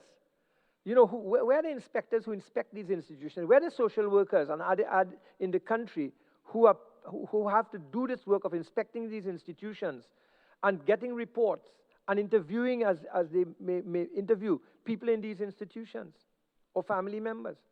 Look, we must not sweep it under the carpet. A lot of these places where people put their family members, the institutions take the full pension that they get from the government as the payment in order to support them there. So the people are deprived of their pension because they see it as a payment to these institutions to support them. So these institutions are not doing it for free. And therefore, they must come under strong regulatory control. And I don't think that we have the kind of regulatory control that we should have. What is important is there's some start here in this particular bill that defines a residential institution to mean premises other than a hospital or medical institution used for the purpose of caring and for the housing of adults, including persons with mental or physical disabilities and elderly persons. I'm very happy for that. I'm very happy also in this bill for the National Domestic Violence Register. I think that's very important. What I have an issue with is that the register shall be accessible to police officers in each police station, but shall not be accessible to the public. And I think that is something that I would have liked to see. I like to see the public having access to this National Domestic Violence Register. But it's good that the Act prescribes that the Commissioner of Police shall establish electronically this National Domestic Violence Register. I'm also happy with Clause 23, where a new Section 21A has been included, which prescribes that the police officer shall respond to every complaint or report alleging domestic violence. We have heard too much in this country of people going into a police station to make a report of domestic violence, and it's treated sometimes frivolously. And the victim is made to feel that he or she is the perpetrator rather than the victim by the kinds of questions that are put in and so on.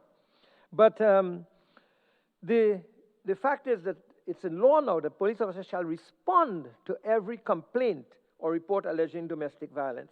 Madam Speaker, even as we speak in this Parliament on the National Domestic Violence Register, do you know that in the city of Yiwu in eastern China, on July 1st, they are about to begin a pilot program that will allow residents to check whether their partner has a history of domestic violence before getting married. That is something very interesting. And this will be unveiled on a government website on 1st of July. And it's a searchable database that includes the information of offenders from across the country, those who have been convicted, subjected to restraining orders, or sentenced to detention over domestic violence since 2017. So in other words, if someone wants to marry someone, they have a chance to go into this database and look up and see, about this person. And do you know how this came about, Madam Speaker? This database idea came up after an uptick in domestic violence during the lockdowns and quarantine measures across China during the COVID-19 outbreak. So it is something that, has begun. And my only thing is that I feel that this should have been, sorry. The time is now spent, Member. Thank you, Madam Speaker. Attorney General.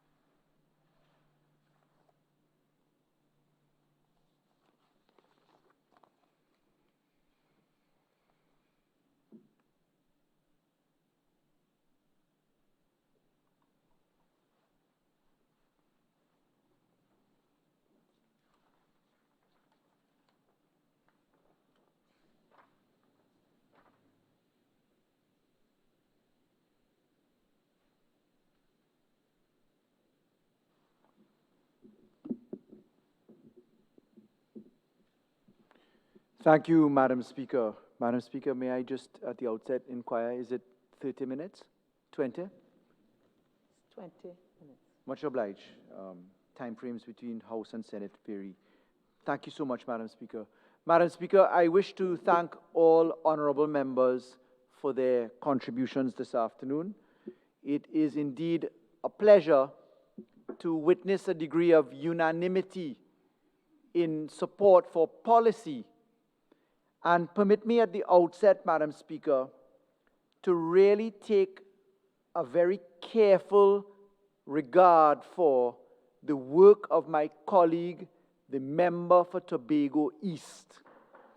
Madam Speaker, the honorable member for Tobago East epitomizes humility and hard work and has taken the task of the gender affairs and issues in the office of the Prime Minister with such a degree of anxious scrutiny, effort, and deliberate work product that she deserves to be complimented in the most profound way possible. It's not often in the government and in the People's National Movement that we stop to focus on an individual. But I feel compelled, Madam Speaker, in addressing the contribution coming from the honorable member for Kumuto Manzanilla to explain that one need not have a line ministry to perform with the degree of competence that the honorable member for Tobago East did. You see, Madam Speaker, there is no larger ministry than the office of the Prime Minister.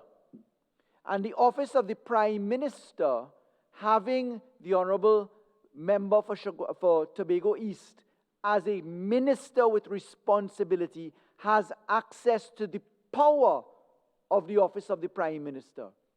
And that is why, notwithstanding the statements of my learned colleagues opposite, the compliment is really not on thinking that you will get it done or talking about reforms that you may wish to do, but actually getting it done. And today, Madam President, Madam Speaker, permit me to put on the record the fact that These amendments to the Domestic Violence Act have come 21 years after the last substantive work done in this law. 21 years. 1999, we did this act which replaced the earlier version of legislation. In 2006, there was a minor amendment to the law to include the reference to the Police Complaints Authority. And it has taken 21 years of could have, should have, or put it in Trinidadian, coulda, shoulda, wished I wanted to do for my colleague, the Honourable Member for Tobago East, to pilot this legislation here this afternoon. As the Attorney General with responsibility for drafting the laws, obviously there was a neat fit between the office of the Prime Minister, the Honourable Member for Tobago East, and the Attorney General's office. And I wish on behalf of the Attorney General's office to say thank you to the many stakeholders who have contributed to the passage of this law. Those stakeholders include the Alliance for State Action to End Gender-Based Violence, the Children's Authority of Trinidad and Tobago, the Equal Opportunities Commission, the Judiciary of Trinidad and Tobago, the Law Association of Trinidad and Tobago, the Mental Health Unit of the Ministry of Health, the National Parent Teachers Association of Trinidad and Tobago, the Police Gender-Based Violence Unit, the committee established to uphold the Convention on the Elimination of All Forms of Discrimination against Women, and, Madam Speaker, the Ministry of National Security. Madam Speaker, I've taken the time to put in the industry as itself, but permit me, if you may, to identify a few individuals. You see, there have been some hard-working entrepreneurs and leaders at the bar in its various forms, not only the legal bar, who have really championed reform. Permit me to recognize on behalf of the government, Lynette Sibaran-Sweet, Roberta Clark, Master Christian Morris Allen, Miss Gayatri Paragas from the Office of the Prime Minister. Permit me to mention Miss Solange D'Souza from the Attorney General's Office, Miss Carla Ali from the Attorney General's Office, and the Chief Parliamentary Counsel himself, Mr. Ian McIntyre. And permit me to say, Madam Speaker, that in the many years that we have spent coming up with this, let me first of all, by way of response, say, why now? Madam Speaker, this bill brings to the fore in Clause 3 some very powerful interpretation mechanisms. We have added in terminology, children's attorney. We have added in the terminology for the court itself. Madam Speaker, I want to put in endorsing the member for Tabaquit's view my submission that the media spends far too much time reporting on the tragedy of domestic violence, and I note with great concern that we have not really had in the newspaper reportage the focus as to what this bill does. And Madam Speaker, do you know why now this law? Because, Madam Speaker, the Attorney General, the Ministry of National Security, the Office of the Prime Minister, the combined effect with the Ministry of Social Development, the Ministry of Planning, we have put into effect amendments to 36 separate laws of Trinidad and Tobago. In the Family and Children Division, we amended 19 laws. In the miscellaneous provisions, in 2018, Family and Children Division coming in 2016, we did 13 other laws. The Electronic Monitoring Act is tied into this. The bail amendments is tied into this. The DNA regulations are tied into this. The children's homes regulations are tied into this. Child rehabilitation centers are tied into this. The family proceedings rules, the criminal proceedings rules, the maintenance rules, the children's rules, Madam Speaker, and the civil proceedings rules are tied into this. And what does this all mean? Madam Speaker, you cannot operationalize solutions to law without plant and machinery, people, processes, and the law. What does that mean? How do you birth protection against domestic violence if you don't have a children's court specialized to treat with children's issues? That is no longer theoretical. Under the leadership of Dr. Rowley as our Prime Minister, we have 2 children's courts. How do you treat with family matters, family proceedings, without having a family court dedicated to these measures? That is no longer a theory, that is reality. But very importantly, what people don't understand this law does, it merges the jurisdiction between the magistrate's court and the High Court. What does that mean? You no longer need to leave the magistrate's court where domestic violence were previously heard and go to the High Court for different relief. You go to one court to receive the relief that is required. Madam Speaker, do you know what honorable members have missed today? Honorable members have missed the 2 very large concepts in this bill. Number 1, the creation of a domestic violence register. And number 2, the emergency applications. And permit me to explain to Trinidad and Tobago, through you, Madam Speaker, what I mean by this. Madam Speaker, when you get to the fact that we now have in clauses 21, 22, and 23, the following, listen to what we are doing. We are creating in this bill for the first time a mechanism where every single allegation or report of domestic violence that is made must be entered into a computer system maintained by the Commissioner of Police. It is a private system. It is available only to law enforcement. But what does that do, Madam Speaker? For the first time in the history of policing, we now make sure that you are not confined to a piece of paper that gets lost in the police station. We now have the fact that if a person who is alleging domestic violence telephones a station, emails a station, arrives at a station, that electronic report is available across Trinidad and Tobago instantaneously. What does that mean? It means that the officers assigned the task of dealing with domestic violence have the ability to be tracked in terms of their performance. They have the ability to know what has been reported, what is converted to a charge, what makes its way to court, what forms the basis of an order or a conviction or an acquittal.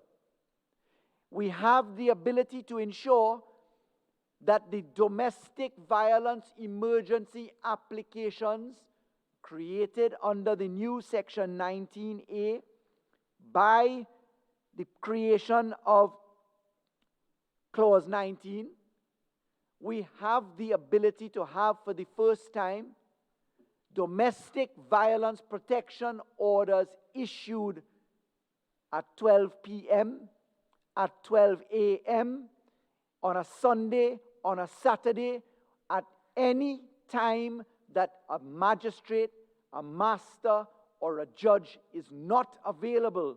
You have the ability for a police officer to make an application over the telephone, by video conference, by way of email, by any means necessary to deliver protection, Madam Speaker. And Madam Speaker, would you believe that none of that has been reported in our newspapers? None of it. Today we are able to talk about all the victims, but none of what I have just said has made its way into the reportage and media of Trinidad and Tobago. So, Madam Speaker, I agree with the member for Tabakid. It is time for there to be dedicated focus, because today marks a watershed in the law, Madam Speaker. Today is the day that we connect all of the dots to what we have done. We created a criminal division. We allowed for specialist courts. We have birthed the children's courts. We have birthed the family courts. I am pleased to say, as the Member of Parliament for San Fernando West, that the family court at the Clooney building is going to be constructed and will be turned in a matter of weeks. The dust and soil under that ground, that land stood for 11 years in the custody of the Republic of Trinidad and Tobago. And Madam Speaker, that therefore allows for the development of domestic violence protection.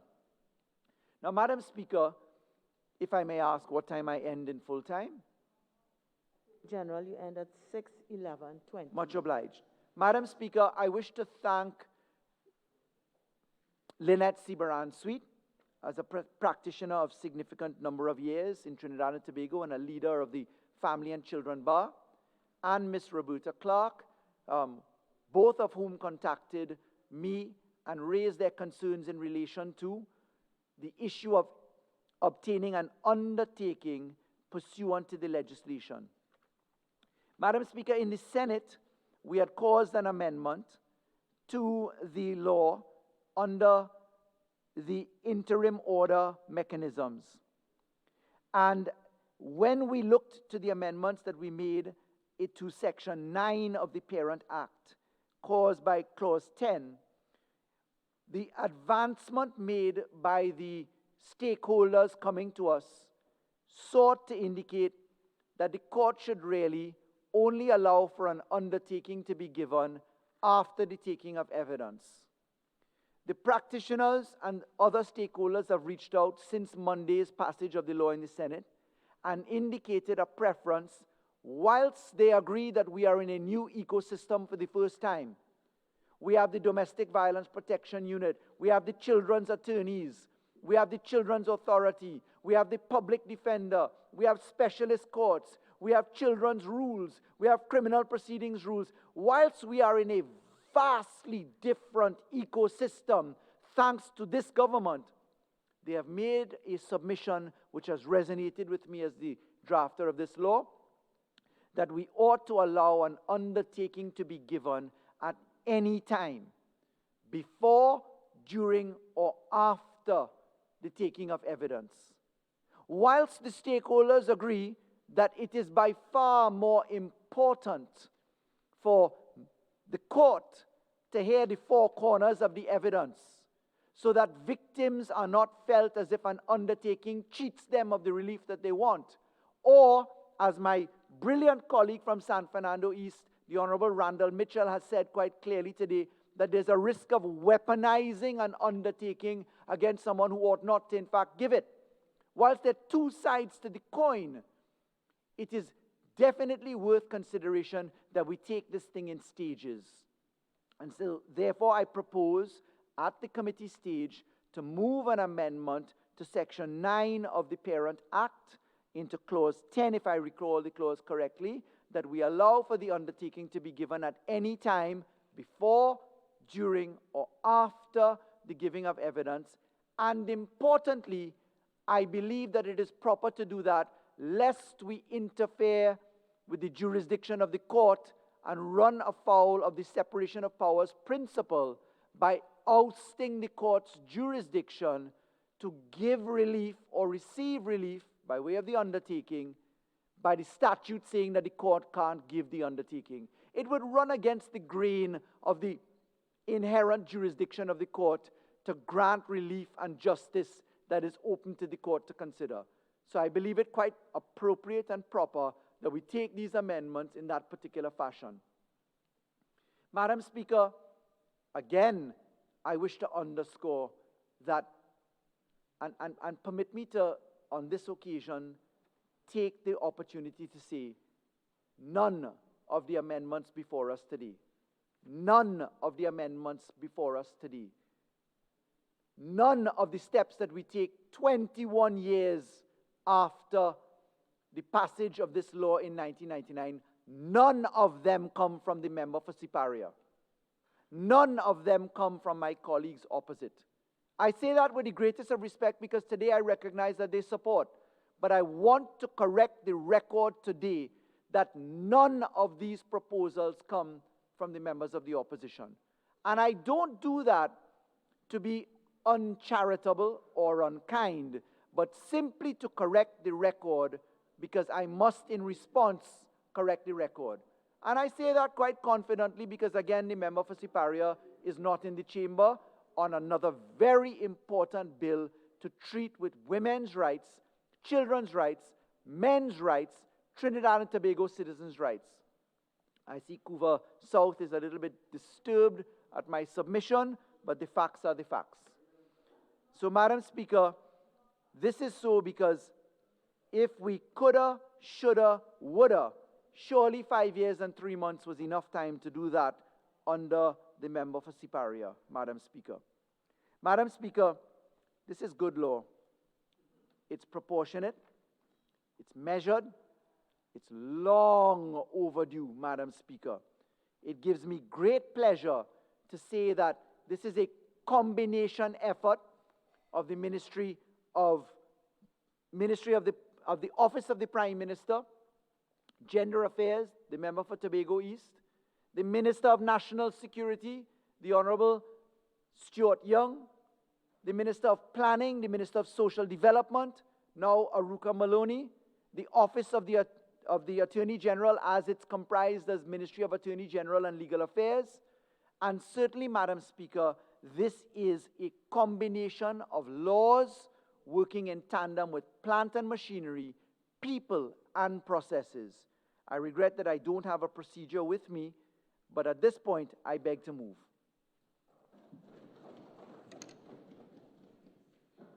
Honorable members, the question is that a bill entitled An Act to Amend the Domestic Violence Act, Chapter 4556, to provide for emergency protection orders and for related matters be now read a second time.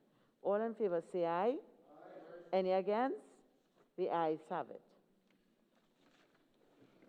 A bill entitled An Act to Amend the Domestic Violence Act, Chapter 4556, to provide for emergency protection orders and for related matters.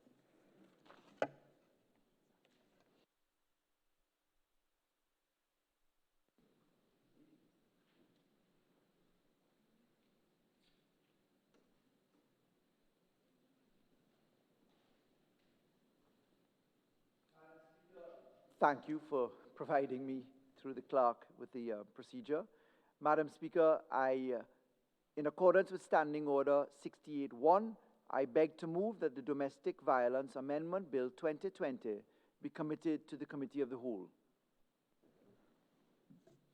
Honorable members, the question is that the Domestic Violence Amendment Bill 2020 be committed to the Committee of the Whole. All in favor say aye. Any against? The ayes have it. This House will now go into the Committee of the Whole to consider the bill clause by clause. This bill has 33 clauses.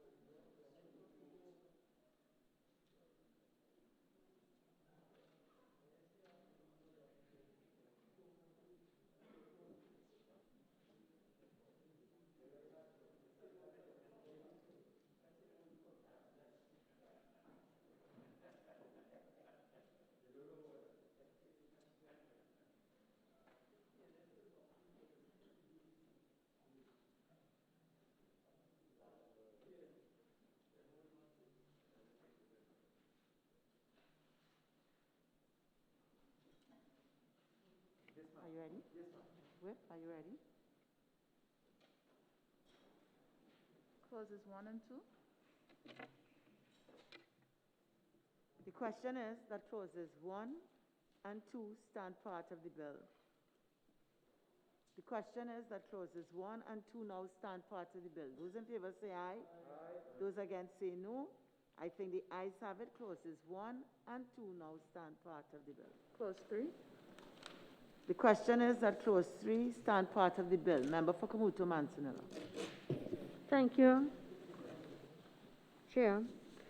Honorable AG, in response to the emotional or psychological abuse, the terminology I'd indicated, are you hearing me?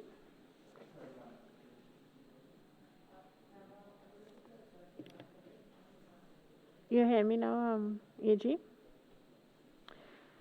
All right, I'll try and speak a little louder. Is that okay? All right. Regarding the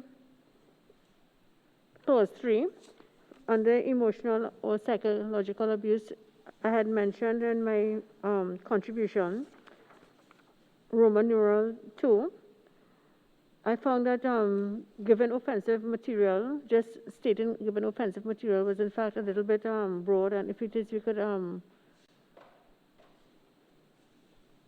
be a little bit more, if you could tighten it, if you could add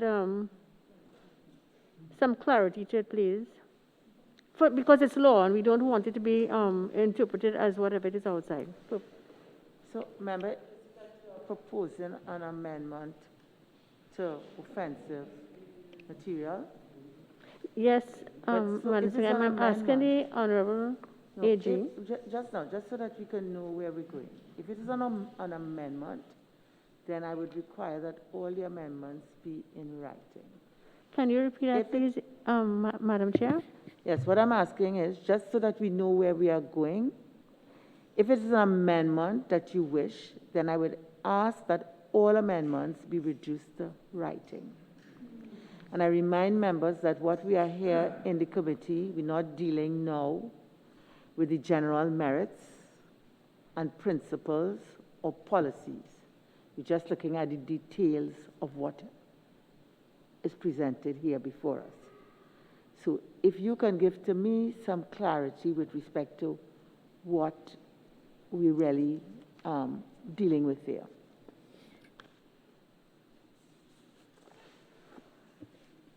Madam Chair, given offensive material is very broad in the terminology, and so I'm asking the AG if he would consider clarifying it a little bit more, tightening the language, if it is that you want me to propose.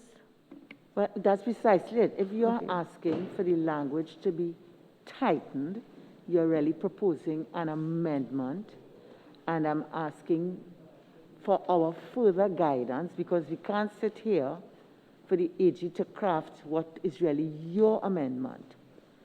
So that if you have an amendment, I would ask that it be circulated in writing. Driving out. Well, if it is that the member is asking for a clarification of as what would constitute, say, like examples, I will allow that as under details. Sure. But for our further guidance, that is what I'm going to ask. If it's amendments, that people reduce it to writing, please. Attorney General. Thank you, Madam Chair. I take it more as a request for clarification as to what it means. And if I may just say, it's purposefully drafted widely, offensive material, under the definition of emotional or psychological abuse, because domestic violence is a matter for consideration of the court, because it is a matter of judicial exercise of discretion, and because it is that one cannot with precision define what will be offensive to one person or another. It is specifically to capture in an objective way a very subjective issue.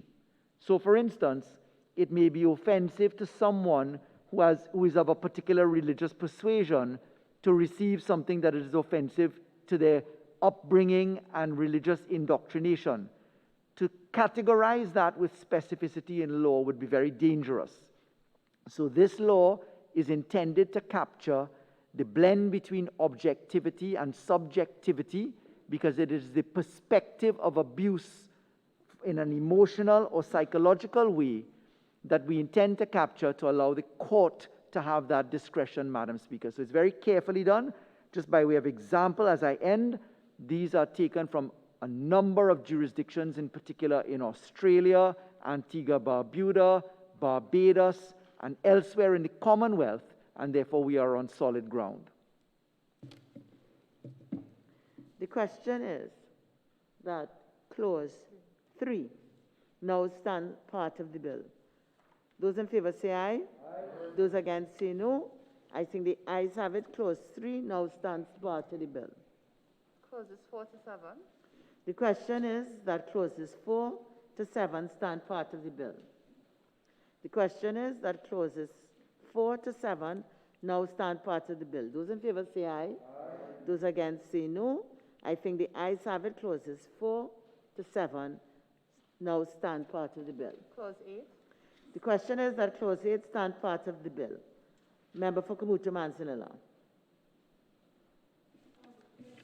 Madam. Clause 5? Clause 8. Sorry, I was trying to...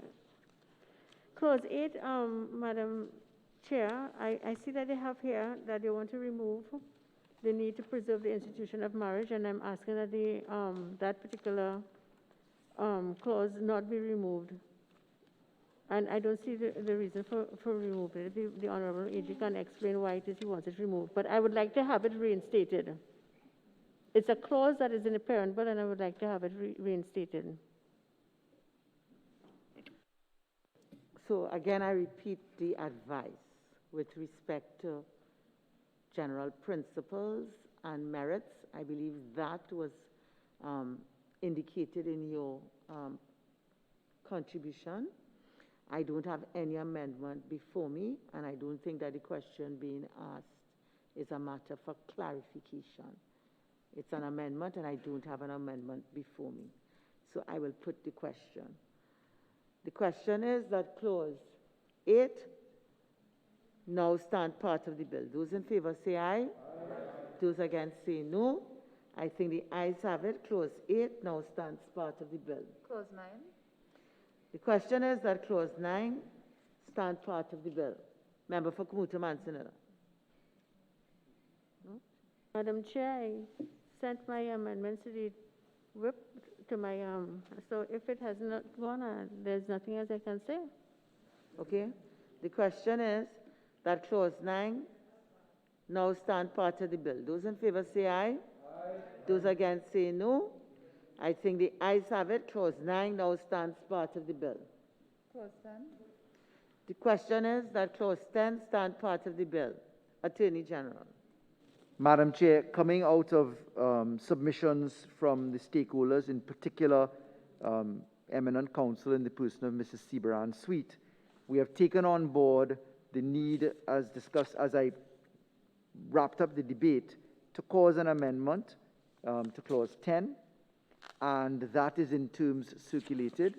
We propose that the undertaking still be a feature that is permitted, and that we allow it both before, during, or after evidence is taken or is being taken. In those circumstances, Madam Speaker, Madam Chair, we would preserve the opportunity for the court in its discretion to allow for an undertaking to be given. I think that effectively captures the rationale.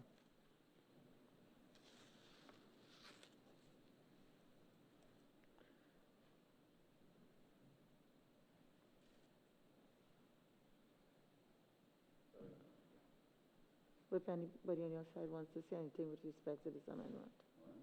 Anybody wants to say anything with respect to this amendment? Okay. So the question is that clause 10 be amended as circulated. Those in favor say aye. Aye. Those against say no. I think the ayes have it. The question is that clause 10 as amended now stand part of the bill. Those in favor say aye. Aye. Those against say no. I think the ayes have it.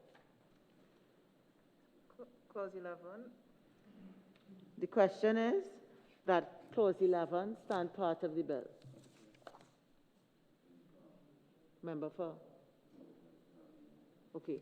Member for Caroni Central, you have a question? No? Okay. The question is that Clause 11 now stand part of the bill. Those in favor say aye. Those against say no. I think the ayes have it. Clause 11 now stands part of the bill. Clauses 12 to 31.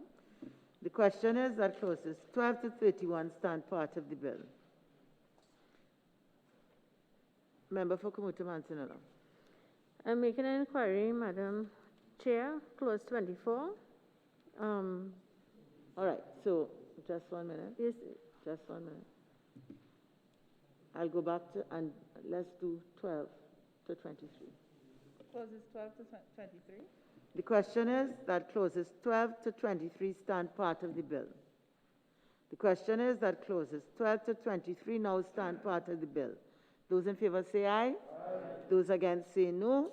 I think the ayes have it. Clauses 12 to 23 now stand part of the bill. Clause 24. The question is that clause 24 stand part of the bill. Member for Kamuto Mansinilla.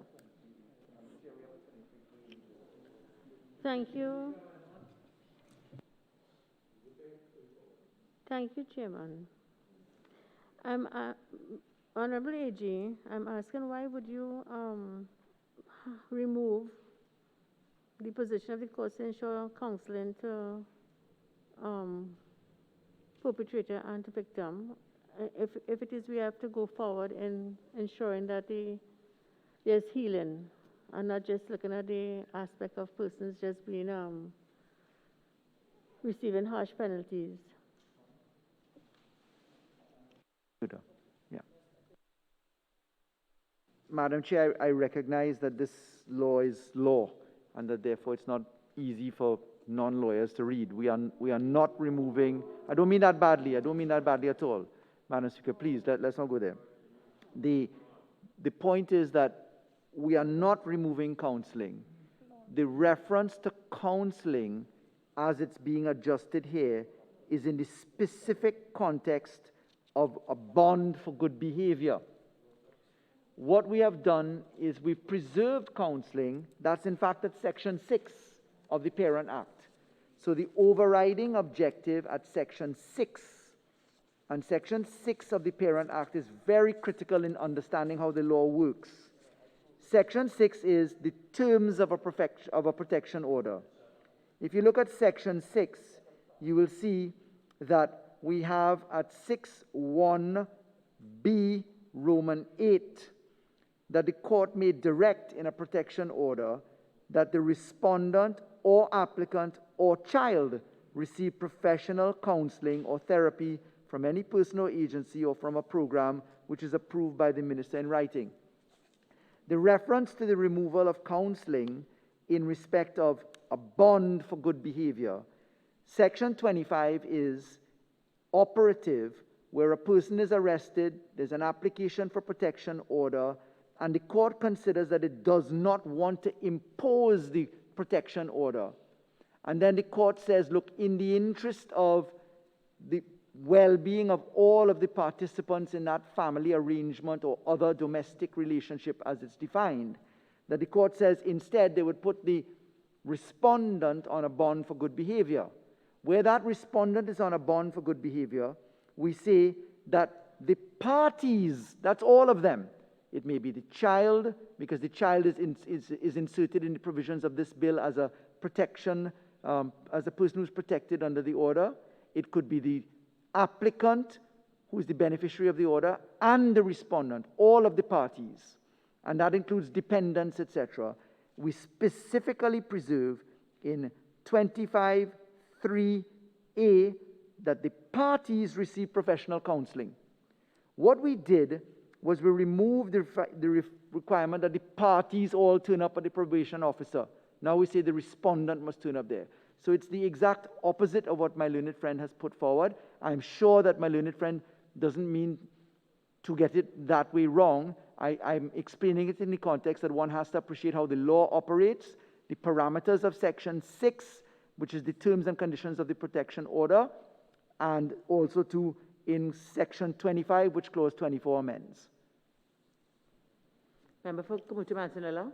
Chair, I saw that the onus for the counseling was in fact on the perpetrator as opposed to what was in the Parent Act, Attorney General. And that is what I was indicating. I'm reading from the Parent Act, Madam Speaker.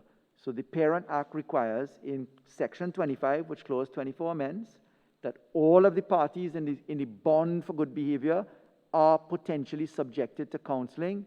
Section 6, which is the protection order itself, B, Roman 8, says that all of the parties are subjected to counseling. So there's no removal or dilution of the effect of counseling or the opportunity for same. The question is that Clause 24 stand part of the bill. The question is that Clause 24 now stand part of the bill. Those in favor say aye. Aye. Those against say no. I think the ayes have it. Clause 24 now stand part of the bill. Clauses 25 to 31. The question is that clauses 25 to 31 stand part of the bill. The question is that clauses 25 to 31 now stand part of the bill. Those in favor say aye. Aye. Those against say no. I think the ayes have it. Clauses 25 to 31 now stand part of the bill. Not put? Because Attorney General, my understanding is that 23A doesn't have to be put as a specific clause in itself. It is part of 23. It's the opposite, sorry. Madam Chair, as we're going to put each and every clause to the bill, we stopped at 23. We put clause 23 and then we went to clause 24. We specifically have a clause 23A and it must be put as standing part of the bill. It's on page 34 of the bill, Madam Speaker. Is clause 23A, is it part of clause? No, Madam Speaker, it's a separate clause. Okay, I think out of an abundance of caution, Thank because you. my advice Thank you is so that much. it's not necessary. It can't But I not be think necessary. out of an abundance of caution that we do it. Clause 23. So the question is that clause 23A stand part of the bill. The question is that clause 23A now stands part of the bill. Those in favor say aye. Aye. Those against say no. I think the ayes have it. So, honorable members, the question is that the bill, as amended, be now reported to the House. Those in favor say aye. Aye. Those against say no. I think the ayes have it. This committee meeting is now adjourned. The House will resume.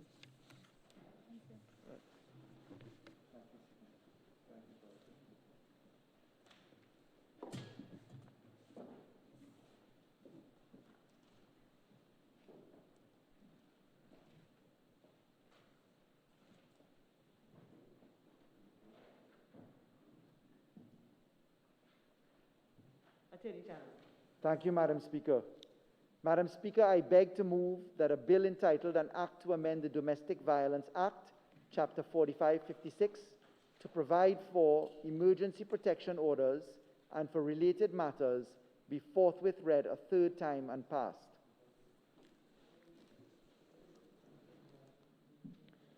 Honorable members, the question is that a bill entitled An Act to Amend the Domestic Violence Act, Chapter 4556, to provide for emergency protection orders and for related matters be forthwith read a third time and passed. All in favor say aye. Aye. Any against? The ayes have it.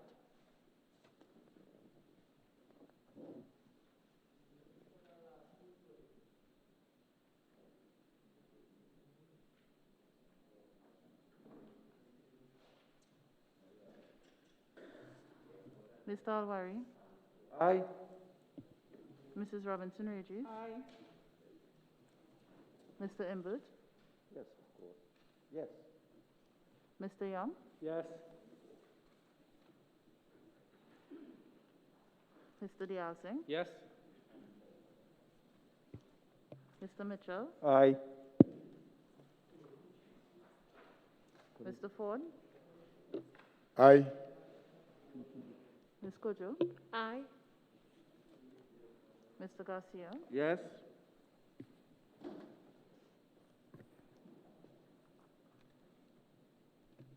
Mrs. Webster Roy. Aye. Ms. Oliver? Yes. Mr. Antwine? Yes. Mr. Coffey? Yes. Mr. Lee? Yes. Mr. Charles? Yes. Mr. Karen? Yes. Dr. Tiwari? Aye. Mrs. Nualu Hussain? Yes. Mr. Indar Singh? Yes. Dr. Bodo? Yes.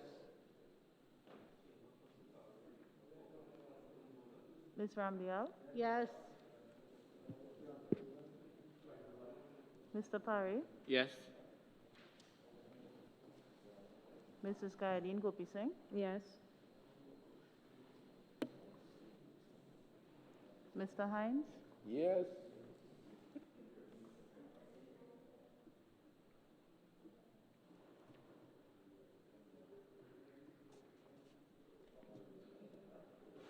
Mr. Leons? Yes.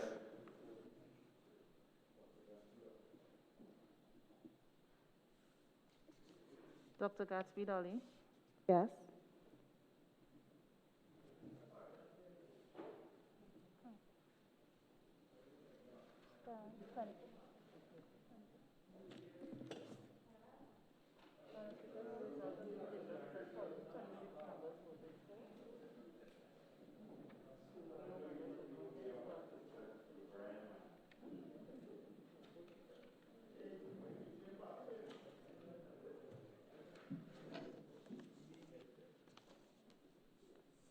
Honorable members, on a division, 26 members voted for, no members voted against, there were no abstentions. The motion is approved.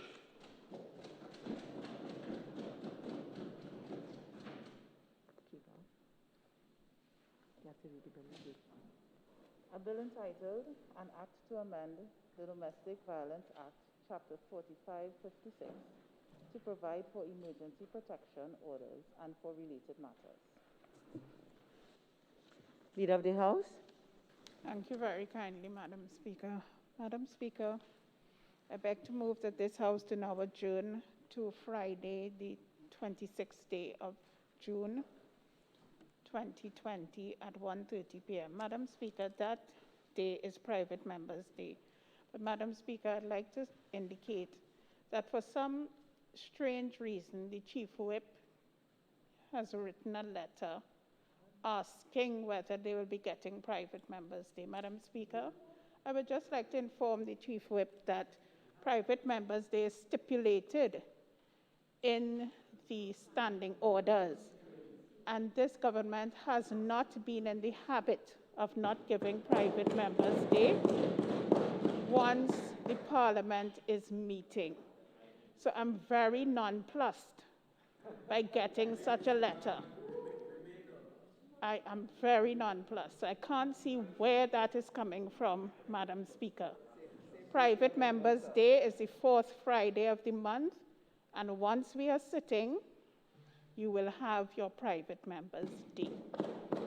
So could we now be told what you'll be doing on that day? And Madam Speaker, I'm aware that we have 2 motions on the adjournment. My friends have informed me that we'll not be doing the one moved by the member for Chaguanas West, but we will be doing the one by the member for Pointe-a-Pierre. But could I be told what we'll be doing on Friday, please? Thank you. My friend is always flustered. But on Private Members' Day, I thank you for allowing us to have Private Members' Day on Friday. There are so many times in the past we did not have Private Members' Day. But we'll be doing motion. My friend is not listening. We'll be doing motion number 8 on the order paper on our private business, moved by the member for Opuch East.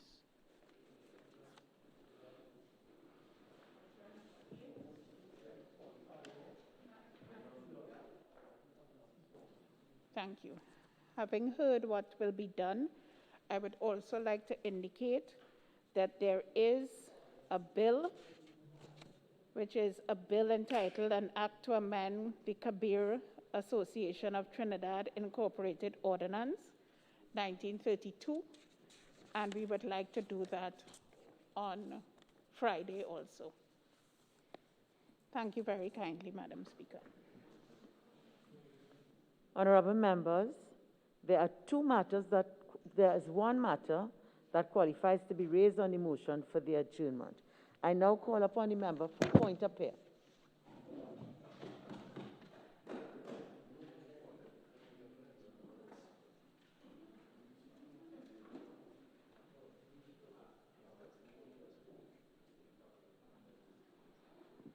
Thank you, Madam Speaker.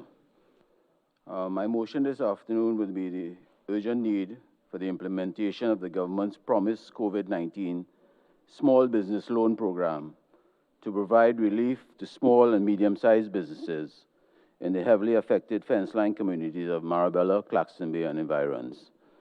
Madam Speaker, today I raise this motion because of the important role of small businesses that they play in our national economy, as they make up 85% of our registered business in this country, representing more than 20,000 enterprises and employ over 200,000 individuals. The GDP that they represent makes up about 28% of our GDP in this country.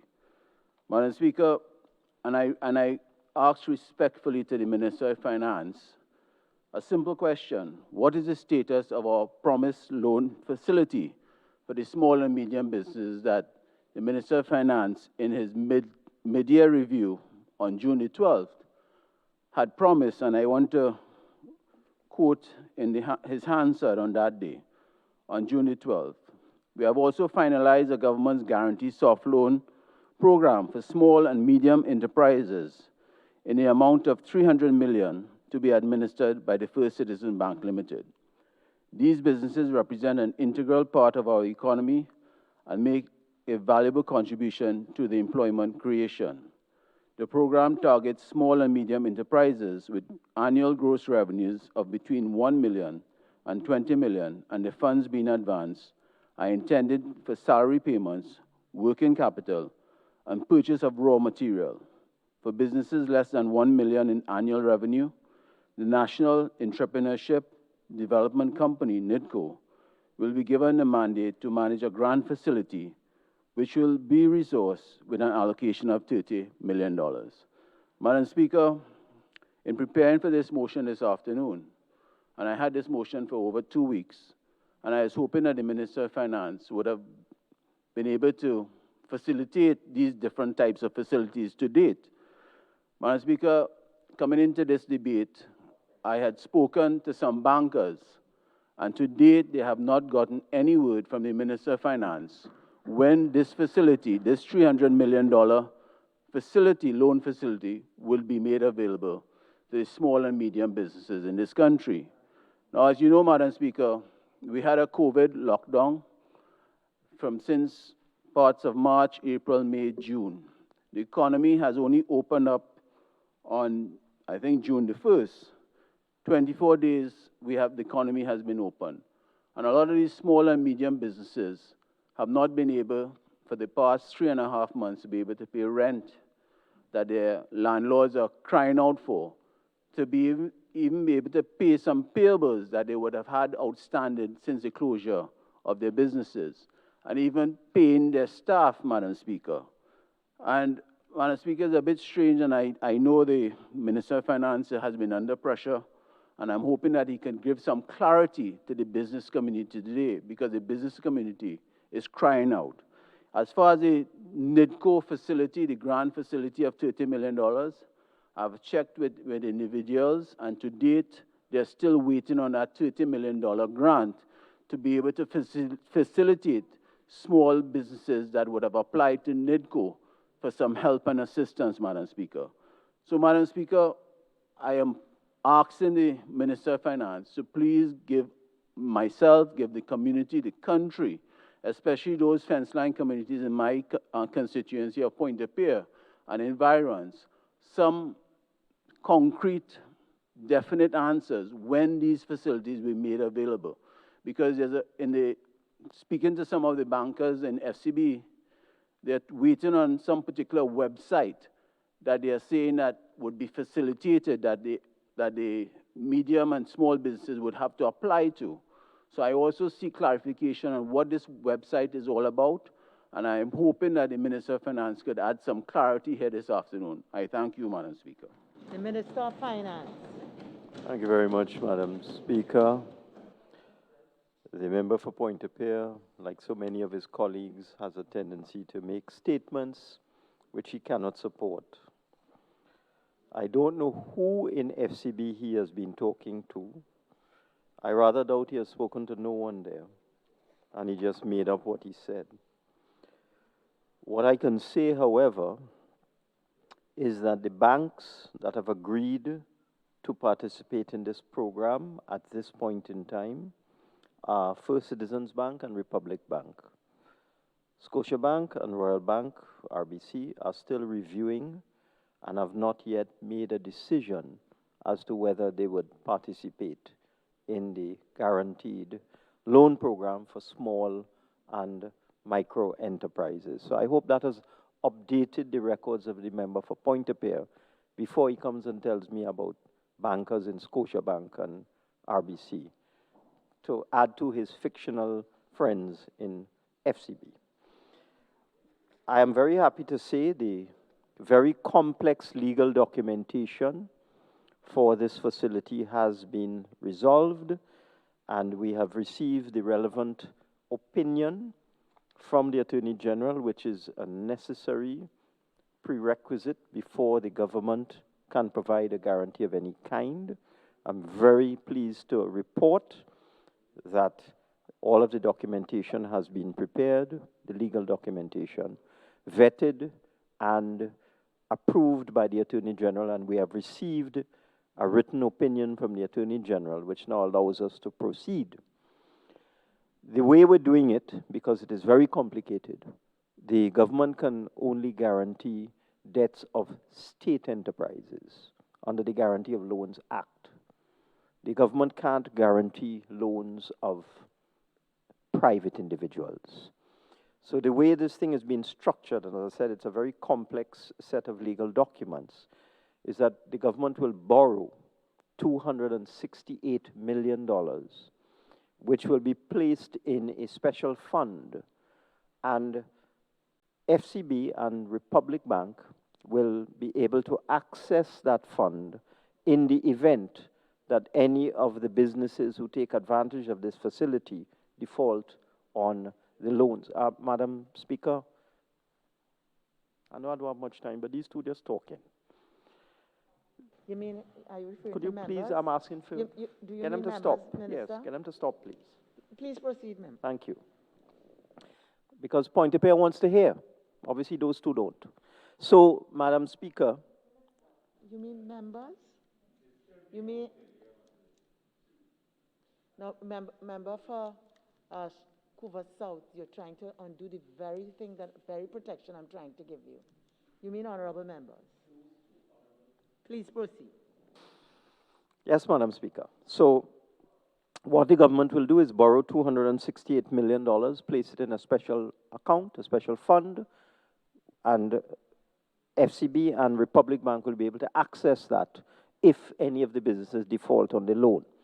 The government is guaranteeing 75% of the loan, and we are asking the businesses to, the directors and so on, to give personal guarantees of up to 50%, but they will not be required to provide collateral, because we felt in this situation it would be very difficult for small and medium enterprises, the owners and directors and so on, to put up security. So it's simply a personal guarantee of 50%, and the government will guarantee 75%.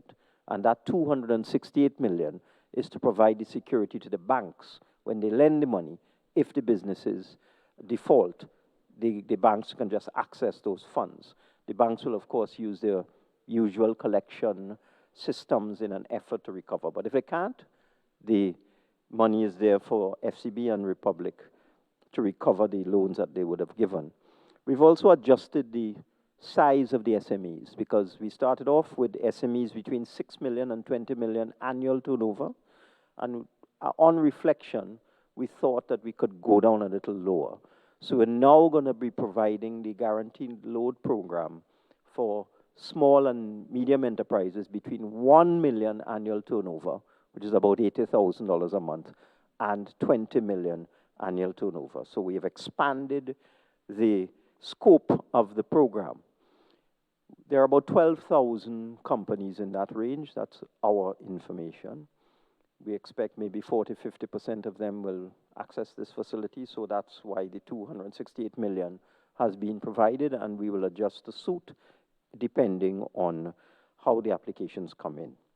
So I'm very happy to announce that now that all of the legal documentation has been resolved and all of the necessary paperwork has been done, and we've received the Attorney General's opinion that we'll be launching this within the next couple of days. Thank you very much, Madam Speaker. Honorable members, the question is that this House do now adjourn to Friday, the 26th day of June 2020 at 1:30 p.m. All in favor say aye. Any against? I think the ayes have it. This House now stands adjourned to Friday, the 26th day of June 2020 at 1:30 p.m.